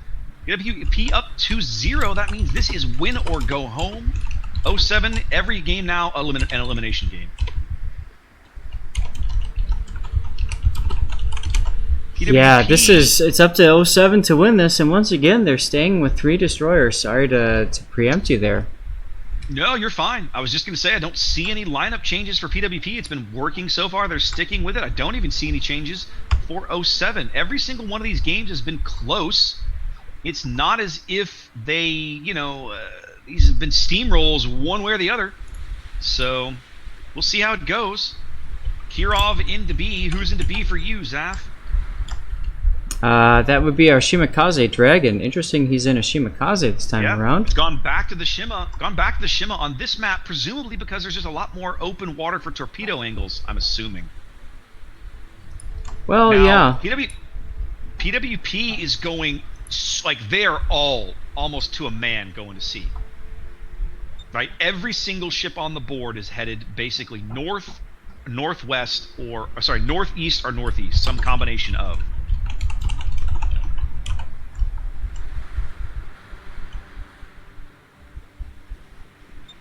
So whoever's at A and whoever's on that bottom end of the map is basically free to do whatever the hell they want.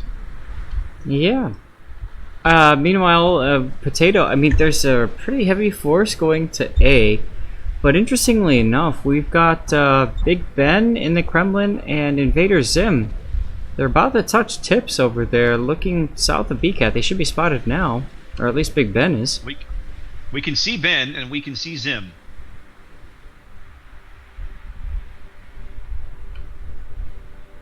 Torpedoes going into CCAP from Ashen Wolf in the Summers and Dragon in the Shimakaze as torpedoes go right past Dragon there. That was pretty close. Oh, just like previous games, 07 with an early cap advantage here, bagging A, holding B steady. We only see the Moskva and the Kremlin, Zaf. We have no idea where any of the rest of the ships are. Haven't seen a single one. They know that the Shima is up north because his torpedo salvos have been spotted. In fact, no, he's not going to get any torpedoes. It looks like he might get some torpedoes on Miku, but that didn't occur. Kirov is detected now via radar from Invader Zim and the Moskva. Big Kremlin salvo going out looking for him as PWP continuing to click on C10. Somebody down south putting shells on Kirov, but we don't know who it is. We can't see them. Lots of clicking on D10 now. I'm assuming somebody's RPF is pointing over there. Probably. There's a lot of pinging going on at F3 right now. Well, that's interesting because there's nobody in that square. There's a Smolensk in D3 that's just chilling out. He's just sitting there. Moskva radar does manage to push Kirov off the cap long enough for someone to bag it for 07. Dragon. There you go. As more hey, I'm Dragon. Thanks for the subscription. The C cap, but not finding anybody. Dolphin Prince is set up. Ghost of a Smile spotted here. Dolphin set up to kite. Not sure how Ghost is spotted, but Dolphin getting in some good salvos. Big hit there. Willing to take a risk just to continue to land copious quantities of these shells onto Ghost's daring.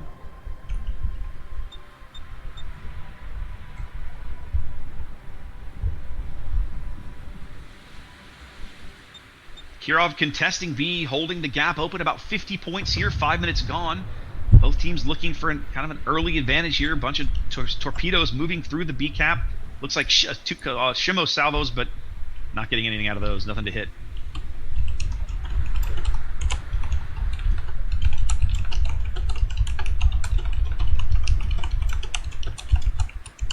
I'm kind of...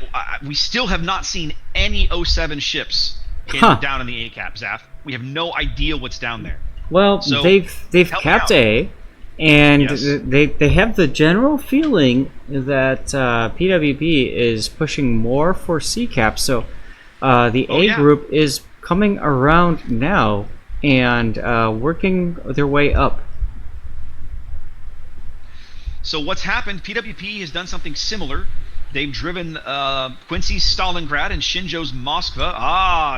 An info radar from the Stalingrad finds Dragon and Beaver's Des Moines as Williams Kremlin down south has opened fire.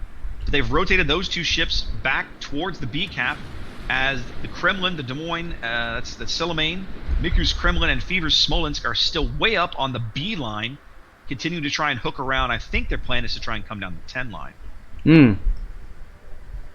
Well, I mean, it makes sense. So 07 is kind of set up to kite away at C cap. Yep. And they got to wait for their team at A to push. Now, Zim is sitting bow on to Miku, and kind of also bow on essentially to UNSC. He's reversing, and he should be able to mitigate most of the damage coming his way. Fever takes a decent hit in his Smolensk back there. 7 minutes gone. 07 working out to about a 90-point lead as they reorient their forces. To my mind, Zap, from where we are at right now, the key for 07, they hold B. They must continue to hold B, right? They have to work their radars in close. They can never let PWP hold or capture B, because if they do, they'll almost, just getting back into it will be impossible.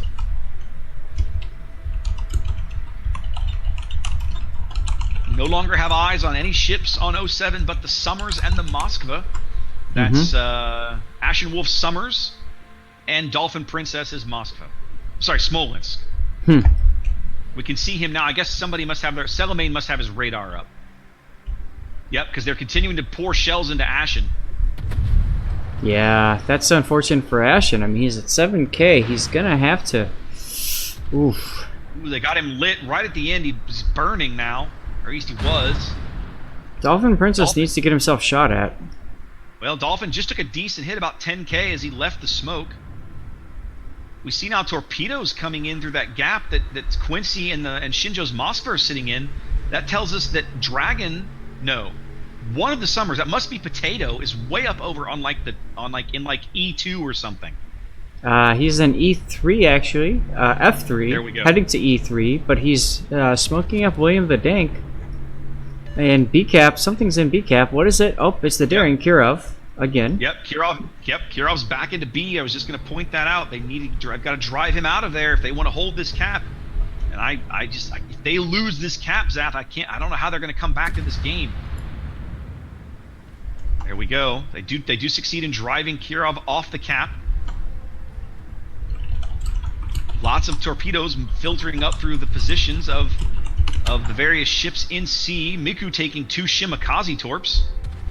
Whoa, that's big. Yeah. Yep. 07 now, again, as in previous games, about a 150-point lead as we approach the halfway mark of the match. This is the same position they've been in virtually every match today, and they've lost the other two. I'm sorry, every game in this match, and they've lost the other 2 games. So certainly can't take anything for granted here. Beaver Hunter's Des Moines radared, having to reverse. That pulls him out of the line of fire, although Miku's got Kremlin shells falling on him from the north. Now we got some torps coming in on Quincy and Shino, but no. Oh, Beaver takes a huge hit. Huge AP salvo through his deck. Having to heal. Yeah, he's going to have to get into that island. Yeah, Smolensk shells starting to fall on that part of the map now. He's healing. He did get ticked back up over 10K as he snuggles back up to the island again. 07's trading very well. Their board position is set up decently to hold this cap. I think for me, Zaf, if it were me, if I had the opportunity, I'd pull the Des Moines out and I'd send the Salem into his position. The Salem, that's not good enough, I think. Yeah, he's got way more health. Well, I think Beaver is kind of stuck. If they try to get him out, he'll get detected, possibly. But you're right. I think it makes sense to try to get not good enough to go back and swap. Question is, will they actually go about doing that? I think... No, 9 minutes... Both PWP Darings now near the top end of the B cap. Kirov reversing in. So He's got a big torpedo salvo coming in. Beaver recently used radar, and I almost wonder if he doesn't want to leave so that he could radar again. He's relatively safe there, but if the UNSC gets around, that's going to be a problem. Yeah. Meanwhile, tell you, Shimakaze Zach, Tor's been spotted. One of the things that I don't like Miku's board position. Hmm. Both battleships have basically lines of fire directly through the center of the B cap. Mm-hmm. As long you don't have any way to work angles or get shells coming in from different angles at all. Shinjo takes 2 torps. He's at 2k health. Woo! Yes, I see that now. Focus Yep, fire being Shinjo's- called. Shindo under a tremendous amount of threat here. 2300 HP. Both PWP destroyers into the B cap now. They're pushing Beaver back. They do bag the B cap now. And yet at the moment, it's not enough. 07's lead at 210 points. More shells coming in looking for Shinjo to get him. Hey, there's William the Dank finally seeing himself flexing his muscle. First kill of the game going to 07 here. PWP does finally break into the B cap, but according to the timer, it's not going to happen fast enough. 07 about to cross over 900 points. There they do. So 2.5 minutes on the timer. If nothing changes, 07 wins. All they have to do is not die and hold what they have. Now, this is the first time we've seen this happen.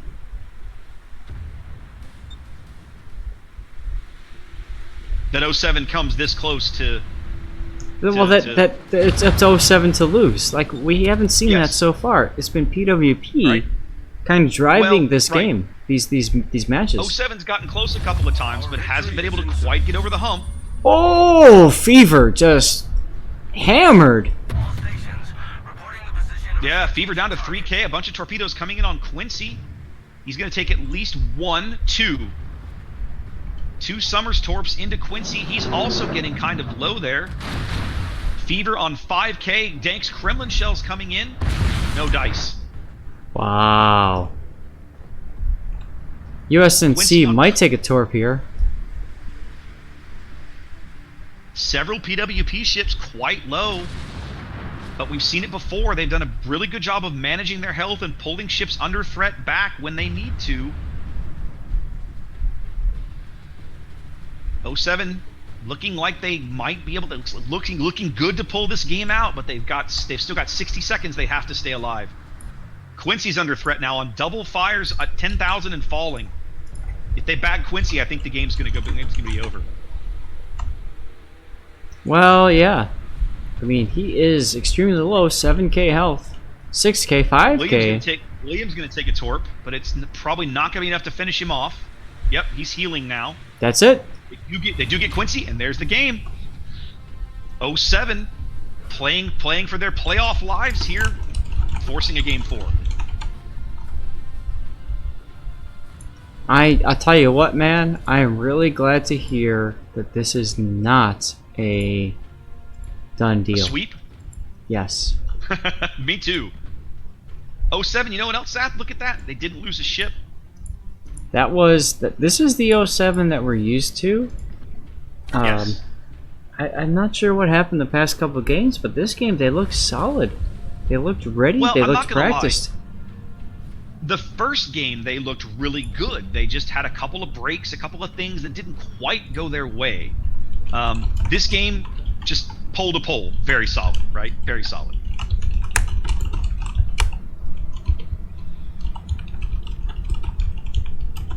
Excellent game from both teams. So now we will be heading to game 4 on Trap.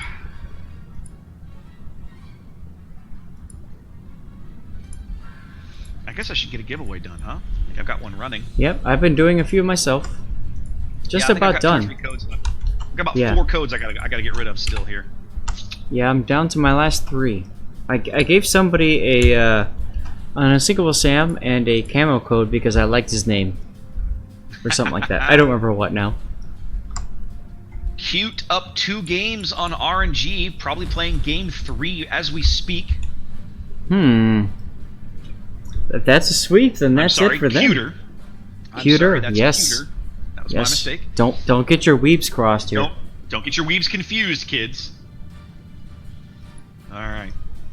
Well, gotta switch the teams around here as we are headed to Trap.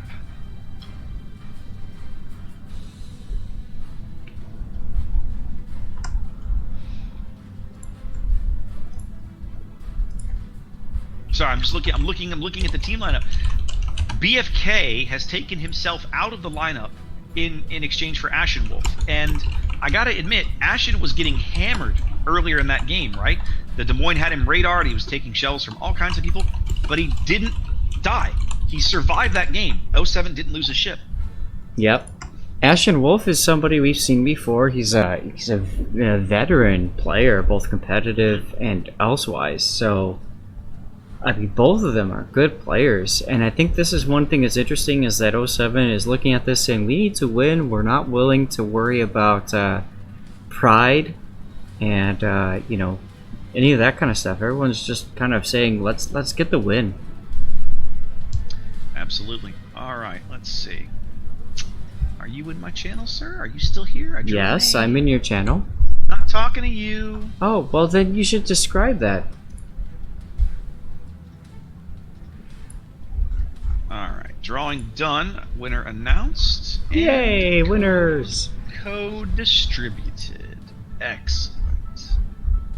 Everybody loves a winner, Zaf. I mean, I love winners too, as long as they're me.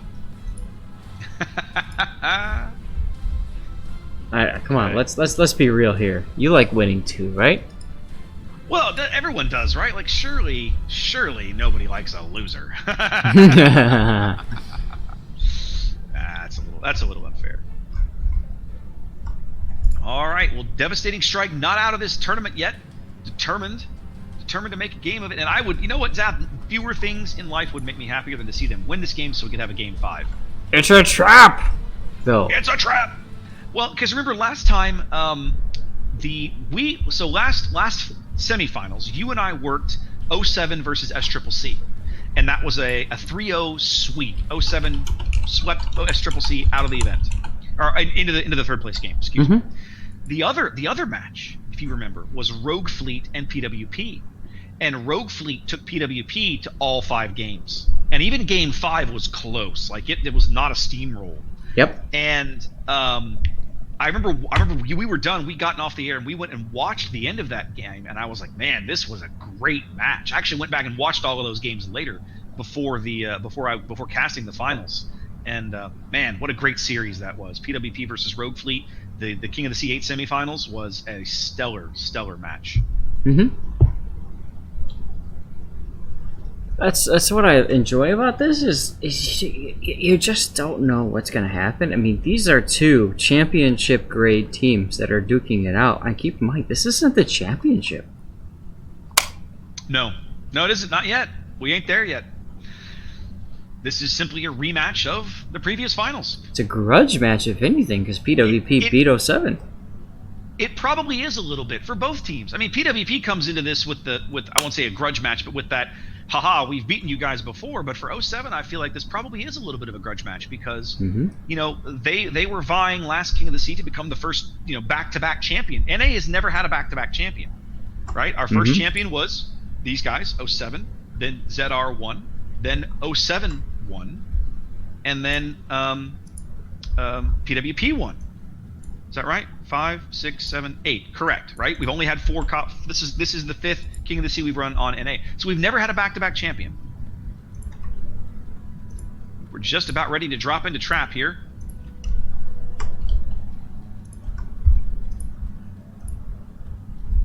I'm going to go ahead and start this video. So the Narrows of the English Channel have borne witness to some of the most famous naval battles in history. Now the storied cliffs of Dover. Of course, it would help if I turned Trap on and Crash on Alpha off. Opposing fleets vie for dominance across a small lush tropical islands. Done that before. The green palm trees and white sandy beaches will shortly be sullied by the gray of steel and black of gunpowder, and only one team will be declared champion. This is Trap. Trap is a 42 by 42 kilometer domination-style map with 3 cap points running in a line from southwest to northeast.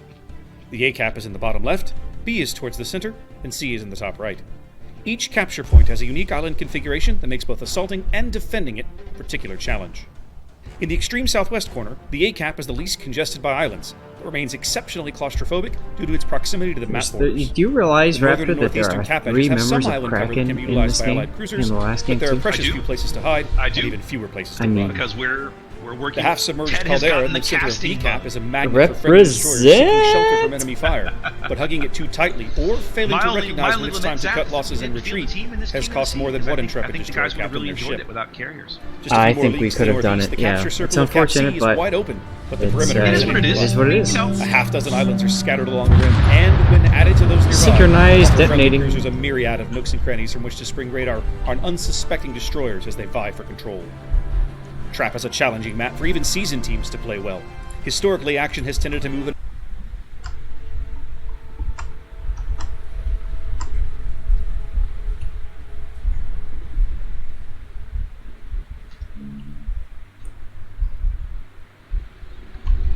all right, ladies and gentlemen, we are bringing you now Game 4 of this North American semifinal here in King of the Sea 9, PWP versus 07, as we head into Trap. It's a trap! It's a well-planned deception. It's a tarp! That's right. I, again, am not seeing any lineup changes for PWP. Nope, same gig. Double Daring, double Smolin, Stalin, Moskva, Des Moines, and double Kremlin. Yeah, not too much going on here. I'm just literally zooming past ships because it sounds fun. I don't see any change for 07 either. PWP opting for a very wide split here. They're about to shove Kirov's Daring into B. He's backed up at close range by Selemane's Des Moines. Moskva, Daring, Smolensk, Stalingrad, and Miku's Kremlin all headed down the west down the H and I lines, going to A. As UNSC's Kremlin looks like he's moving up. He's moving up the 8 line, kind of for this gap on the edge of the B cap. And Miracle Shokaku Smolensk is the lone ship headed up the 9 line. I guess he's going to C to kind of try and hold back the floodgates. And the 07 side, they're going to the Caps, guys. You're so helpful. We've got Summers, Salem, Kremlin heading to A, Draken and the Shimikazes in B cap with Invader Zem backing him up. Potato 69 is about to get into C cap with Dolphin Princess and Smolensk and Beaver and William the Dank in the Des Moines and Kremlin respectively backing him up over at Charlie. Well, they're going to get C for free. There's nobody up there to even spot them, much less slow them down. Kirov must be... I'm not sure why Kirov is he trying to leave the cap? No, he's just repositioning so he can leave the cap when he's ready. Makes sense. He's expecting the radar. He's within the Moscow's radar range, but they're right now they have declined to radar him. Now, was Zim spotted, or did they just get lucky with those random shots? Nope. They spotted Zim somehow. I assume the Daring could see him around the island at some point. Zim was spotted. 07 continues to use their triple destroyer composition to put early pressure on PWP. In games 1 and 2, that ultimately did not make a difference, but in game 3 it absolutely did. So they're trying once again to make it work here, as PWP is barely going to stop them from capping A, as Ghost of a Smile sneaks onto the cap here with just seconds before it had ticked over. I'll tell you what, Dragon got very lucky once again, just barely missing those torpedoes. And what are we omnoming today, Sea Raptor? It's still M&M's. They're all gone now, though. That was the last 2. No fair. You know what? You'll survive. I might just have to take my concrete mixer out of the freezer. Your what? Concrete mixer. Is that ice cream? That's yeah, ice cream, right? it's custard It's from Culver's. Ah, okay. There you go. Cookie dough craving plus Butterfinger. Yum yum yum. Something like that, yeah. 4 minutes gone as 07 working out about a 50-point lead here. They are the only ones ticking up points. They own the C cap. A is very much contested. They see not good enough now as Ghost of a Smile spots him, but he is out of the Salem's radar range. So good enough they can see. He cannot spot Ghost of a Smile in exchange. Ashen Wolf has backed up to about a third of the A cap, pulling forward now, a little bit afraid of being detected there with so many ships that it could possibly shoot him. Oh, there's the smoke. That's the Smolensk. There's Smolensk, yeah, Fever. Yep, there's your Smolensk. They're going to start farming Big Ben now. He and Miku both down about 20,000 hit points or so. There's so much PWP force at this Cap Zath, I don't think they can hold. They certainly can't hold it with a Salem and a Kremlin. Like, that's not happening. What they need to try and do is pull these ships out of here and not lose them. Well, Big Ben's got the exit ability up in front of him. Ben's got the exit strategy here. He's going for the gap. Looks like my suspicion is as he comes out of that gap, he'll turn north. But when he does, he's going to be looking straight down to the barrels of UNSC's Kremlin. I like that there's a Des Moines literally right in front of Big Ben. His guns are turning. He sees it too. Big Ben actually kind of pausing, slowing down in that gap. Now sheltered from the ships to the south, but Kremlin, Stalin, Moskva pushing straight up the 3 line. They're going to come right after him. They are not even slowing down as they've basically driven these guys out of the A cap. That will become PWP's first cap here with 6 minutes gone. They start ticking up at the same rate as 07. Yep. Now, Sullivan in the Des Moines didn't take as much damage as Big Ben was hoping for there. It looked like he just took 1 pin on the side, and it missed the Citadel there. That would have been a really big play had it hit Sullivan's bow Citadel. Quincy pops his radar in A, looking for an info radar, trying to get positions on. Weren't sure where the Salem and Big Ben. Well, they knew where Ben was. They weren't sure where the Salem was or the Summers. Yeah. They did spot Ashenwell's Summers briefly, but Big Ben under a tremendous amount of threat here, caught out between just a lot of ships. Yeah, it's one of those radars where good enough just realizes just how fooked he is. Yeah. Ben healing now. I mean, it's going to take them a little while to root him out and crush him, but I just have a hard time imagining a scenario where he survives. I mean, this makes me think of Mr. and Mrs. Smith, right? Where the two of them are back-to-back, shooting down people on either side of them. Solid salvo from Big Ben there on Celamane, knocking off about 14k. Now, while this is all going down, it's important to note that the group at CCAP isn't resting on their laurels. They are pushing through hard. They are pushing down hard. Seen them forever. Oh, Miku! Watch Miku! Watch Miku! Oh no, Miku! Miku caught in a cross torp here, but he's going to stop. He's going to eat 2 from the Summers and 3 from something the Summers. else. Uh-oh, Ghost of a Smile took 1 from the Summers. He's taking another. That's it! That's it! That's a huge, huge kill for 07. Quincy's even going to take one. No, they run out just in time. What a beautiful cross torp. Zath, we talked about it earlier. The cross torping we saw out of who was it? It was KSC, right? Yeah, that could be a decisive cross torp right there. Well, it's certainly going to make a huge difference in this game because Miku's now upside down on health. He actually has less health now than Big Ben. He's continuing to burn. Meanwhile, Big Ben is in a position, as always, to just hit that Des Moines as soon as he gets spotted. There he is. Now, they've continued to chunk down Invader Zim, who's just gone dark. Zim now under about 16k, as they're throwing more Big Ben shells, more shells out of this Kremlin. Oh, big hit there. Celamane just got hammered, down to 1,200 HP. Dolphin Princess opening up on Celamane. That's right. More shells falling on Celamane from astern. That's it. There he goes. 07 is not willing to let this rest yet. Not going quietly. What looked like a really bad board position for Big Ben, they've actually turned into something of an advantage. Yeah, now watch Miku. He's coming around the corner. This is ill-advised. Around the corner. I think he's trying to wipe out the Salem. Yep, he's putting shots into the Salem stern. He does put about 12k into not good enoughs, but it doesn't kill him. But Big Ben's guns are reloading. This is the salvo we're waiting on. Moving up. Boink. Wipes him out. And we're going to a game 5, sir. I don't think so, Zath. How does PWP come back from this? They're 3 ships down. It's huge. Just huge. 07 working on a 400-point lead here, and we're not even to the halfway mark of the match. What a That bloodbath. Clutch torpedo salvo. Clutch torpedo cross torp from the Speaking Summers of and which, the Shimakaze. USNC just took a torpedo, his engines are out, and he's on fire. Toasty! Yep, flooding and burning here is UNSC. I tell you, Zap, the 07 destroyers have made their presence felt this game like no other they have in this series. Not good enough for a team. Probably going to go down, but that's okay. They have established the win condition. He's done his work and then some. And they may yet kill Big Ben.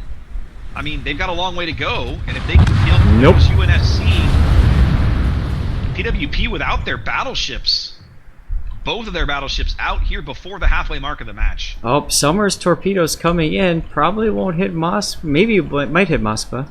No. Those torps will all fizzle, unfortunately. But it'll scare them. That's worth something, right? Now, what's interesting, we're playing a little bit of Ring Around the Island now. Big Ben having to run from Quincy's Stalingrad. It's a stern turret out on Quincy. He's going to probably... What is he going to do? Turn and head south into the A-cap, maybe? He could, or he could just go straight. I mean... No, I don't think he's that afraid of Stalingrad, really. I mean, it's Russian versus Russian. So they may yet get this kill, but those 4 ships that I just called out are basically all that PWP has left. They just hammered Quincy. Quincy with just a massive hit. Yep. I think they're going to get Ben, but I don't think it's going to matter in the end. No. I mean, the problem is the time it takes to kill Big Ben right now is the time it's necessary for 07 to take defensive positions at B-cap. Pretty much. I mean, they're going to get Ben, but then, so that narrows the gap to only 2 ships. But now if you're PWP, what do? You lose Stalingrad. You can't, yeah, I mean, I think Quincy's going to go down, and you can't get back into B.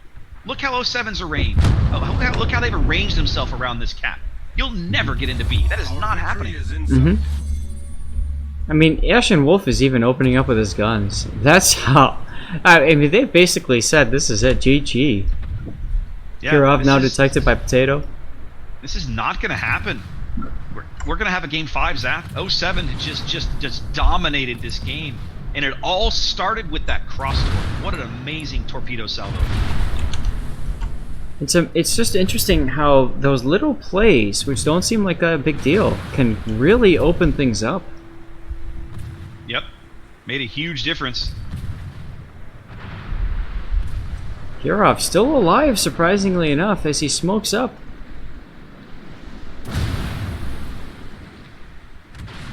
Airship trying to heal, is healing in smoke. Potato might go down here. Potato's on fire. That's it for Potato.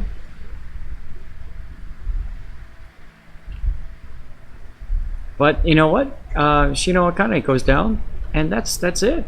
I mean, Miracle what are you Shokaku, left with? Yep. Shokaku finally going down, way down on the J line. Dolphin Princess saying, "I am the better Smolensk." Kirov in smoke, putting torps out on Williams Kremlin here, but 60 seconds on the timer. Williams got shells going in on Fever Nova. Doesn't get much out of them. Fever's got a bunch of torpedoes in his face. Oh, but that's not done yet. There's more coming his way. Oh, believe me, he sees them all. His hydro is up, I believe. Yeah, he's gonna take one in the face. He Boom. dodges them all. Takes one in the bow. Down to 9K. I think they're gonna get him, and when he does, that'll be the game. Spreadsheet says he's having fun, guys. I mean, he ate Shimakaze torpedoes. Of course he's having fun. Doink. There he goes.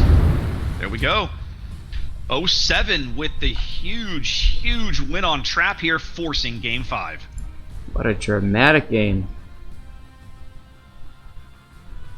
Their destroyer, like, up until this game, Zap, their destroyers did a brilliant job of controlling caps, but I didn't feel like the torpedo salvos were really kind of making an impact. But that game, unquestionably, those torpedoes were everywhere. So the thing about trap is it really works to funnel teams into 2 different areas. One is A cap, and 2 is the area south of C cap. 07 obviously kind of gambling early, saying, hey, I think they're going to go for A. Sure enough, a decent chunk went to A, and those torpedoes sealed the deal. Very, very much so. Well, now we're going to Game 5 here in our final semifinal match, because as I see a raid come in from Hotel Kilo, that looks, yes, Cuter swept RNG in their semifinal match, Zaf. So RNG falling to the third place game, and Cuter is going to the North American Finals. That is impressive. Congratulations to Cuter. That's awesome. Congrats to them. I can't remember. Did I say they were going to move on? No, BN. We both picked Buenos Noches. We both did. picked Buenos Noches in the top half of this bracket, and that's who Cuter beat. Yes. To keep moving on. So good job to them, guys. Because Buenos Noches is a tough team. I gotta go back and watch those games later, because somebody was casting those games. Because once we get to the quarterfinals, everything is covered. So I gotta go back and watch that series. I bet it's really, really good. All right, back to and our last map is Shards. Congrats, Shards, my favorite map in the world. Lie the Faroe Islands. The map that no one Beautiful wanted. and isolated, these windswept shores will shortly be the setting of a desperate struggle between opposing navies. This is Shards. Shards is a 42 by 42 kilometer domination style map with 3 cap points running in a line from southwest to northeast. The A cap is in the bottom left, B is in the center, and C is in the top right. Changes made to Shards in Update 0.8.1 have made it a very unpopular map in some regions, and many teams remain uncomfortable playing on it. In the lower left and upper right corners of the map, the A and C caps pose quandaries for both teams. Half of each cap circle is wide open, while the other half is constricted by islands that form a narrow set of channels. How they choose to handle these corner caps forms the backbone of a team's strategy for dealing with Shards. Some teams will opt to try and capture from the side most open to them, forcing the enemy to attack through the channels. Others will opt to push through the channels quickly and bag the cap themselves, then use the open side of the cap for defense. At the center of all this chaos lies Cap B with its own maddening configuration. What a match. Islands punctuate the circular cap like a set of lawnmower blades, centered around another low-topped island smack in the middle of the cap. The island cover seems likely to encourage a lot of camping cruisers really and hide-and-seek 07 destroyers. Because after those first Previous two games, events I'm and clan sure battle that they seasons were have shown us that while teams spawn in the northwest and southeast, they were feeling kind of low, especially because they played really well in Game 1. I mean, really well, and they just they fell just short of capture area B. Game 2 is the only one in the series that I can look at and go, they weren't really there for that one, I don't think. Shards. And of course, they've won games 3 and 4. And Game 4 was decisive. In the frigid expanse of the North Atlantic between Iceland and Scandinavia. Just felt like Beautiful 07. These windswept shores will shortly be the setting dates of a me right desperate there, struggle between jeez. opposing It navies. felt like 07 just didn't have their mojo until the last game, and this last game just now kind of confirmed it for them, right? They're coming into this last game feeling, we got this, guys, we can do it, one more good game, we get into the finals tomorrow, Zath and Raptor will cast us, you know, like, in the lower left and upper right sorry, did I say tomorrow? A and C caps pose quandaries for both teams. That's okay. Half of each cap circle is wide open. I have not. The other half is constricted by islands that form a narrow set of channels. How they choose to handle these corner caps forms the backbone of a team's strategy for dealing. But I mean, anyway, PWP, some teams will opt to try and capture from the side most open to them, forcing the enemy to attack come the into the channels. series expecting it to Others will opt to push through the channels quickly and bag the cap themselves, then use the open side of the cap. That's but great. If you're PWP, like, at the center of all this chaos lies Cap B with its own maddening dynamics of this match, right? Like 07, islands punctuate the circular cap like a set of lawnmower blades, centered around another low-topped island smack in the middle of the cap. Their win last the island cover seems likely to encourage a lot of camping cruisers and hide-and-seek destroyers. There's a lot riding on this game, Zach. There's a lot riding on this game. Play will typically revolve around an axis that runs from the C cap in the northeast corner down to the A cap in the southwest, while both teams vie for control of capture area B. Just wait for everybody ready ships, up here. 2 teams, 07 1 is victor. ready, man. It's time to play. You know, one of the things Shards. you mentioned this, Zach. Like one of the things when you get in a groove, right? You get back, in the and you and I, expanse I of the know North this Atlantic from between Supremacy. Iceland and You Scandinavia get back to and that the training Faroe room, Islands. man. You can't wait to ready up. Beautiful. Well, let's go now. These I want to wait. Well, I'm not waiting shortly for be the We're setting playing of a now. desperate struggle between opposing Let's be real here. 07's got the momentum, right? Shards. They no just question. won 2 in a row. They Shards want is to a keep 42 going by while they're 42 hot. Now, if you're domination style map with PWP, 3 cap you points need to running a ice line the from kicker, so to southwest speak, to right? You northeast. need to slow things down You need to B's in make the center, 07 and C is in the wait, top because right. if 07 Changes made waits to shards in over update time, 0.8.1 you know, have made it a that very bathroom unpopular looks map pretty in some regions.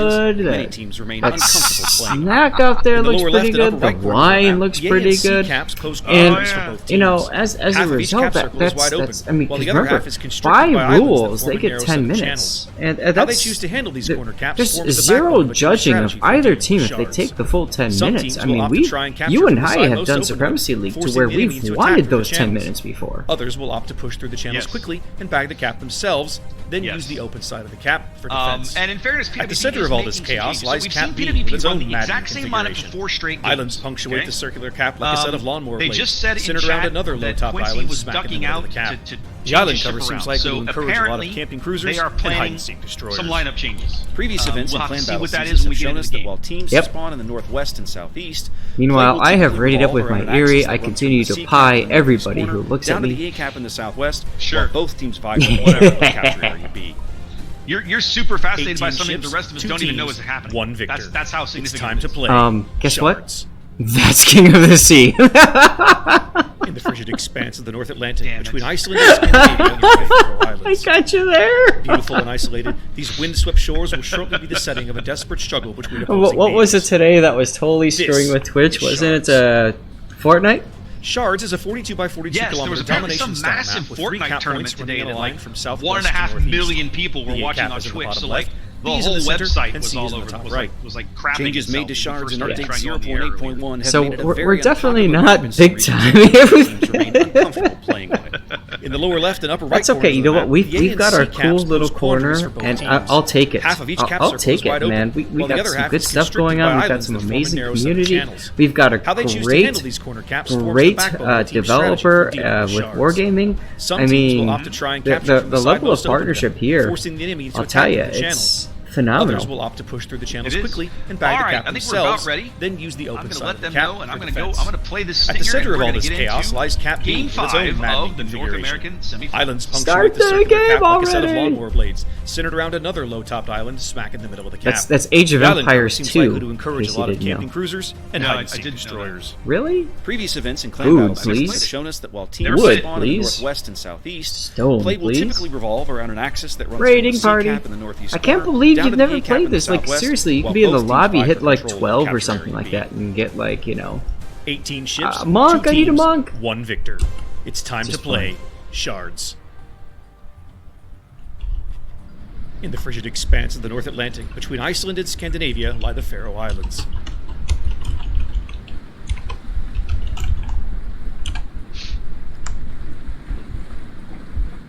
That's right, ladies and gentlemen. Get pied now.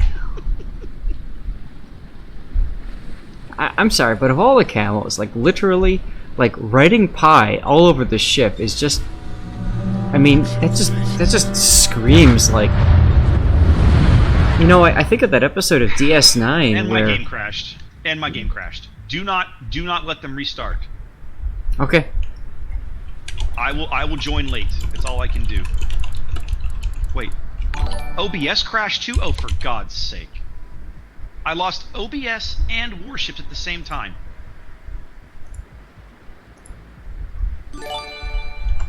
Hey, Stug with the subscription. Thank you, Stug.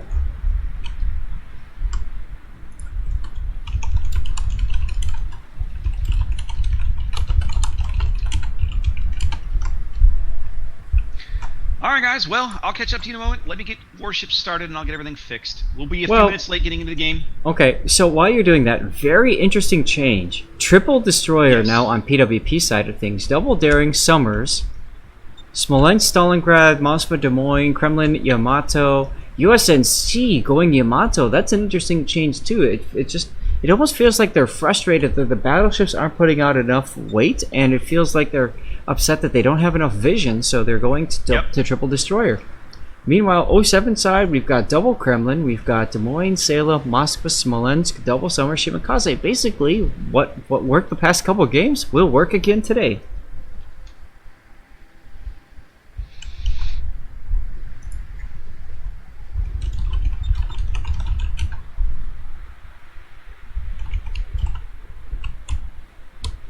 Alright. while that's going on, let's get the overlay fixed up again. There we go. Okay. So now once I get into the match, there we go. Alright, so this will load me into the game, because this worked last time. Last time I went out, it loaded me into the game as well. Sure. USNC starts off taking a 10k salvo in the Yamato, going a little bit broadside to Big Ben. It looks like 07 is trying to go for all caps. They've got a lone potato going, backing up into C cap with 3 ships backing up Des Moines, Moscow, and Kremlin. Shimakaze Dragon now being detected probably by radar or something along those lines. Project, thanks for the subscription, man. Amazing.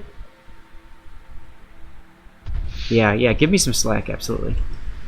People are complaining because I've been sharing your video, but I've also been like we've been talking while that's been going on, and I guess people are upset because that's like hearing Raptor times 2, and they just can't handle the Raptor.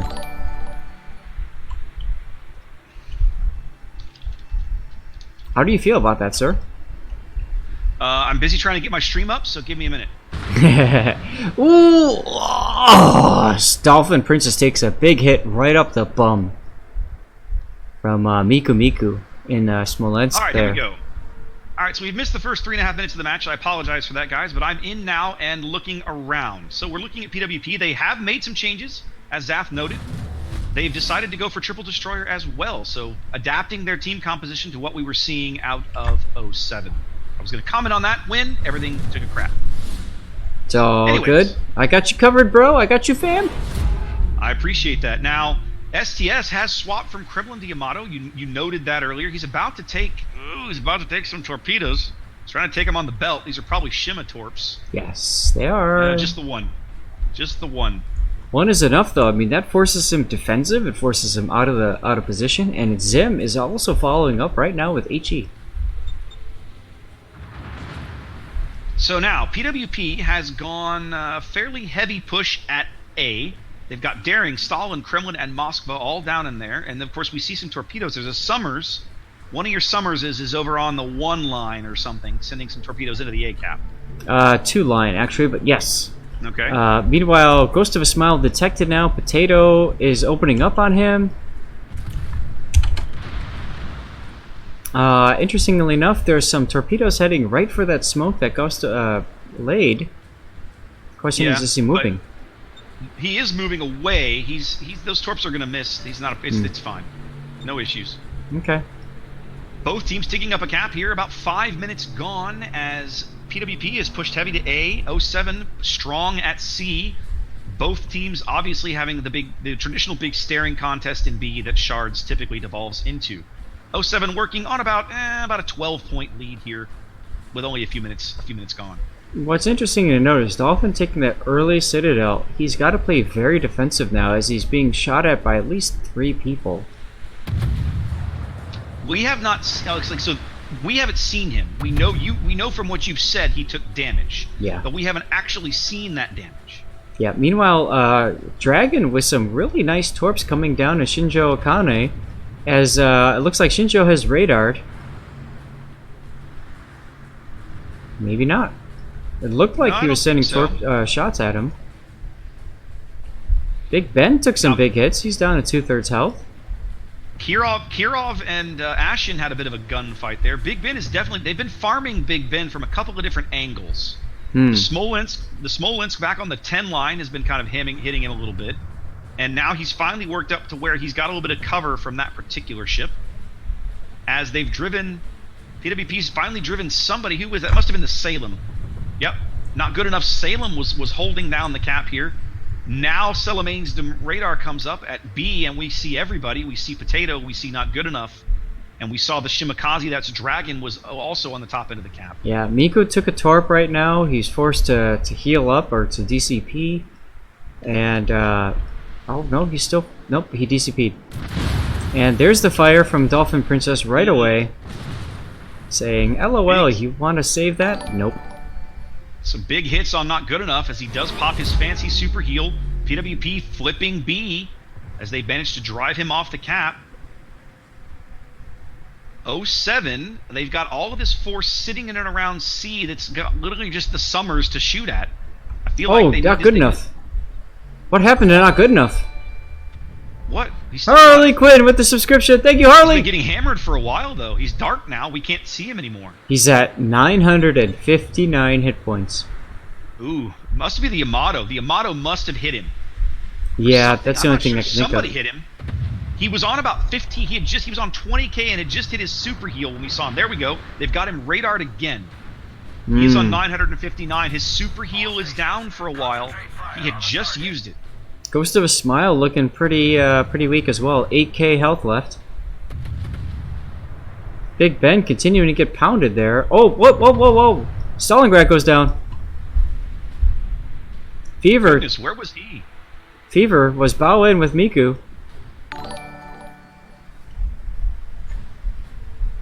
35 hit points. 35 hit points are not good enough. Potato needs They're to... continuing to fish. They've just lost eyes on not good enough. Oh my goodness. They can't see him anymore. They know he's there. They're fishing. They don't know where he is. They're shooting long.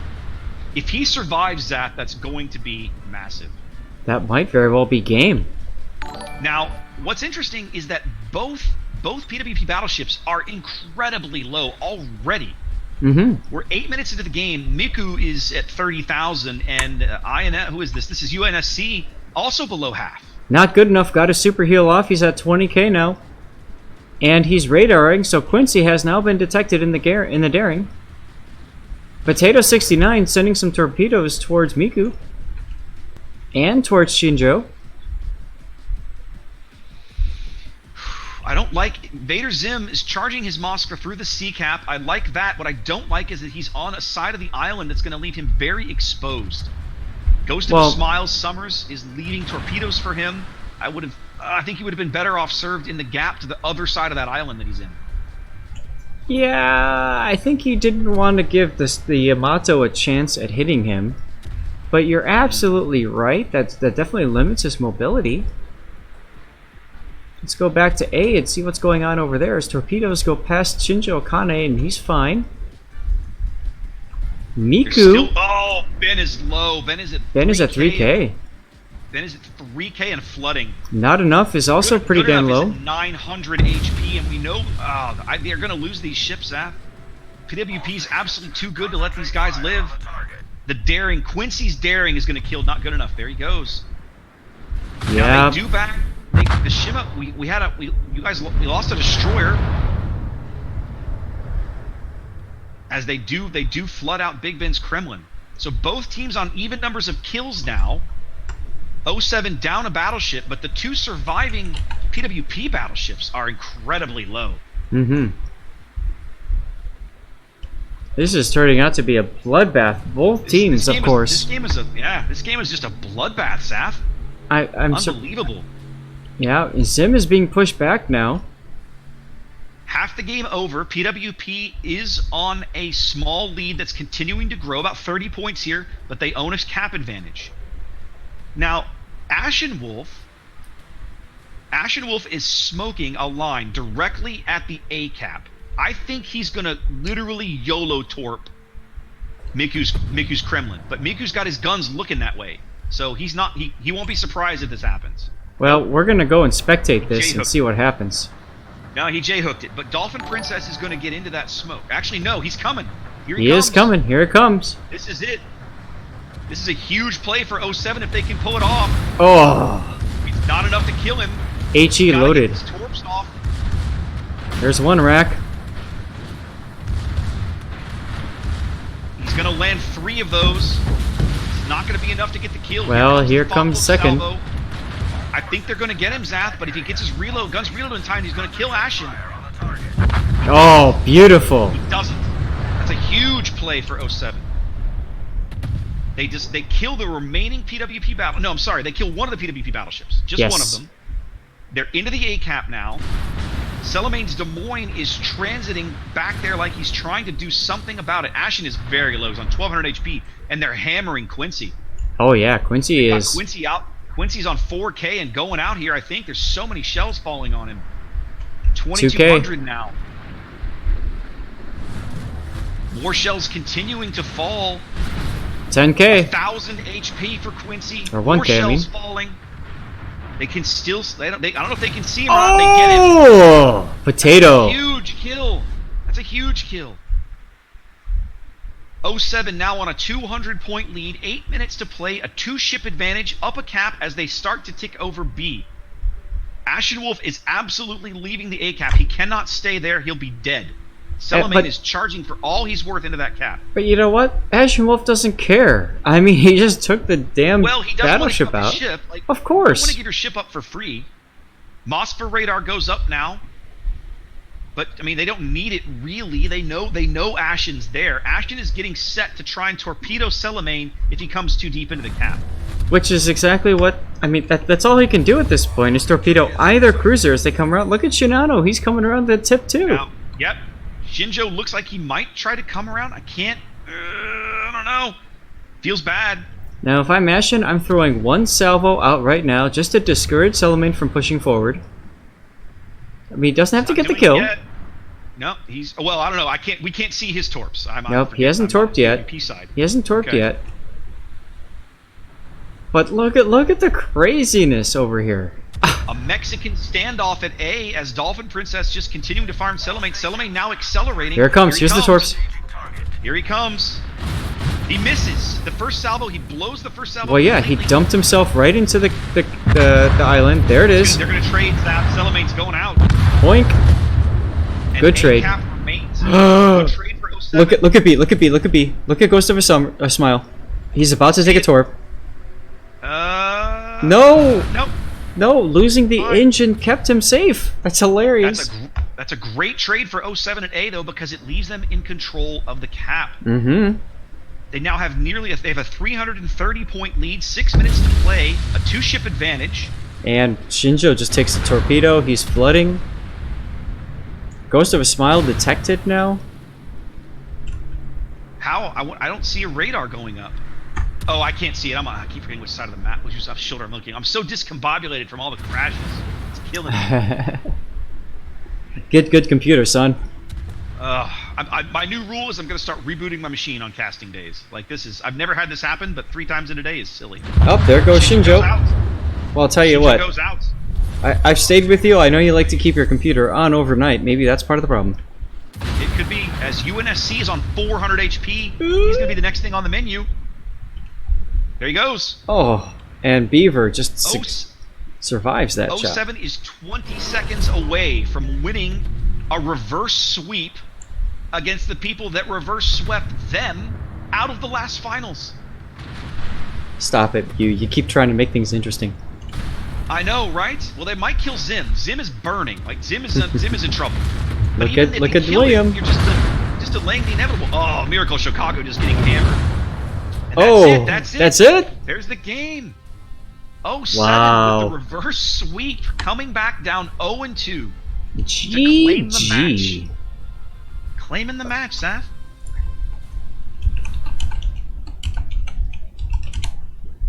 Somebody in my channel already posting who won. Well, I mean, that's kind of a D-bag thing to do. Yeah. Goodness gracious.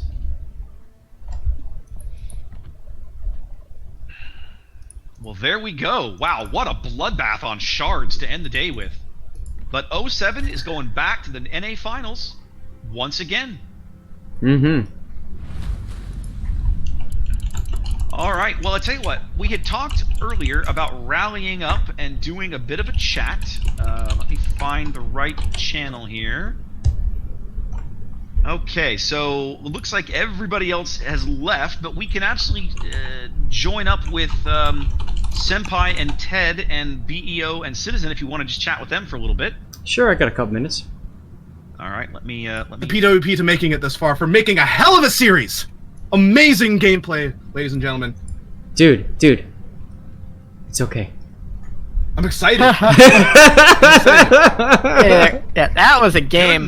Goodness gracious, gentlemen, what did I just watch? I don't know, but we're about to go through the kill breakdown here. We have AshenWolf picking up 2 huge frags down in the A cap, taking out the Kremlin, and as well as trading with the Des Moines, 2 kills for him. Dragon picking up a single kill in a Shimakaze. Potato picking up a DD kill in a Somers, outgunning a Daring.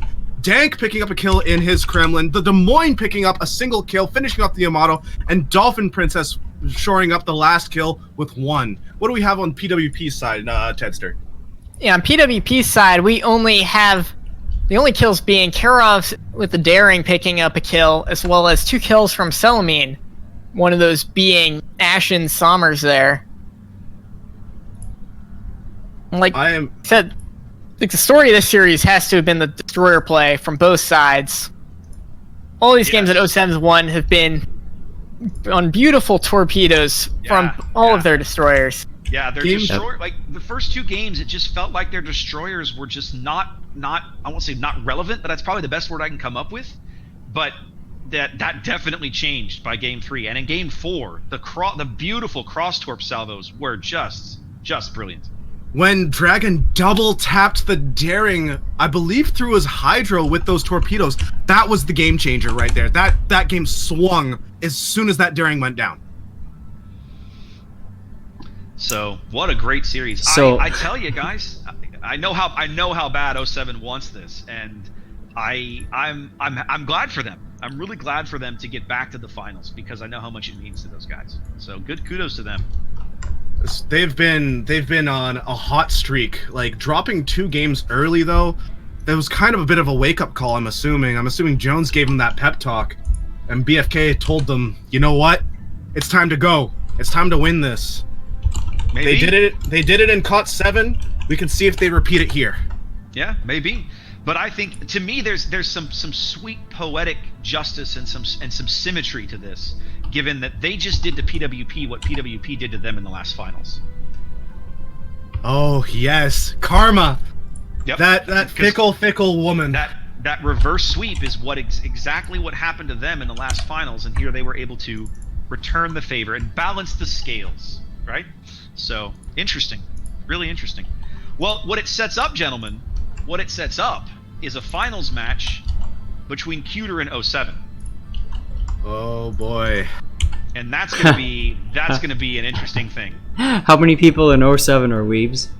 What's the weeb count? There are a few. That's actually a good There's question. a I don't few, know. but I'd say the biggest weeb on the 07's current roster would definitely have to be Dolphin Princess. No love, don't worry. I say this out of admiration. Dolphin is a very skilled player, but he's also a huge weeb, bigger than me. Whoa, now, okay, that says a lot right there, Senpai. I mean, we're talking about the guy who took a picture on the battleship Iowa with Iowa Kankale on the number 2 turret, or number 1 turret. I thought my eyes were going to roll out of my head when I saw that. I really did. It was a great picture, I loved it, I thought it was great. Oh, time is winding down, the stream is finally catching up, the chat is going crazy. Yep. Mm-hmm. Yep. So 07 and 00 breathe a collective sigh of relief here. Now, I also am going to say, I'm curious. I did not. Of course, we all cast the same thing. Did you guys happen to cast any of RNG during this event? Because that's the one team at the top 4 that we haven't seen, that I have not seen. I've casted pretty much almost all of their games, actually. Okay, so tell me. I don't know the team at all. Like, tell me about them. The team. Let me go through their lineup. Several of their players actually do have competitive experience. They played Kots before. I've seen them in clan battles, but just not at the level that they are right now. Like Polaris, I've seen him sometimes in playing battleships. Let's see, anyone else I recognize? Not so much. They also have a player from Cute, kind of murking for them. But otherwise, the rest of their team it's not really recognizable. And yet they've managed to make it all the way to the top 4, which is amazing.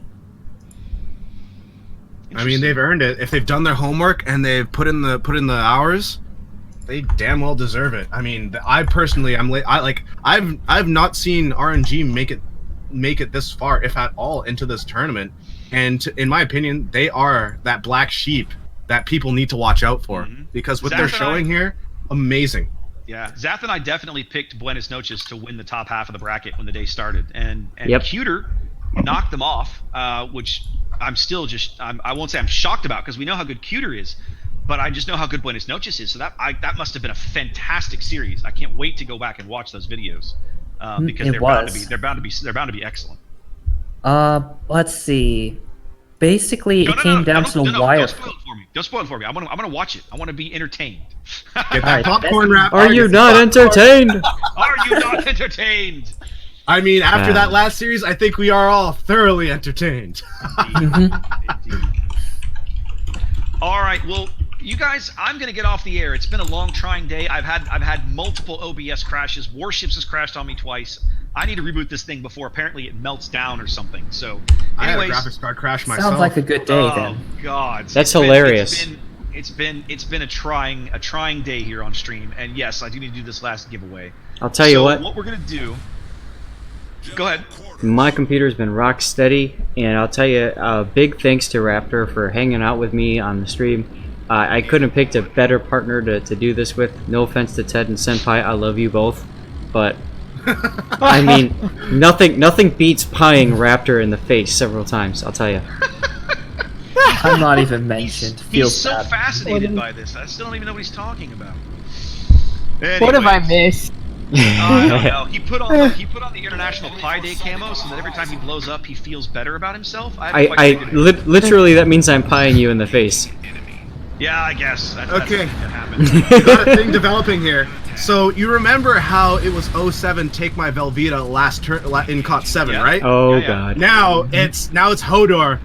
We are hearing that Jones and Big Ben held the door for Ozem to come back.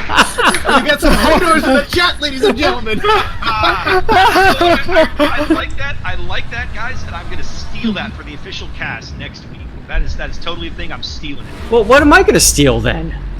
I don't know. You can use it too. I'm still stealing it. What's up, Big M? I was gonna tell him what the reps room came up with, but I'll do that once you're off the air. Anyways, Zaf, a huge thanks to you. We've worked the whole tournament together again. It's been a brilliant time, and I will see you on Saturday in Look Austin at this, for the finals, Captain. sir. Oh, I can't wait, man. It's gonna be a lot of fun. Absolutely. Everybody else, guys, thanks for helping us bring the tournament, display the tournament to everybody. Everybody puts in a ton of work and effort to make it look good.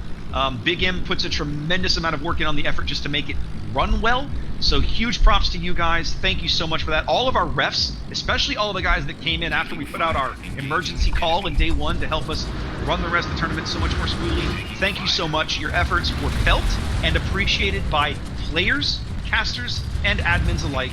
It's very much appreciated. Thank you again. One little thing though here, to everyone watching today, thank you for supporting King of the Seas. Thank you for watching your favorite teams and clans go head to head, punching it out. Oh, absolutely. On these little spots of ocean. You guys are what makes this possible, so thank you very much. This is a volunteer thing by players and you, and we can't do it without either. Yep, absolutely. We can't do it without volunteers. And, you know, there's no point in showing it if people don't want to watch. So the fact that people want to watch the event is a huge thing. So thanks, guys. All right, I'm going off the air now. It's been a long day. I will see you guys again on my regular streams on Tuesday, but of course I'll be back here with more King of the Sea Saturday afternoon on the main World of Warship streams live from Austin with Lord Zaf. I will see you then. Yeah, boy! Yeah, boy! Yeah, boy! Hold the door! 07, hold the door! Hodor! Oh my god, the first time I discovered what Hodor actually meant, I cried. I don't know about you guys. And everybody else watching. So sad. We're out now, Raptor? Well, he might be off of his stream, but I'll tell you, I'm still recording. I just cut mine. I'm gonna let mine go. Guys. We'll see you guys next week. Tune into the World of Warship stream to catch Raptor and Zath going crazy over the international finals. Crazy. Oh my god. Yeah. Wow. My voice. Your voice, our voice. I don't know. I mean, I didn't scream that much, but my throat was well lubricated thanks to wine, so, you know, that helps a lot. Yeah. Wow, your team just wanted to I die. can't wait to go over to the 07 TeamSpeak to see how they're celebrating. I just want to join right now. I'll have to drop by too. Yeah, that's a good idea. Let's do it. All right, see Yeah, you guys. go for it. I don't know, man, but like, for it. I kind of want to bask in this right now. Like it feels like You're in all their the names sub-clan. in this series has been so good. I like how last Kots was a reverse sweep from PWP, and this Kots is a reverse sweep from 07. But you know what? I was talking with Raptor. The first couple of games, it didn't feel like 07 playing. It just felt like a team that had no idea what the heck they were doing. And then all of a sudden, a switch was made, and like torpedoes were landing. People were rotating themselves properly. It felt like these guys knew what they were up to. Yeah, it's kind of like with the last Kots. For the first couple of games, PWP didn't seem like this. I joined into Crab Rave. Yeah. Oh, I need to see this now. I need to see this for myself now. Do we need to, what are we seeing? Do the streamers need to discuss anything, or are we good to go? How about the fact that TXT beat a game over squad with a bot? Ouch. That was awesome. That was hilariously fun to watch. I mean, the Shimikaze. Wow. Shimikaze was almost a good luck charm because they lost the next game when they brought in a human destroyer player. Nice kill, Badger. I actually looked back at Kots 8, and it was interesting. I'll be back in a moment. TXT went from not even qualifying in Kots 8 to the quarterfinal. Well, I mean, and Raptor and I were talking about that earlier. How we watch teams just learn the game, learn the competitive landscape, and find ways to make it happen, which is great. I mean, it's not the same old every single season of Kots. That's awesome.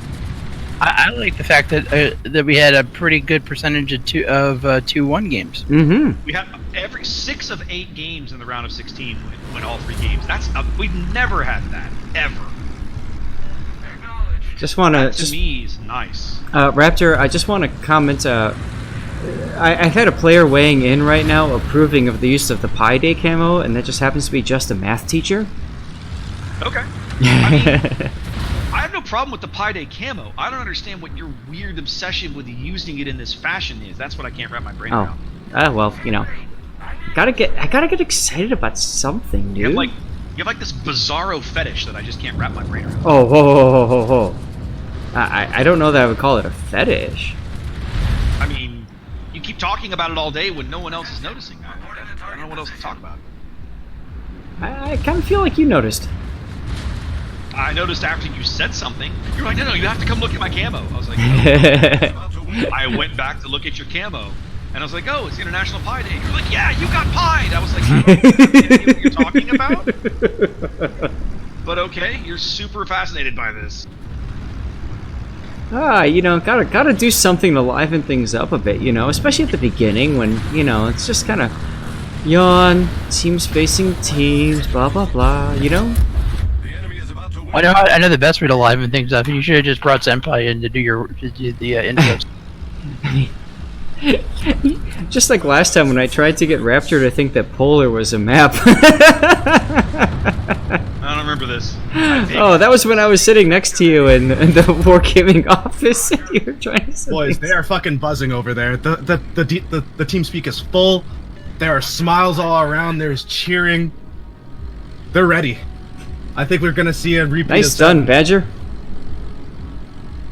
Alright, well, I think I'm gonna do my final drawing, say thank you and goodbye to all of my loyal viewers, and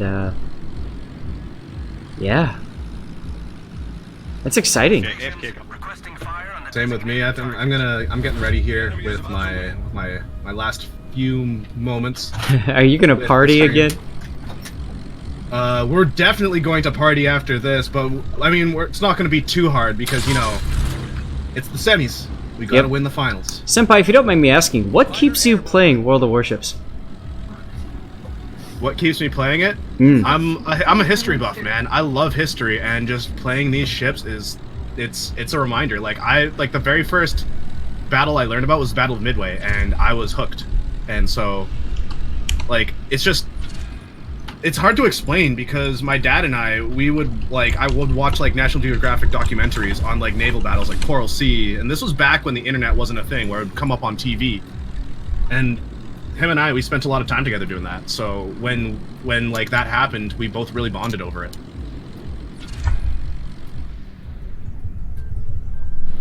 Big M, how about you? What keeps you playing?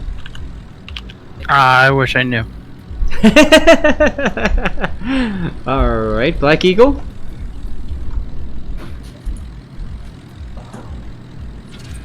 Nothing keeps Black Eagle Ops playing. He just hangs out for the memes. I mean, wouldn't you? I mean, yeah. There you go. What are we doing? Oh, there you go. Citizen, I realized I was a little muted there. That's alright. Black, what keeps you playing World of Warship, son? Well, it came from being in a military family. Granted, it was Air Force. Yeah, I know, boo, boo, boo. But as a young child, I was actually taken to the USS Alabama, and I don't know, just fostered something in me that just kind of stuck with me. And when warships came around, it was just like, oh, I'm home. Fair enough. That's awesome. Yeah, the military stuff, I love the World War II history stuff. I mean, I'm a huge ship nerd, so for me, yeah, I mean, ugh, the models and everything's amazing. Citizen, how about you, son? What keeps you playing? What keeps me playing World of Warships? Yes. The fact that I have a popular stream. There you go. There's literally no other gameplay related reason. Poor Callie. I hope you're ready to extremely lower your expectations. Krieger, what about you? Please don't say it's the beans. Why am I being asked this question? I was just asking everybody what keeps them playing World of Warships. Just curious. I feel like it's a hostile interview. I have to leave. I drink heavily, and my folks love watching me either get deleted or delete things. You drink and you know things. All right, I love it. Except I don't drink heavy enough, apparently. Oh, guys, I'm gonna go watch some Fortnite. I'm there with you. Oh God! You're gonna go kill Twitch? Is that what I just heard? Something about killing Twitch? So, gonna you go know on how mute Fortnite now. had all those viewers? Guys, it's been a lot of fun. I'm gonna switch over here, and we're gonna do our final little big thank you to everybody, and then we're gonna be done. I have to go, and I have to run my credits. There we go.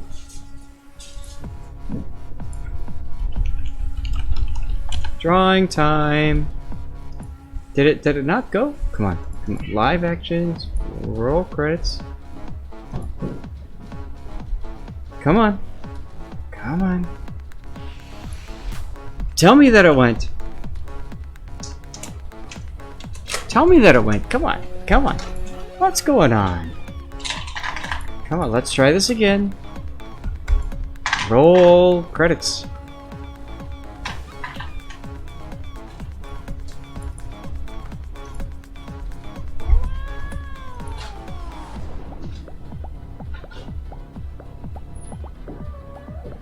Now that's weird.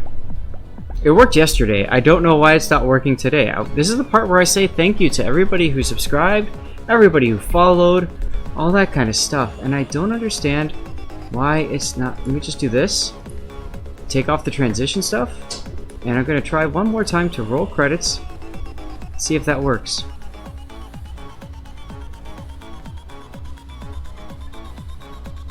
Credits are live, are showing. Okay, this frustrates Zath just a little bit. We're gonna go into here and we're gonna roll credits now. And let's see if that worked. Did that work? I don't know. Why? Should be working fine now. Credits. Alright. We're gonna try again, because it's working fine on the sheet. There we go. Hey, there's the credits.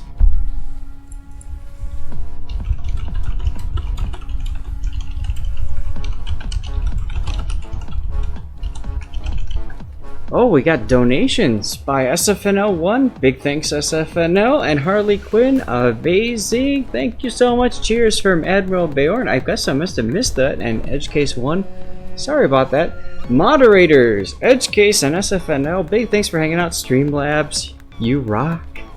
Followers, we've got Camo68A, KWALEVU, Konato_K, Tiger Troll, lol, Sinister Minister, Level 1 Royal Jelly, Stug _ Elite Sniper X, Auto Pay, Sasalis1, Cap Stefan 1, NSFW Player. Now that's an interesting name. Akuma Henix, Fested Shadow Olden, Studs _ V, Archon 87, Cortex 39, Androds, M Jammin, Crystal 13, 22, 69, Captain Hook 77, Sin Style 2, Average Noob Gaming, Rung Fang, The Viper, Noah 92, Wow Don't Throw, that's a great name, love it. Killer Pagan, Dairuch, Wrench Dog 11, Brand Beagle, Theriarsis 189, Werewolf Watson, DV, First Cav, Damon's Bane, Domain RC 45, Kenshino, JDSME, Patch 437, Zendelin, Kyrkis, Modigia, Heptoliosk, Spud 0 NA, Unsk Day, Humphrey 10, Sharka Row, Das Wolfa, Automatic 8, Borrow, Praya 21, Frack again, I love that name. 1Axel0, JCS, Asian Invasion 11, congratulations winning. And subscribers, we got Mariner Solitary, Much Tiger, Scout Diverman, Truffle Me, NY, Feekin, Memjamin, SFNL1, Stug _ Project Frag, and Harley Quinn. Big thanks to everybody, and awesome stuff. Who are we gonna raid? Let's see who's online right now that we can raid.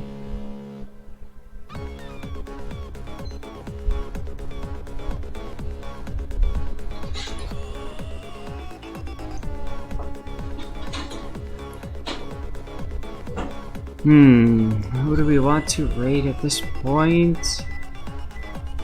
This guy doing a 10-hour stream, that's interesting.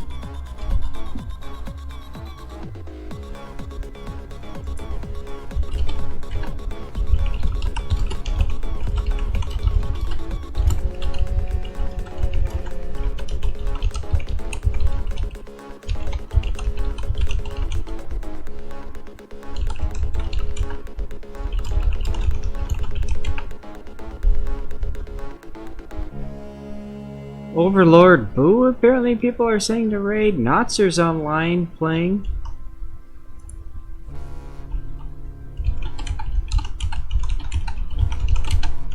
I didn't have enough friends. Well,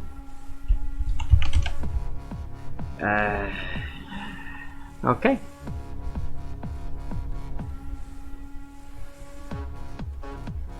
Well guys, big thanks. Gonna call it a day now.